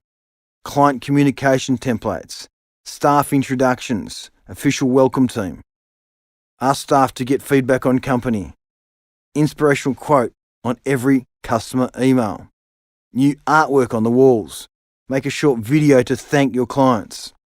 Create an online library lounge room, meeting place. Introduce interns. Group bucket list board. The so on and so on. At the next session, and for every session moving forward, start the meeting by asking everyone how things went and what they learnt that week. After the session, take a photo of the whiteboard for your files and transfer the Leadership Act information onto the colour-coded Leadership Act scoreboard spreadsheet in Document 1. Then present this running scoreboard each week to the group at the start of each meeting. The reason we have a weekly scoreboard is to get everyone accountable, forward-thinking, and delivering exactly what they said they would. If they've chosen not to, then it is there for everyone to see. This also implies a small amount of healthy pressure to perform and deliver. So we want to create new habits, so this segment and would-be scorecard will play an integral role in every meeting. Setting agreed behaviours.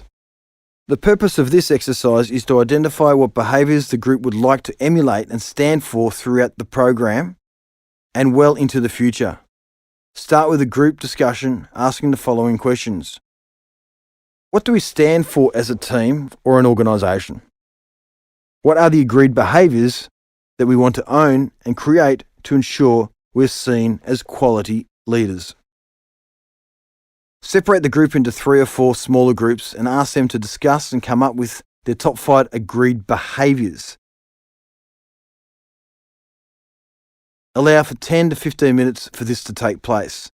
Then ask the group to pick one spokesperson to present their findings to the broader group. They need to announce their agreed behaviours and justify why they chose them. While each group presents their findings, you as the facilitator must write down on the whiteboard and note any that have been selected multiple times.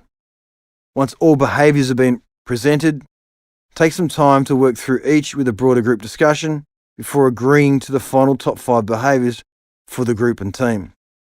Ensure the behaviours chosen can be measured and are not values as such. As an example, accountability, positivity, honesty, consistency, proactivity, and maybe transparency are measurable behaviours, whereas service, community, customer service, and innovation are more like values. There is a distinct difference between the two. Behaviours are more like verbs, values are more like nouns. Going forward and at the start of the next meetings, randomly ask different members of the group what the agreed behaviours are, one at a time, and then write them up on the whiteboard. This is done purely to embed the behaviours into the minds of all the leaders through spontaneous repetition. Sharing stories. The purpose of this great segment is to get a snapshot of the history of each member of the team, allowing everyone a more in-depth understanding of who they are working with and encouraging participants to be more understanding and caring of each other. Really want to find out more about who our people are, as we already know what they do. So we ask everyone to share some history about themselves at the next meeting. To make it easy for them, give them 2 options that they can talk about. 1, talk about someone who inspires you and why. And 2, talk about a time in your life where you've experienced some level of adversity and the positive that came out of it. They can also bring along a few childhood photos to add further value to their short talk, if they choose. Roundtable feedback. It is at this time that the group enters into weekly and shared individual roundtable feedback discussions. And please note, the table does not have to be round. Ensure that you have enough pens and paper available for each participant to use during the segment. Firstly, inform the participants at the roundtable that this is a weekly exercise where one team member is required to be given open and honest feedback from each member of the group. This will be repeated at each meeting until every participant has been given his or her feedback. The feedback is always centered around the team and is not the platform to air out any dirty personal issues. Each participant, including the selected participant given the feedback, is given a copy of the roundtable template that they are required to answer these two very simple questions. 1. What's the number one strength the team member brings to the team? And 2. What's the number one area that the team member should improve on or delete for the success of the team? Ask all participants to write down their feedback. You should take no more than 6 minutes to complete this. The selected participant will be given feedback from one team member at a time, going around in a circle until all participants have given that feedback. Once all participants have shared, then the selected team member presents their own response. Once they've replied, you need to ask the chosen participant if they need any further clarification about any of the feedback given to ensure the air is clear and the feedback was understood and accepted.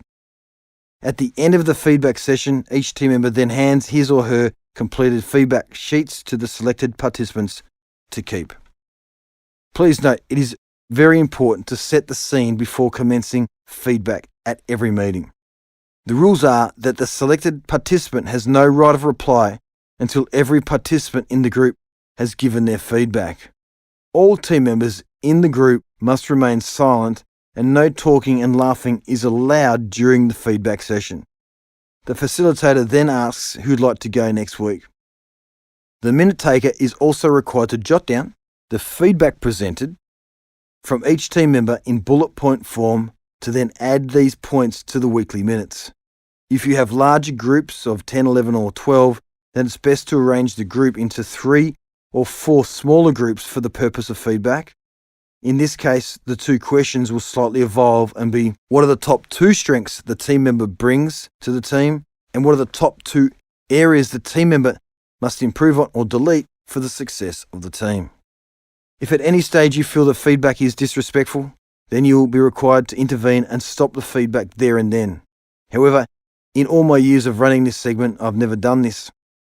This is by far the most popular segment in the whole program, and clients always request that it stays on for programs 2 and 3. Finally, introduce the rules and logistics of the Roundtable segment. Once each participant has received their feedback, they will then be asked to sit down with you and complete a personal roadmap template.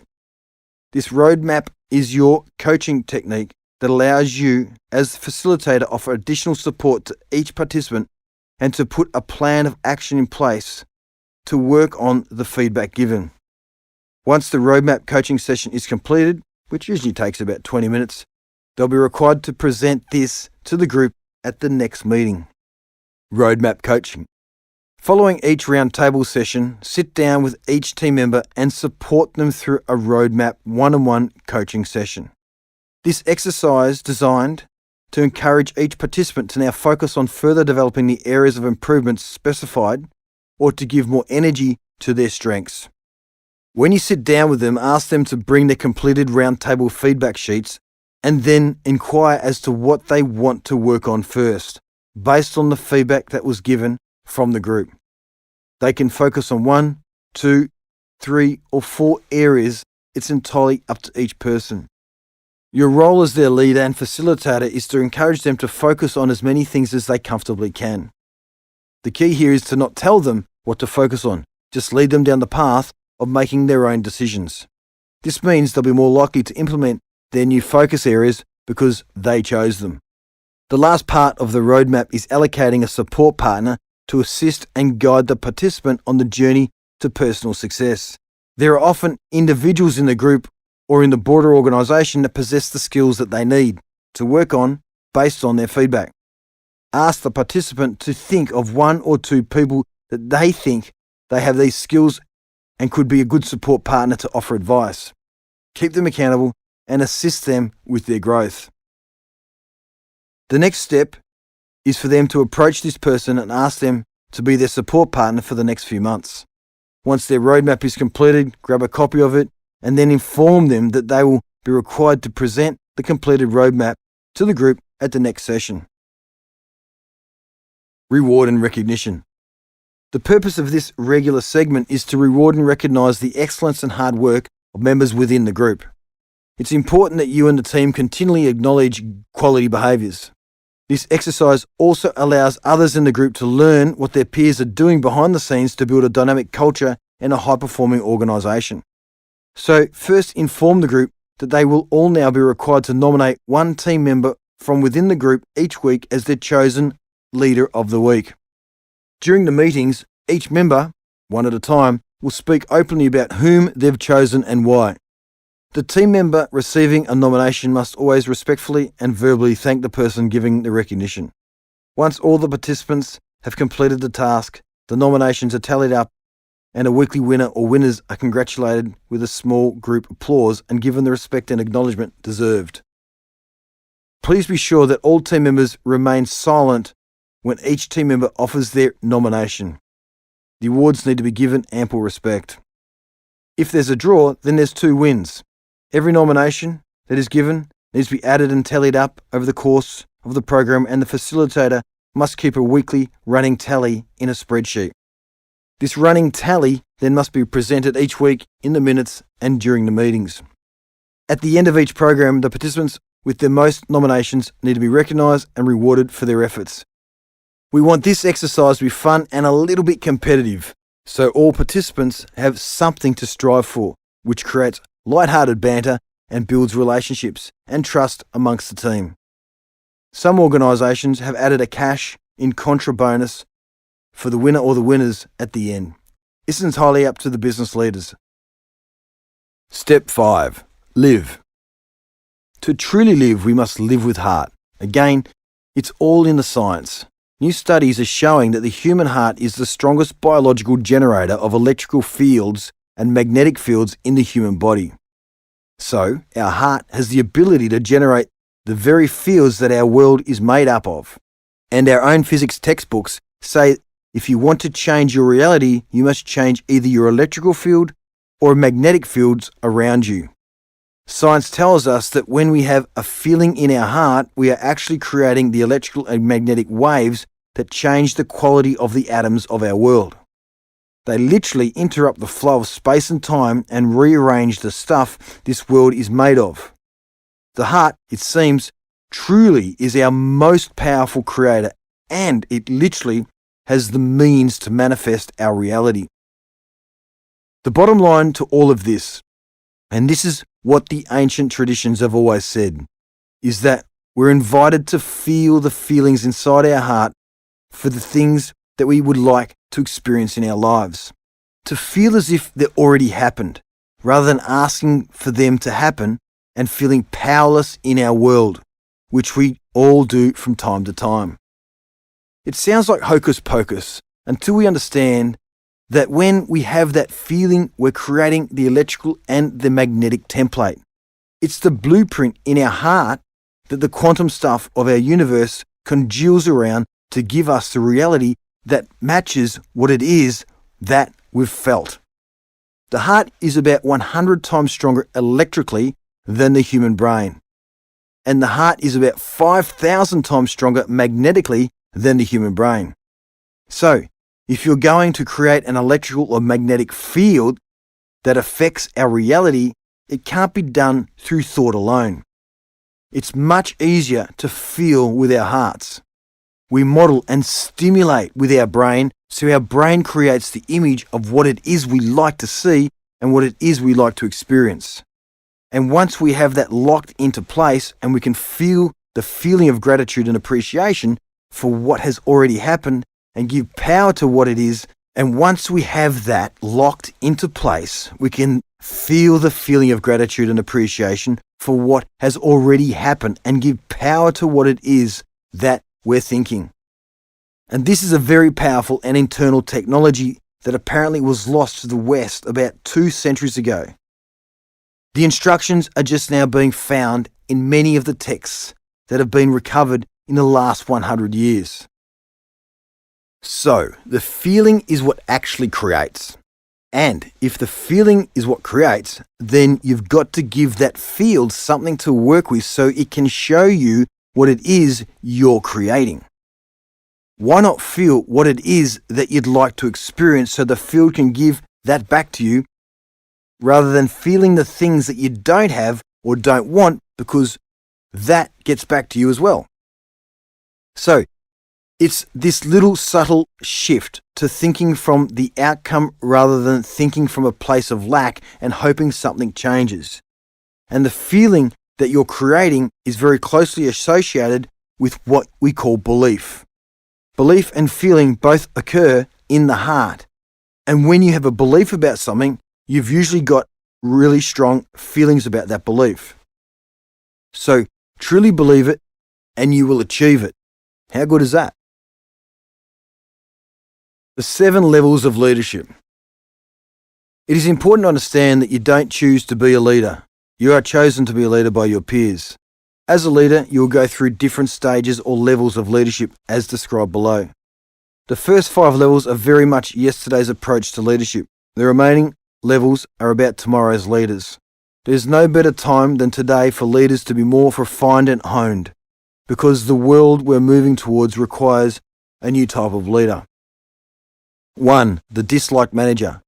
The first level of leadership features the disliked manager, who is usually someone who has moved up through the ranks of an organisation and has been promoted into a leadership role. This person has a lot of industry knowledge and knows the environment quite well. Even so, they're disliked and disrespected. 2. The disrespected manager. This person has moved from being disliked to being somewhat liked, but has yet to earn the respect of those they lead. There is a considerable learning curve in becoming a leader, and how long the person stays at that stage is entirely up to their own skill development. Number 3, the manager/leader. This is the type of person who now understands that there are 2 distinct skill sets required to be a leader. One has to be both a great manager and a great leader. This person is learning, they're reading books or listening to audiobooks, which means they've got great assistance in this area.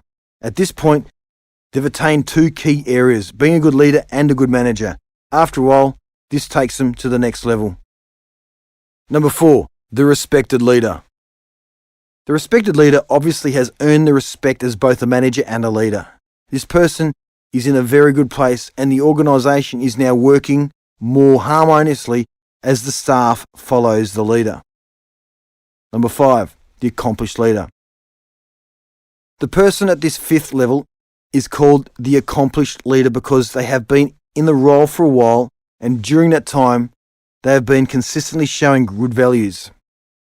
Their approach is great and they are able to maintain the levels of respect they have earned.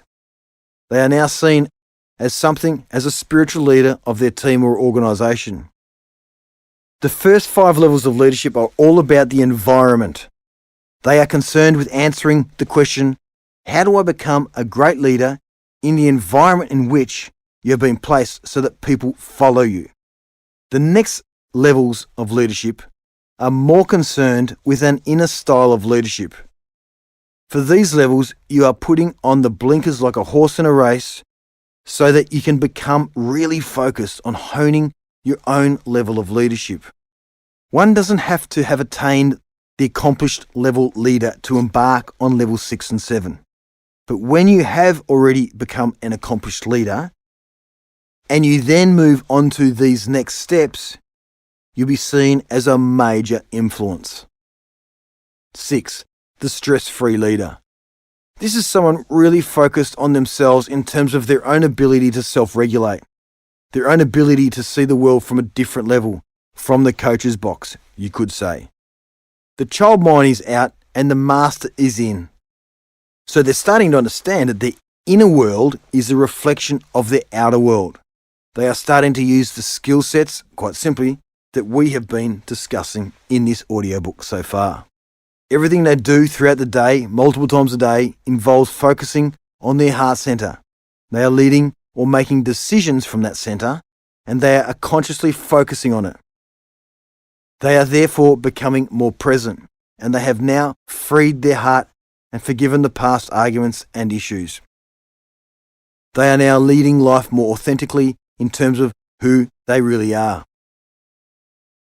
7. The intuitive leader. The ultimate level is that of the intuitive leader. Once you get to this 7th stage, your intuitive leadership skills are becoming so refined that you are tapping into your inner intelligence more often than not in your decision making. You are consistently in flow regarding connecting with your higher mind and making decisions based on your inner intelligence, which is essentially what this book is about. This level of leadership is about completely refining the role of a human being in order to dehumanize ourselves to some degree so that we can get back to who we truly are. As you go up the scale from 6 to 7, you're really moving yourself into a high level of consciousness, a higher state of awareness. So you're now more in flow with the real role of leadership. A true leader serves to guide through complete actions, through shining your light brightly, and through helping people on an intuitive level. To some degree, you are becoming your own inner guru without trying to be a guru. That intuitive leadership is where the ultimate level of leadership is, because we need to understand that the answers are always within. So that's the process behind this next generation of leadership. In brief, the new world requires an intuitive leader who, on their way there, has become stress-free. 7 non-negotiables. A reasonable life can be achieved by anyone who's focused, but if you want a great life, you must commit to leading a great life, to doing things the majority do not do, and to thinking like the minority, not like the majority. Below are 7 principles to live by for an abundant, happy, successful career and life. Non-negotiable 1. The first principle to live by is that one day you will be gone. It may be in 50 years, it may be in 50 weeks. It may be next week or even today. I don't know, you don't know. Nobody knows. And rather than live in fear of this, you should embrace the fact that this life is short, precious and unpredictable. And in knowing this, we must live fully for today. It is not a recipe for recklessness, but rather a recipe to give your all today, to give your very best today in everything you do, to give your greatest energy to this day, to your family, to everyone you encounter today. It is a reminder for you to be your best self in each moment. What if you were gone tomorrow? What would they speak of you? What can you do that will leave a lasting positive memory in the lives of everyone you encounter? It's about being lighthearted and knowing that in the end, none of this stuff matters. The only thing that ever matters is how happy you were with the time you had on this planet. Did you achieve what you wanted to achieve? Did you make others feel loved? It is about knowing that things can never go with you in the end, and remembering that we are going to die is the greatest reminder we have in our daily lives, because it keeps us focused on what's really important and what is real. Non-negotiable number 2. There is nothing you cannot be, do or have. Period. If there has been someone, or even one person on this planet who has done it before, that means you can too. It doesn't mean it'll be easy, but it does mean it's possible. As long as it is possible, you can work towards it. You can make a plan, learn what needs to be done for you to live your craziest, most abundant life. A life most would consider impossible. But you know, impossible, broken down, states, I am possible. You know, impossible broken down is simply the process of making a plan and being willing to work for that plan. Non-negotiable number 3. Always charge towards your highest excitement. Ask yourself this question about everything you do in your life. Does this make me happy? If the answer is no, ask yourself, Will this sacrifice I am making lead to more happiness in the long term? If not, you should let it go. Non-negotiable number 4. Be yourself. Always, no exceptions. It's such a tragedy to see so many people on this planet living lives they don't want to live just because they've listened to other people who did the same. The only way you can live happy in this life, the only way you can be successful is if you commit to being you. Learn about yourself, know yourself, accept yourself, become the conscious creator, moment by moment. Non-negotiable number 5. Everything you need is already within you. In this world, you see endless examples of people who seemingly have it all, materially speaking, but they are empty inside. A beggar had been sitting on the side of the road for over 30 years. One day, a stranger walked by. "Spare some change?" mumbled the beggar, mechanically holding out his old baseball cap. "I've nothing to give you," said the stranger. Then he asked, "What's that you're sitting on?" "Nothing," replied the beggar. "Just an old box. I've been sitting on it for as long as I can remember." "Ever looked inside?" asked the stranger. "No," said the beggar. "What's the point? There's nothing in there." "Have a look inside," insisted the stranger. The beggar managed to pry open the lid, and with astonishment, disbelief, and elation, he saw the box was filled with gold. This parable lays out the very essence of human suffering. We are always looking externally for answers to our problems, for validation, for security, for love, but everything you ever need can be found within. The solution is found in our minds and in our hearts, because our thoughts are the cause of all suffering. Non-negotiable number 7. The most important moment in every day is the first moment when you wake up in the morning. Take full control of your state as soon as you register back into this reality. The reason is chemical. Cortisol is nature's built-in alarm system. It's your body's main stress hormone. It works with certain parts of your brain to control your mood, motivation, and fear. It's best known for helping fuel your body's fight or flight instinct in a crisis. And when we wake up a lot of the time, we fly off into worry about the day ahead or the day that was. This must stop.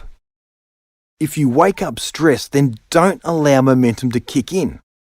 Pick up your phone, open your QM app, select one of the walking meditations and hit the beat. Or stay there in bed and select a high vibration meditation that gets you focused on living in your future self. Help yourself dream with clarity. See it, feel it, and become it. Stay in that state for as long as possible. Non-negotiable number 7. Whatever you focus on and desire with all your heart, you can create.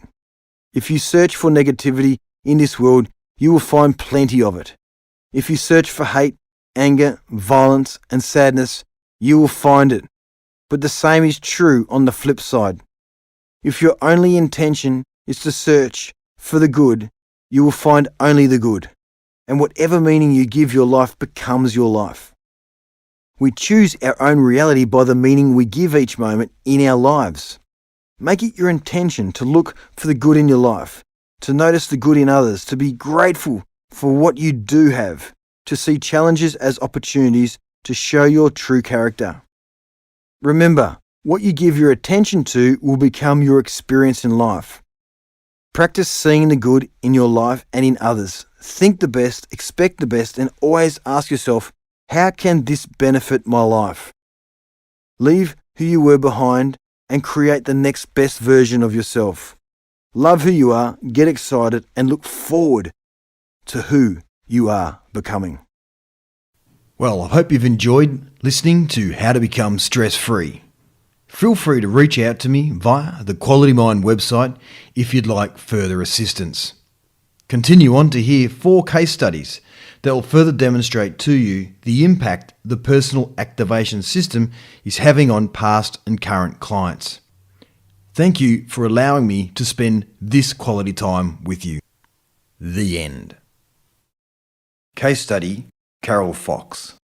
Recently named as one of Australian Financial Review's 100 Women of Influence, and Why Magazine's 8 Women of Influence, Carol enjoys travelling across Australia and internationally, teaching concepts from her book, Confident Communication for Leaders, How to Communicate with Confidence, Anywhere, Anytime, and with Anyone. For the past 30 years, Carol has worked with thousands of people in her roles as an executive coach, conference speaker, and facilitator in the personal and professional development industry, collaborating with all levels of sport, government, not-for-profit, and corporate clients. With a rich sporting background, Carol is an ambassador for the ICC T20 World Cup 2020, Victoria University Women in Sport Research Ambassador, President Chair of Women's Sport Australia, Mentor and Facilitator AFLW, She Can Coach Project, and patron for the AFL Premiership Players Club. Carol first encountered the personal activation system when she was the MC at the 2019 Australian Sports Summit. Richard Maloney and the Quality Mind team were also there, and when Carol asked Richard to come up on stage, she was captivated by his ability to capture the audience's attention and focus, so she decided she needed to know more. Carol was about to embark on an epic life change, moving her family from Melbourne to the Gold Coast, which is no mean feat. I knew I had a very stressful time ahead of me. We'd made a huge life decision to move up to the Gold Coast, Australia. I had to find an office and an apartment in Melbourne so I could continue working with my clients there, find a place to live in Queensland, transfer schools, lease our family home, and pack up a lifetime of material items.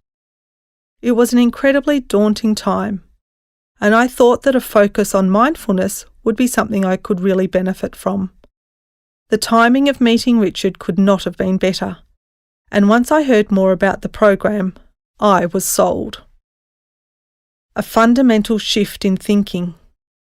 When speaking of the personal activation system and its benefits, Carol shares, "It has definitely taught me to manage my stress reactions more effectively.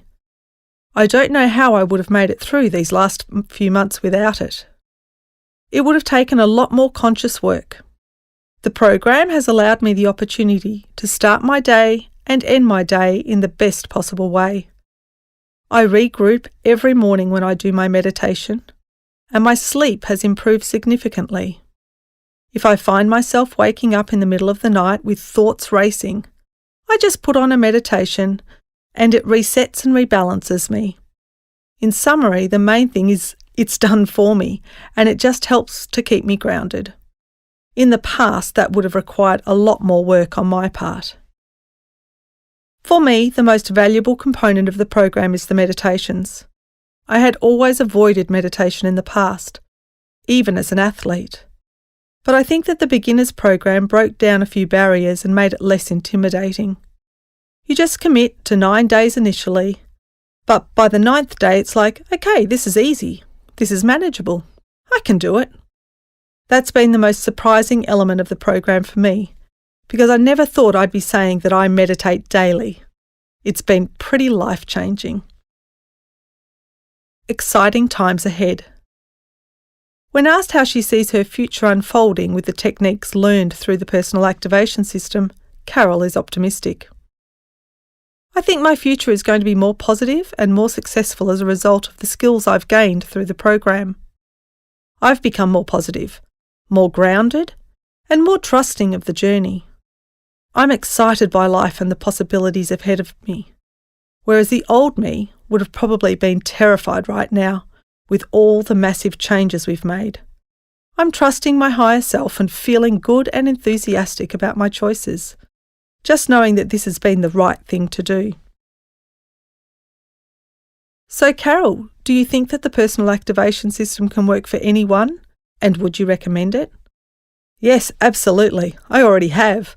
I'm recommending my clients to go onto the free app to get them started, because when I say meditation, they look at me like I'm a bit out there, and I know that feeling. I was the first one to say I'm not meditating. I say to them, just do your 9 days, follow the beginner meditations, and if you like it, then it's up to you what you decide to do from there. And so many of them really need it. I've also got my son Beau and his wife Margaret onto it, and we're getting them ready to do the next level program, because I know that not only will it help them personally, but I can actually see them becoming quality mind mentors as well. And do you think the personal activation system offers participants an easy and more powerful approach than mainstream psychology? I think that mainstream psychology works for some people, and there are others that just need to get to the bottom of what's happening within themselves and learn the tools to address their issues quickly. Some people may develop somewhat a codependent relationship with their psychologist, or therapist too, where they feel like they need to have that person with them all the time, which isn't possible, of course. The personal activation system is always accessible via the app, and you can choose how quickly you want to work through the program.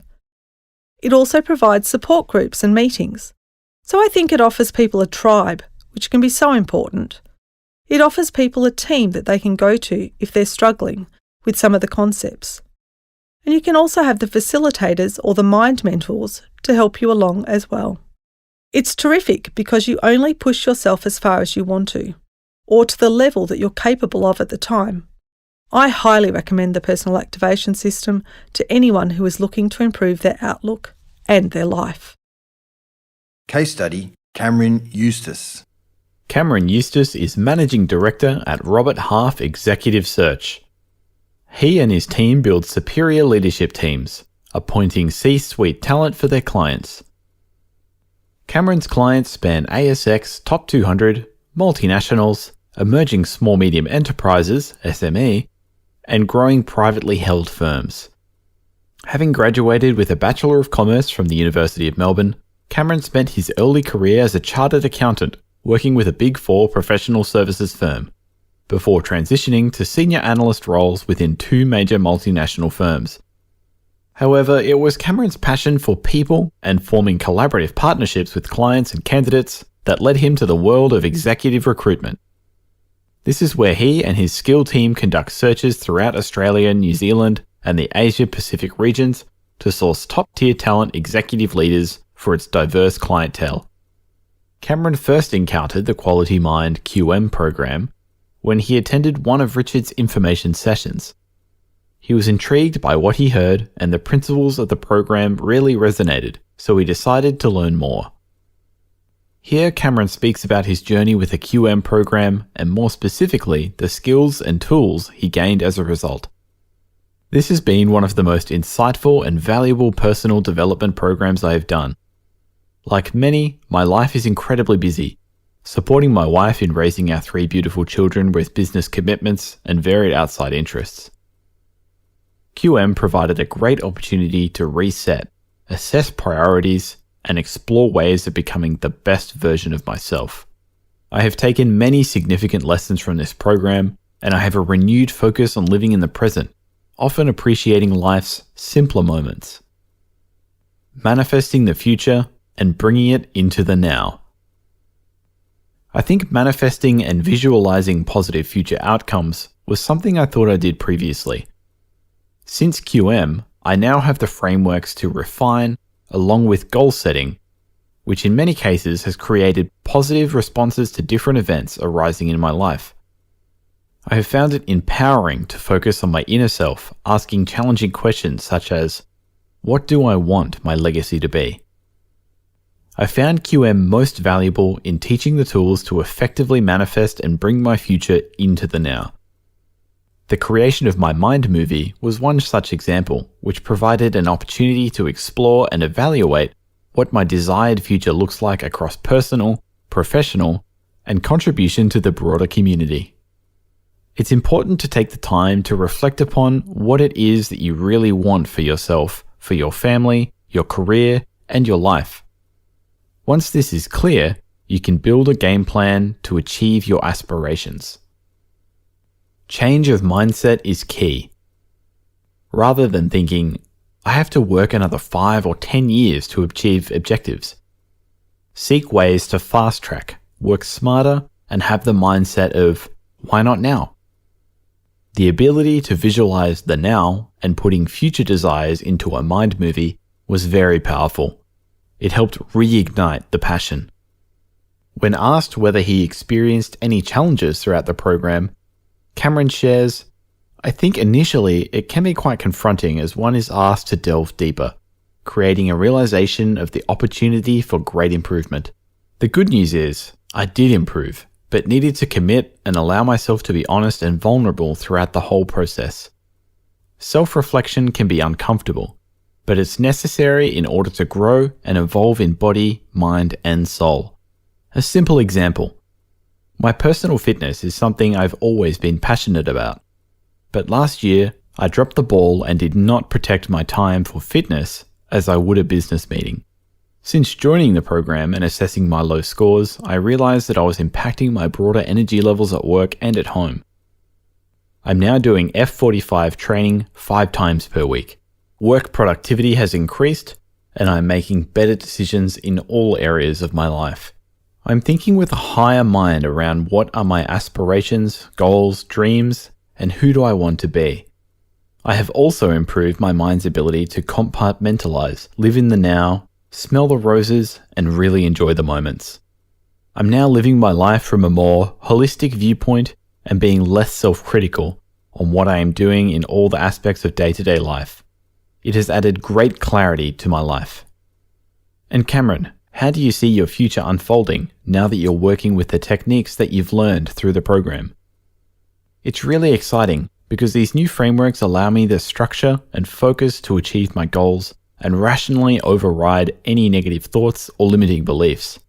If negative thoughts arise, I now know that I can counter them with a positive thought and have the self-awareness to understand that everything is neutral till you give it meaning. This mantra for the QM program really stuck with me. It is key to make an active choice to live in a positive vibration. That's so powerful. But it's also logical. When you learn how to execute it, you can say it without question that it actually works. Everything is neutral until you give it meaning.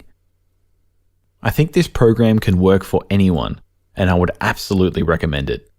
However, to achieve the lifelong learnings from QM, one must be prepared to commit, invest, and ask oneself hard questions. Many questions asked to delve into long-held personal beliefs, some of which have been formed through legacy behaviors and relationships that may have no real current meaning. I recommend adopting the mantra of becoming a better version of myself, then proactively commit habits to forming positive change. Case study, Di Aglio. Di Aglio is a renowned Pilates instructor and business owner who has over 25 years' experience in teaching people how to move, and she loves what she does. Di opened Emerald Pilates in November 2016 to provide a way for so many people as possible to experience what it feels like to thrive with health and energy. She holds a Level 4 qualification with the Australian Pilates Method Association, and she is on the cusp of opening another studio in mid-2020. In her earlier years, Di completed an economics degree, and while she enjoyed working in that field, she felt somewhat despondent about the work culture at the time, since it was a male-dominated industry in the 1990s and there were minimal opportunities for women to break through and move up the ranks. During this period, Di was also supplementing her income as a group fitness teacher, which ultimately led to her becoming a recreation facility manager at a branch of the YMCA. Di was passionate about health and fitness, and she loved her work and saw great opportunity in this industry. She ultimately decided to complete a high-level qualification in Pilates and make that her full-time career. This eventually led to Di opening her first studio, where she employs other industry experts, and she describes her journey thus far as beautiful, amazing, and just the beginning with so much more to come. First encounters. Di first encountered the personal activation system through one of her clients, Kiralee, who is a quality mind mentor. One morning, I was telling Kiralee how much I thought that business success came down to mindset and having the right mentality to be able to cope with all the challenges that come with running your own business. Whether it be staff management, client management, or the ability to deal with conflict and grievances from clients and staff in a calm way that doesn't leave you feeling overwhelmed. That's when she started opening up about quality mind, and it immediately struck a chord with me. When you have your own business, you don't want it to be hard and clunky and grindy and cumbersome. I work a lot, but it doesn't feel like a chore or a bother. I get out of bed and I'm very grateful to go and do what I do because I love what I do. And while I've always loved the technical side of what I do, as in the mastery of what I do, in terms of being a really good Pilates teacher, I wanted to gain some skills and insight on how to extend that passion into the administrative, entrepreneurial side of running my own business. So that's why I went down the road of Quality Mind. Before Quality Mind, I felt like there was something missing. I'd done a little bit of business coaching and personal coaching in the past, but it wasn't really what I was after.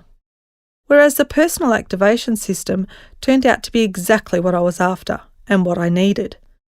In the past, if something wasn't going to plan, or if I had a bump in the road, my brain would automatically follow the same cycle of feeling overwhelmed, anxious, tired, and angry. Now I avoid that cycle completely. Or if I do enter into it, I can quickly bring myself out of that simply by recognising that thought and then creating the complete opposite thought. I also find myself reflecting quite often on how I handle things now versus before the program. And there's no question I've evolved. I've developed stronger negotiation skills. I'm more empathetic towards others, and I've released a lot more fear around potential outcomes when I take risks. Overall, I'm just a happier, stronger, and more fearless person. The power of the thought shop. The thought shop has been the most powerful component of the personal activation system for me, in that I'm able to check my thoughts and bring myself out of overwhelm before it even lands within my body. Therefore, I feel like I'm now just having this beautiful smooth ride and staying on track at work and in life.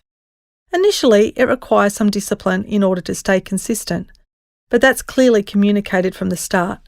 And once you see the results when you do the work properly, it becomes an integral part of your everyday life. The sky's the limit. Because of this program, there feels like there are no longer limits to what I can achieve.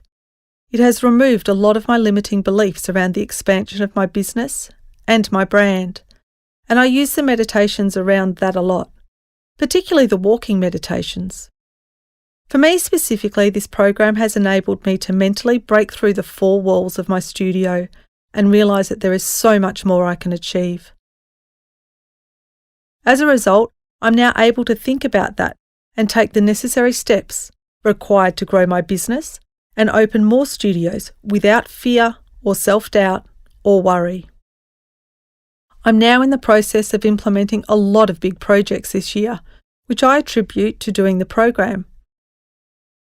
I'm running Pilates teacher training, and I've secured myself a position as a lecturer for an amazing registered training organisation that runs the National Diploma of Contemporary Pilates.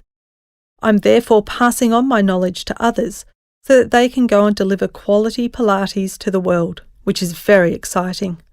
I'm also presenting a business workshop for the Australian Pilates Method Association in March, and I've been selected to present at an international fitness conference in Sydney in May. I'm also opening at least one more studio this year, and most likely another one in the year after. So there's a lot going on, but I don't feel overwhelmed or apprehensive about that. I feel excited and grateful. Would you recommend Quality Mind for others? Yes, I would 100% recommend it for anyone that is open to growth. I think there are some people that may not benefit if they're closed-minded or if they disallow themselves to be open to the discipline of it and the possibility of it. So there needs to be a little bit of acceptance around just letting the change happen and trusting and embracing the process. However, I believe very strongly that if anyone wants to make a change and is willing to open themselves up and let go of their own ego, then they can and will benefit significantly from this program. I actually think the world would be a much better place if everyone did this kind of work. There's an emotional intelligence that has resulted from me doing the work, and it would be great for other people to discover their potential and realise that they are limitless, and that they are probably just bound by themselves in their own brain. I think the world would be a better, happier, and more successful place if everyone did Quality Mind. Case study, Andrew Bedzy. Andrew is a digital-first business leader with over 15 years' experience in the areas of strategy, marketing, and product, enabling organizations to drive improved commercial outcomes through transformative digital programs. Andrew is currently head of digital and marketing automation at Macmillan Shakespeare, and he is passionate about helping businesses rapidly grow and evolve in the modern business environment. He has held various roles across global and local organizations such as IBM, GE, TAL, and iSelect. He has also held the position as board member at the Art Cabriolet, where he led the digital marketing and technology portfolios to support the charity's fundraising efforts and therapy programs. Andrew is also an advisory board member for two startups, Day by Day and VizTrade. Andrew and his current team are responsible for the delivery of all front-facing customer interaction points from a digital perspective. This includes websites, apps, live chat, digital marketing, and channel communications. Andrew commenced the personal activation system in July of 2019, with a focus on self-improvement and professional development. He hoped to achieve clearer thought patterns and clearer decision-making, and he saw it as an overall opportunity to improve the way that I present myself, both on a professional and personal level. He shares the following feedback in relation to the program and how it has impacted his career and his life thus far. The program's been great in the context that it's taught me to not sweat the small stuff as much as what I used to. I'm also now focusing on the bigger picture and focusing on the bigger goals and objectives in my life. So now the small stuff just doesn't seem relevant. Because of these changes, I'm now seeing all the small pieces of my puzzle just falling into place a lot more easily, and I'm faced with fewer issues and concerns. Over the last 6 months, I've seen multiple examples of this where something has happened and I've looked back retrospectively, knowing that the way that I would have dealt with these issues previously would have been different to how I deal with things now. In the past, I sometimes reacted negatively and emotionally. Now I'm better equipped to deal with these issues and I can handle more. I find the thought shopping to be extremely valuable. It was a really important component of the program for me initially because it allowed me to develop the thought patterns that I call smacking down my inner child. It allowed me to learn how to get that inner child to be quiet because I was able to articulate every time I felt that it was emerging.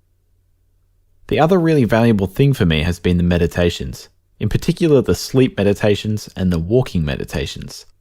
Because I feel like I've got an overactive child in my mind, the idea of sleep can be pretty daunting for me. I used to feel like I had this little child running circles in my head until all hours of the morning. And the sleep meditations have been a critical tool for me in terms of taming that and ultimately providing me with a better quality sleep, which then translates into improvements in all facets of my work and personal life. I use one of the walking meditations almost every morning, walking from the train station up to my office. It's only about 3 minutes long, but it's really powerful, and it consistently helps me to clear any negative or annoying thoughts and sets me in a positive and energetic mindset for the day. And how do you see your future unfolding now that you're working with the techniques that you've learned through Quality Mind? My future looks better, and I'm definitely more in control of it. I'm a very passionate, career-focused person, and I feel like I've got more control and clarity around what I need to do next and how I'm going to do it. I think I've become calmer and happier since the program as well, which ultimately reflects in a really positive way on my demeanor, reflects positively in my relationships, and reflects positively in my professional life too. Would you recommend the personal activation system for anyone? And do you think it can work for anyone? Yes, definitely. I think it can help anybody who wants to improve their general state of mind, their general approach to business, to personal life, and to relationships. I think there are many great opportunities for people to go beyond the challenges that they might perceive in day-to-day life and evolve their thinking, evolve their mind, and evolve their relationships beyond what they ever thought was possible. About the author. Richard Maloney is the founder and director of Engage and Grow Global and founder and CEO of Quality Mind Global. With over 20 years of experience and having worked with hundreds of elite athletes, business leaders, and executives, Richard has proven time and time again that the body is led by the mind. Now he has a unique and tangible system designed to minimize or eliminate stress, pressure, illness, and injuries through systematic mental training, allowing his clients to unlock their ultimate career capabilities and their true potential at work and in life. It all started for Richard when at age 18 he was recruited to play for his beloved St Kilda Football Club. This was the epitome of success for a footballer, playing at the most elite level in Australia. It seemed like a dream come true, and yet what he gained there was a very stark and unnerving realization that he wasn't mentally equipped to handle the immense pressure that came with being an elite sportsman. Richard was already battling demons in his personal life, and the stress proved all too much. He chose to walk away from his lifelong dream, but this failure stayed with him. Now 45 years old, Richard has over 500 clients in 30-plus countries, as well as Quality Mind mentor licensees in 9 countries. With the development of Quality Mind, what started as a way of preventing injuries by unlocking the minds of elite athletes has now opened the door for every person to release the magic of mental transformation into their lives. Richard's homegrown system, the Maloney method, has been integrated into a unique, proven, step-by-step system that has helped hundreds of people remove the obstacles holding them back from living the life of their dreams. Now, with the recent introduction of the game-changing Quality Mind app, he is literally changing lives every day. With his wealth of experience in the business world and in the sporting industry, Richard has used his personal development plan to improve the mental well-being of elite athletes and business leaders the world over. He has also become an international authority in employee engagement, leading over 400 employee engagement coaches in 80-plus countries. His company, Engage and Grow Global, is having a huge global impact on employee happiness, bringing the colour back into people's lives and workplaces. Richard has been a headline speaker at many industry conferences and events, and he has spoken in 15 countries. He is the author of The Minds of Winning Teams, Creating Team Success Through Engagement and Culture, author of Injury Free, Mental Training for Elite Athletes, and co-author, alongside Dr. Marshall Goldsmith, Brad Sugars, and Mark Thompson, of Engage and Grow, 6 Steps to Building Highly Engaged Employees. Richard was also recognised as a finalist in the 2016, 2017, and 2018 Australian Optus Business Awards, as Business Leader of the Year and Export Business of the Year, and as a finalist for the 2017 Telstra Victorian Micro Business of the Year. Richard is also the founder and a co-host of the Mindfulness in Sport podcast series alongside professional footballer Sean Higgins.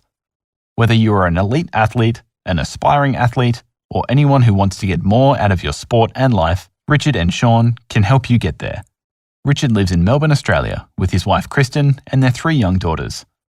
You can learn more about Quality Mind Global and Engage and Grow Global via the websites below: www.qualitymindglobal.com, www.engageandgrowglobal.com,